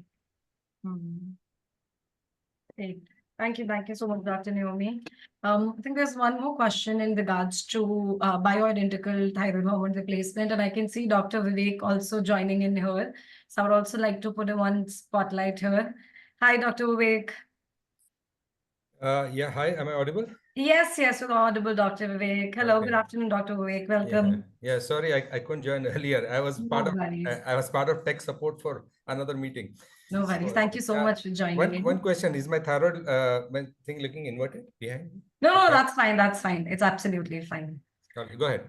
So there's one question in regards to bioidentical hormone replacement. And since we have so many people, I think Dr. Vivek forms up to be, I think, one of the pioneers in terms of VHRT in India. So I think one question anybody can take up is, when it comes to bioidentical hormone replacement, we know the benefits now. But again, how can it lead to cardiovascular risk in cancers also? You want me to answer that? Yes, I mean, anybody can take that up. That's fine. My answer is no, but you don't have to take my word for it. Absolutely. You have to see the literature. The cancer, definitely not. Cardiovascular, see, if you go crazy and you just load yourself with the thyroid unsupervised, anything can happen. But just one point over here, many people they mix up T4 and T3. So just because T4 causes atrial fibrillations, we presume that T3 will also cause it. But actually, in actual effect, that will come in my session. T3 has a different set of effects, and the receptors for that in the heart are different. So we just assume that there's cardiovascular effect on that. But yes, if somebody has a pre-existing cardiac problem and the heart rate goes up because of, well, not necessarily because of bioidentical hormones, even because of the regular L-troxin thyronum you're taking, that's a that's a risk that I wouldn't say risk. That's a problem. The challenge that a physician is expected to deal with it. So that's my best way to answer. Cancer, definitely not. No doubt about that. Amazing. I think they One will. of the Yes, please, Dr. Newman. one of the benefits of thyroid medication for those that have thyroid issues, it lowers the risk, along with iodine, lowers the risk for thyroid cancer. Thyroid cancer is very prevalent in the United States. Treatment for that is usually a thyroidectomy and sometimes radiation included with that. So as far as preventing cancer, bioidentical thyroid medication will do that. One of those, when I mentioned 300 symptoms in the presentation, that was one of those 59 chronic debilitating diseases is cancer. And so those individuals that have thyroid issues, it will protect them against that because as what Dr. Turner mentioned about iodine and cancer, that again, that's a thyroid, that goes along with the thyroid. So yes, it doesn't cause cancer, but it can help prevent.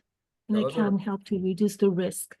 I mean, cancer can be caused by many things, but it can reduce the risk of the cancer if it's a thyroid, someone has a thyroid issue. Also remember, iodine can also prevent breast cancers. So it's not just thyroid all the time. Yes. It's very effective. Well known. Yes, we just covered the prostate, Prostate. breast, uterus, ovaries. Yeah. Absolutely. So I think what we'll do here is we'll come to the end of the first half of our, I think, summit.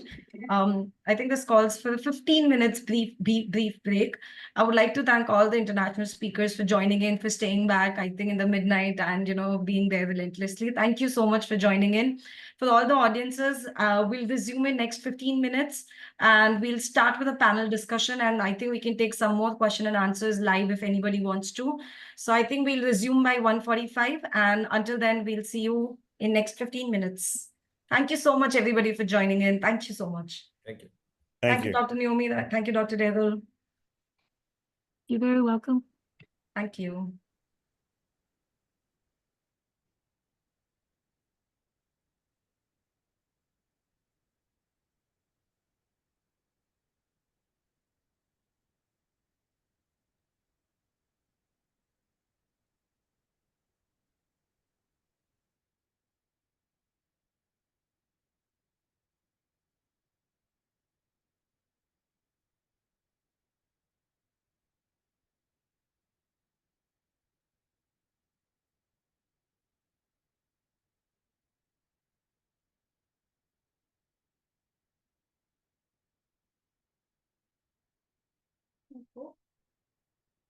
No, Dr. Umelnik's on. Oh, see, I trapped it up. But I can't hear it.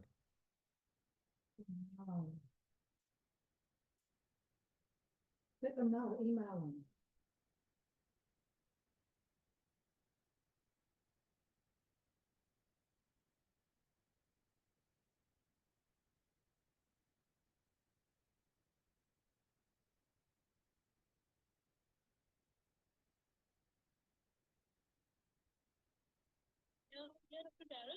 Yes, there's no sound. Dr. Umelnik is on, and there's no sound.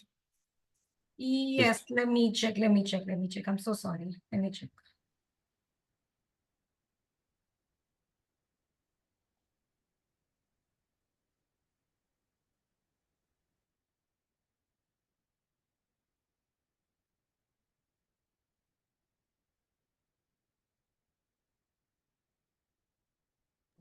एक minute, let me check.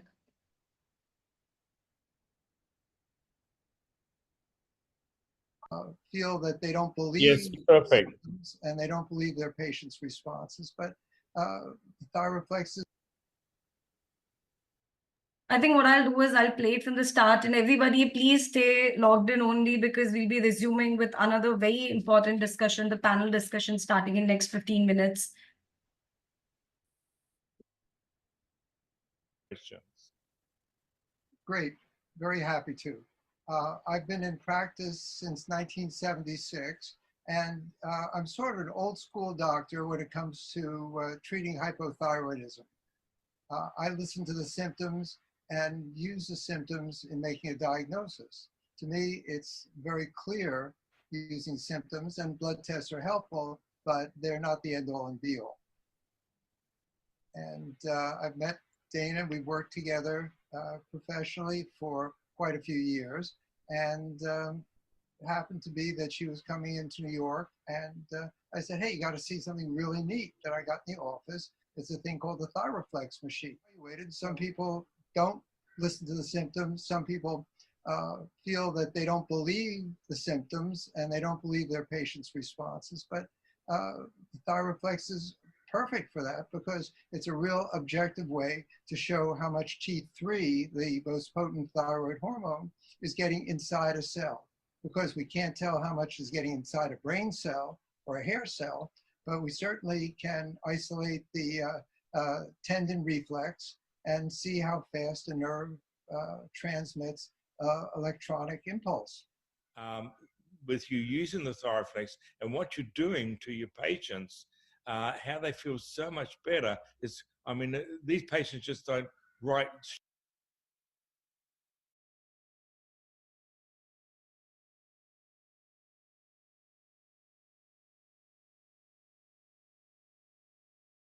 electronic impulse. with you using the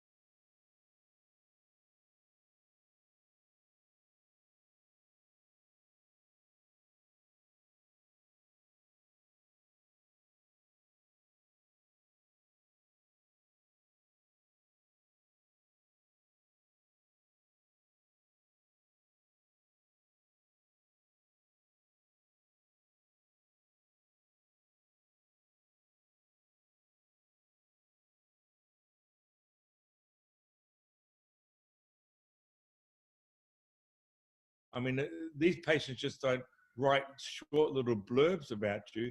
Your patients are writing entire volumes about you on your website that are really, really great to read because you're picking up where the other doctors have missed out.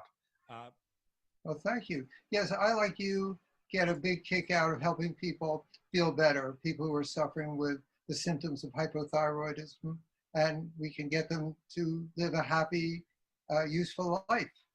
Yeah, and one of those people happened to be sitting with us today, and that is Dana.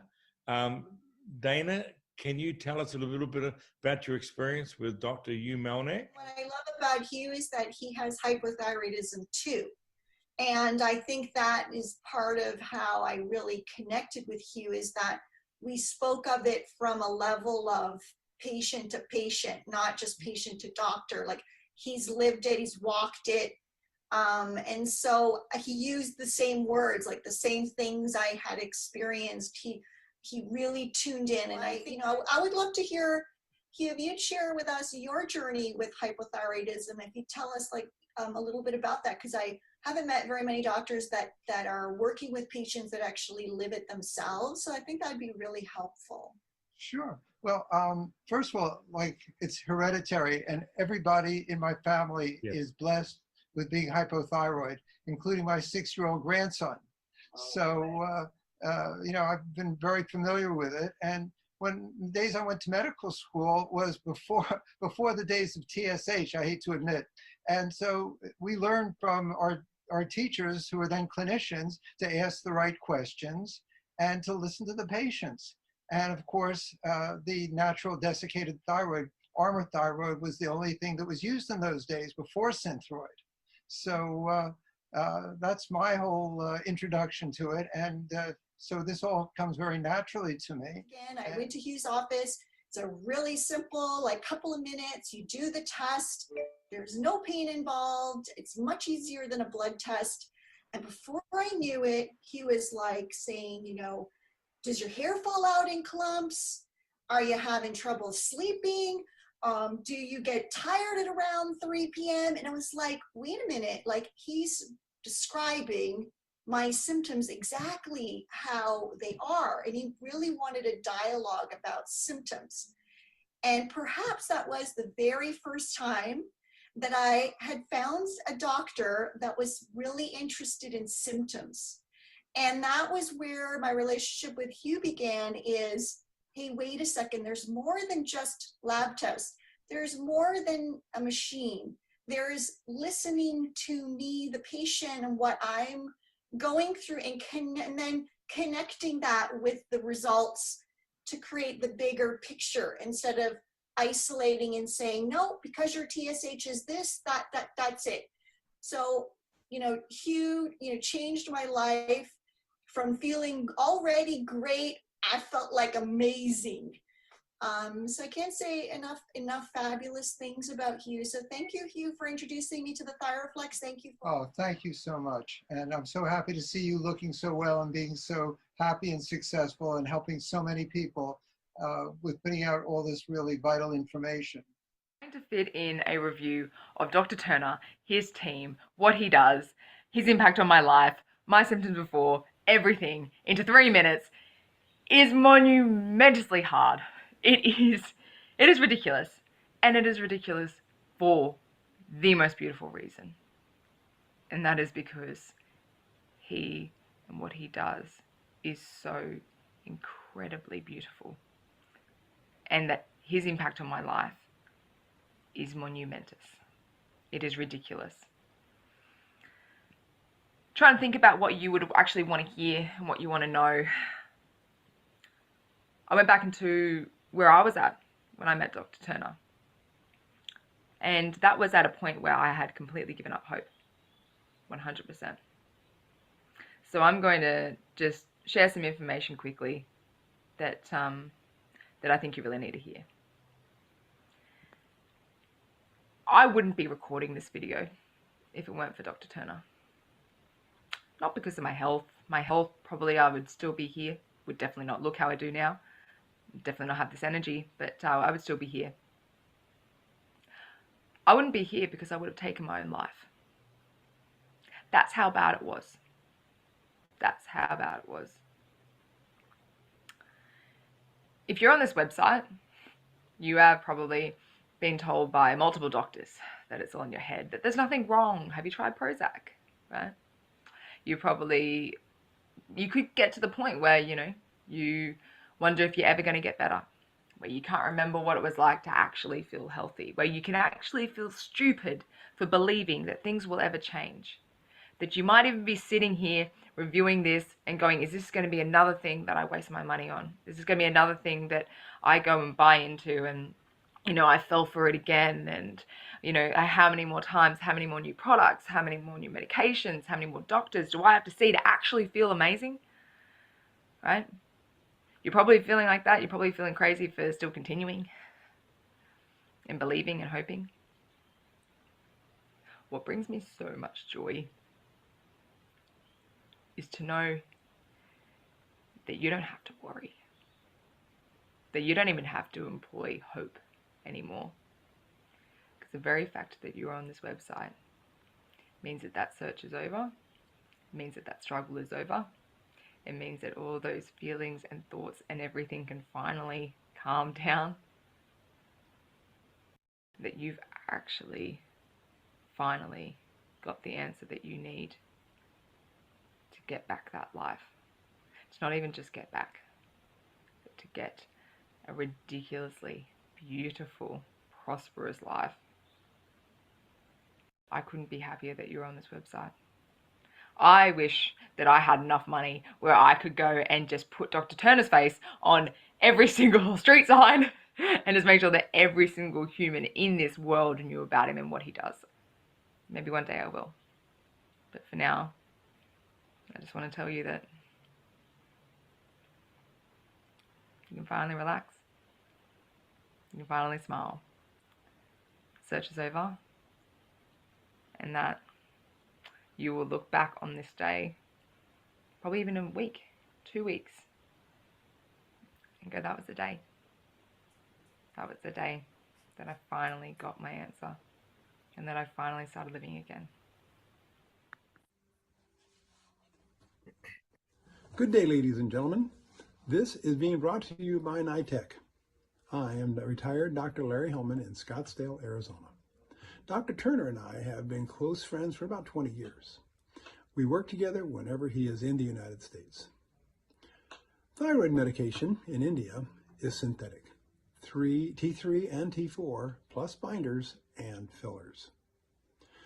NITech's Biothroid is all natural. T1, T2, T3, T4, and T7. Plus the uptake nutrient of L-tyrosine, L-aspartic acid, and selenium. Biothroid is a comprehensive medication with the essential nutrient that is bioavailable at times of taking your thyroid medication. There are no binders or fillers.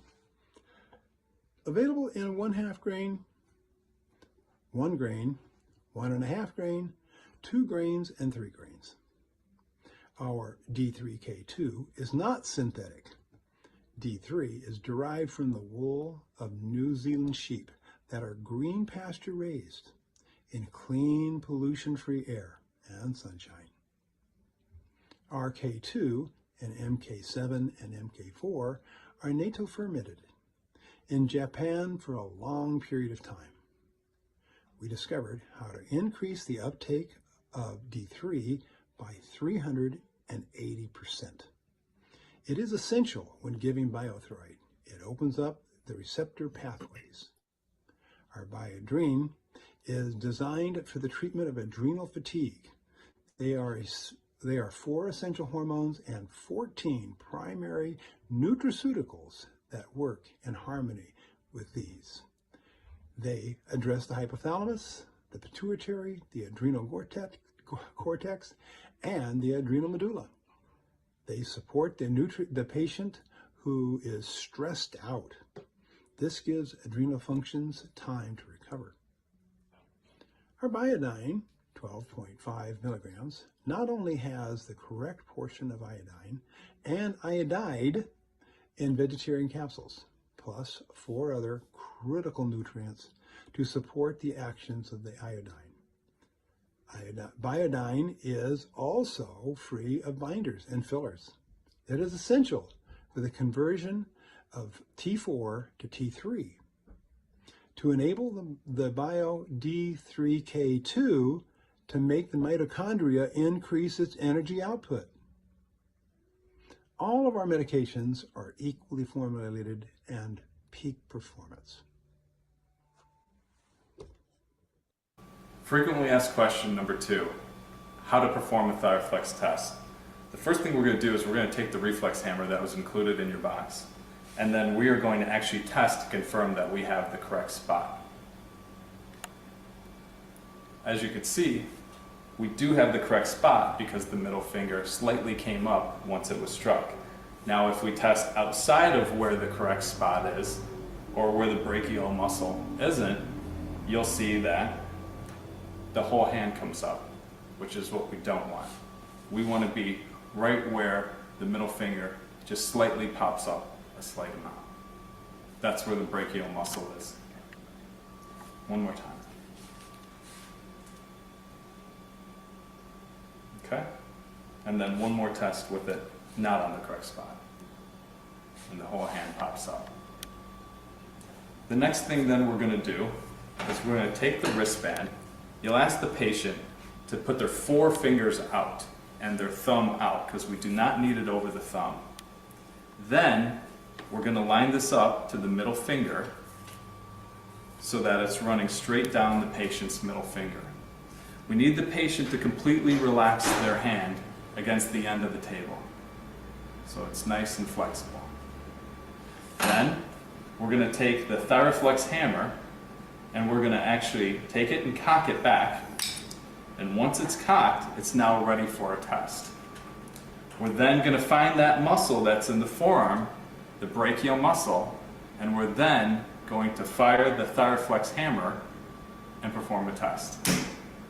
And as you can see, my middle finger popped up, and we're going to perform one more test just to confirm it.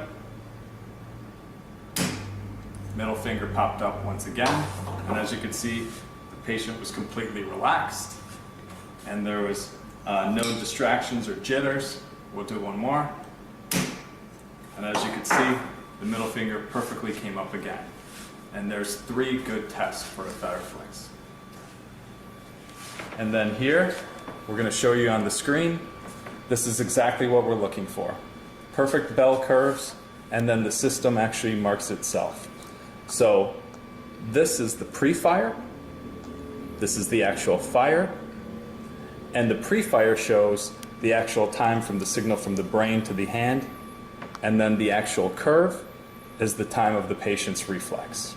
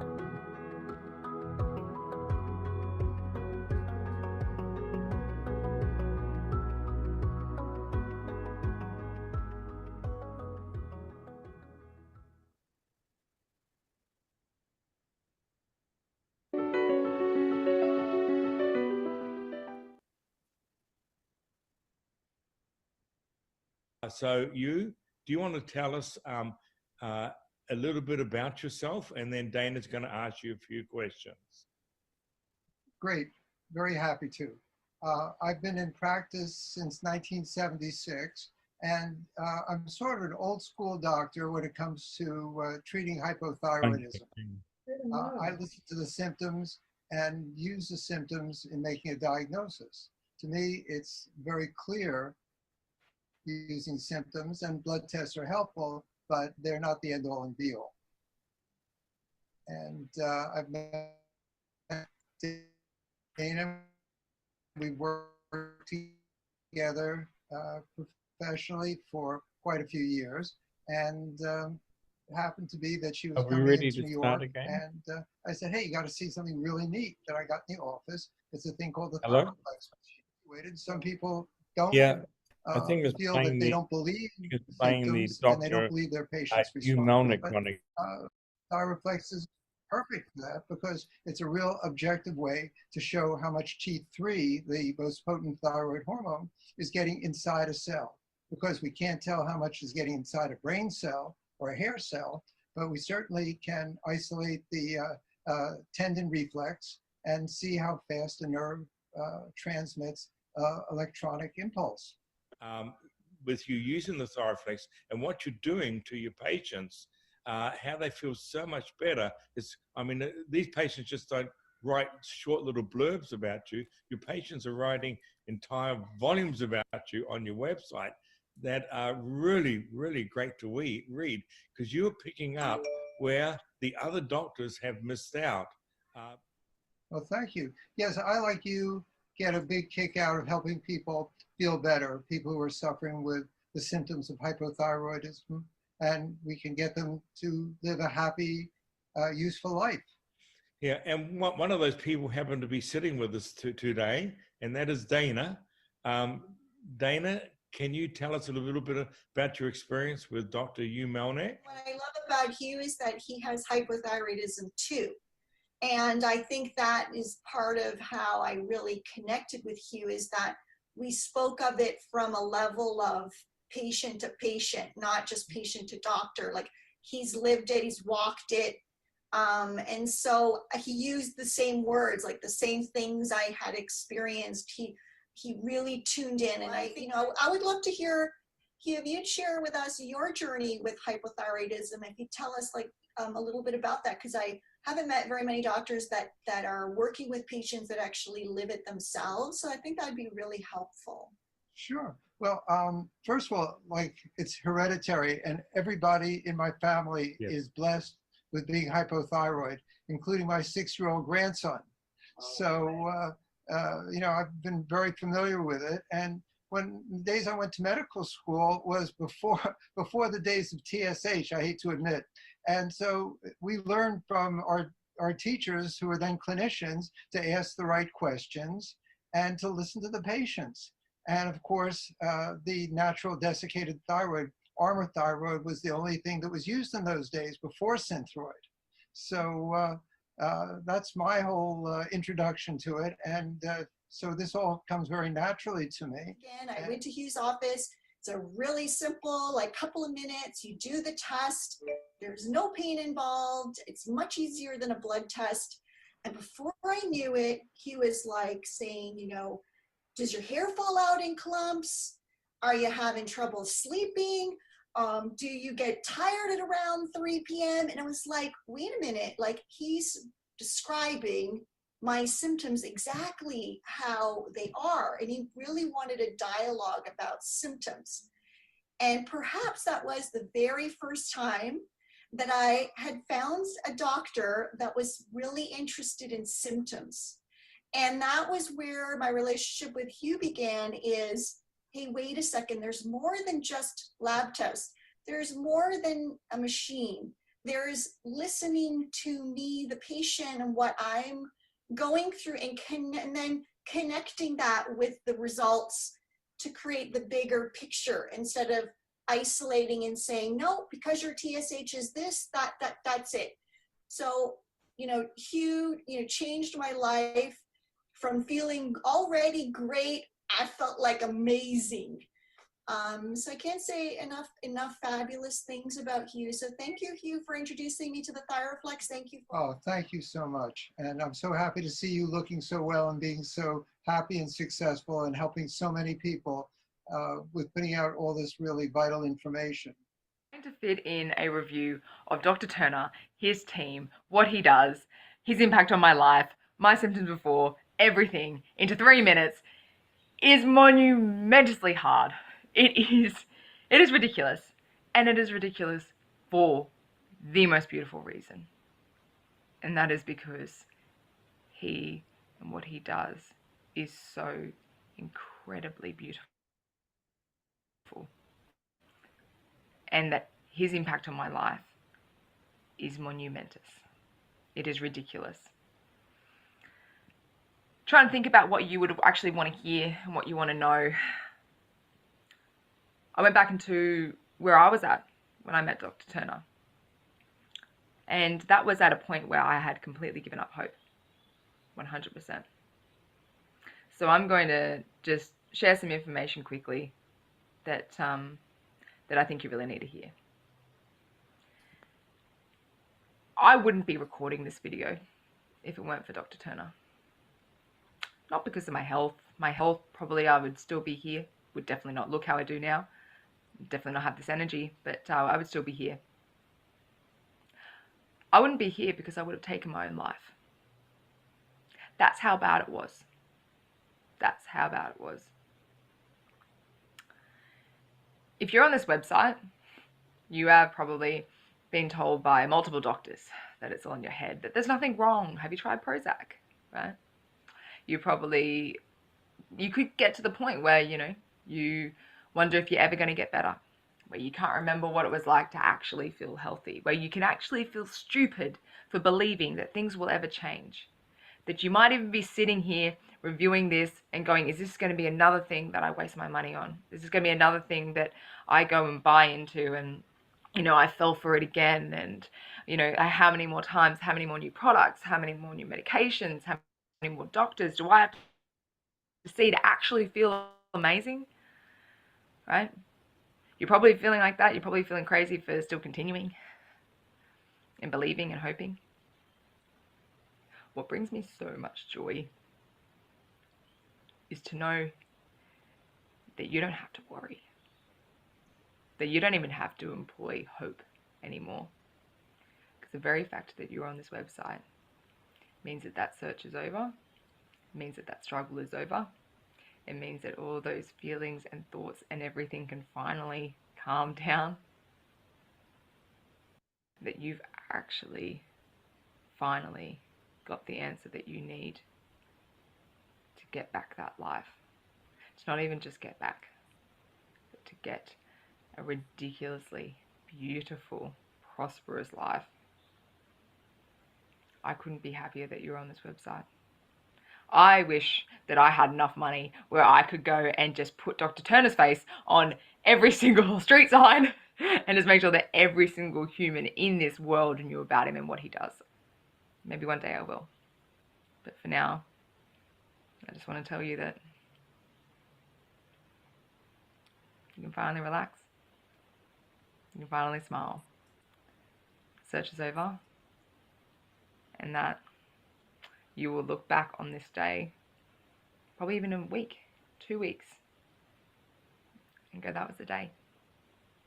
That was the day that I finally got my answer and that I finally started living again.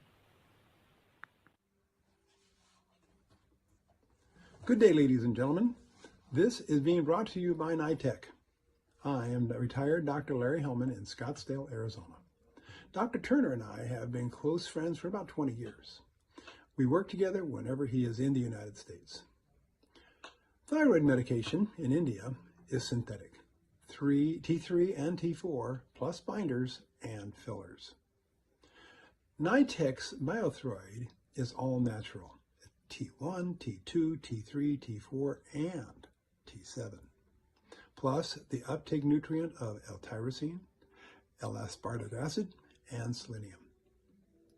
Biothroid is a comprehensive medication with the essential nutrient that is bioavailable at times of taking your thyroid medication.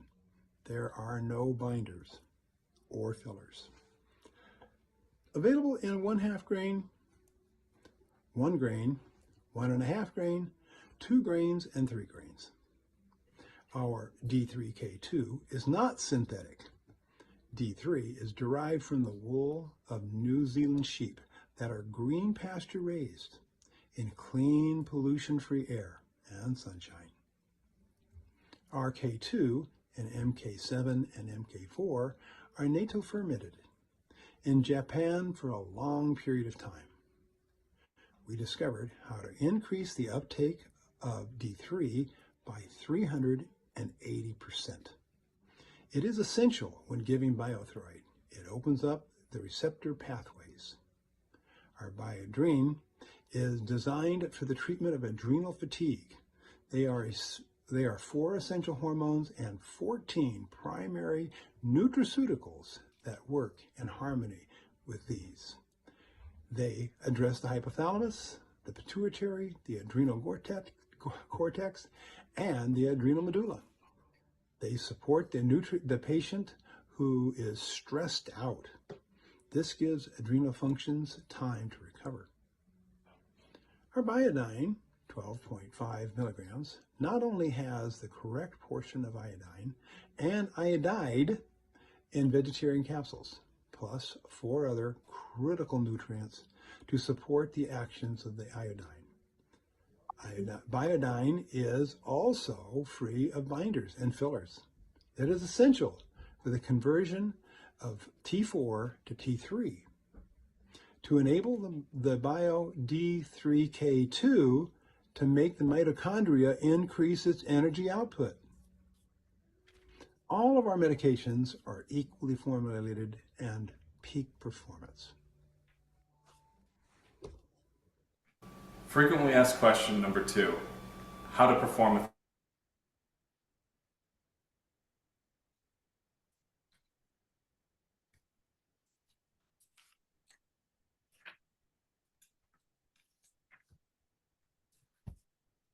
Over to you, Dr. Preeti. Good afternoon. Good afternoon, everybody, and welcome, Dr. Vivek, Need the power cord. Dr. Daryl, and hi, Manjari. Good to see you here. Yes. And we are waiting for Dr. Anshul. Dr. Anshul will be joining in some time. His laptop is not, working properly. But till then, I am extremely thrilled about this panel discussion. And I'm sure all the audience here are also. Since morning, we've been talking about how thyroid management in conventional medicine is so very different than what it is today. Right? I'm sure a lot has been shared, but what are we seeing in the Indian scenario? What is working for us and our hypothyroid or hyperthyroid patients? Let's hear from the who's who of people who are working with thyroid in India. So I will want to first invite Dr. Vivek Kadambi. I know Dr. Vivek has sent an introduction, but I will take this opportunity to introduce Dr. Vivek the way I see him. Dr. Vivek, with your permission. Go ahead. Thank you. So 9 years back, when I came into functional medicine, as you all know, I did my fellowship from American Academy of Anti-Aging Medicine and started practicing in India. And was trying to find out who are the people I can look up to, I can learn from, and I can be more confident that, I've learned the American way, but Indian population behaves differently. Drugs work differently on Indian population, and the dosing and everything has to be done in a slightly different way. But that slight difference actually creates a huge difference in the result the client gets, right? Now that is when Dr. Vivek was one of the few 3-4 very senior doctors who had been doing this for a number of years in India and doing it successfully. So I remember in the beginning, Dr. Vivek offered that, I could send my cases to him and he would give his inputs. And I am so thankful, Dr. Vivek, for whatever you taught me and how generously you shared your knowledge with me on all hormones, but especially thyroid, because that was the time I was just starting to use bioidentical thyroid, just starting to make my decisions on where to give T3, where to give Thyronorm, where to give bioidentical. And I think those discussions and your viewpoints on those cases have really helped me evolve my practice and benefit many patients whom today, I proudly feel very good about helping them. Thank you very much. And I know that I'm not the only one you've trained in India. You've trained many doctors. Dr. Vivek is a very, very, very passionate teacher. Every Tuesday morning, kuch bhi ho jaye, Dr. Vivekan comes and says, "Tera hi tota kehta hai." Right? So he will bring studies from PubMed, and I'm sure he does a lot of effort to get those studies. He will mark points in those studies and then discuss with all of us. So off late, I've been slightly irregular. Sorry, Dr. Vivek, I will start being regular again because I missed those classes. So he marks everything, supports whatever is written with more information from high impact factor journals. And I think he is the one doctor who actually instigated this in me, that Preeti, functional medicine is 100% evidence-based medicine. And that's your job, Preeti. You have to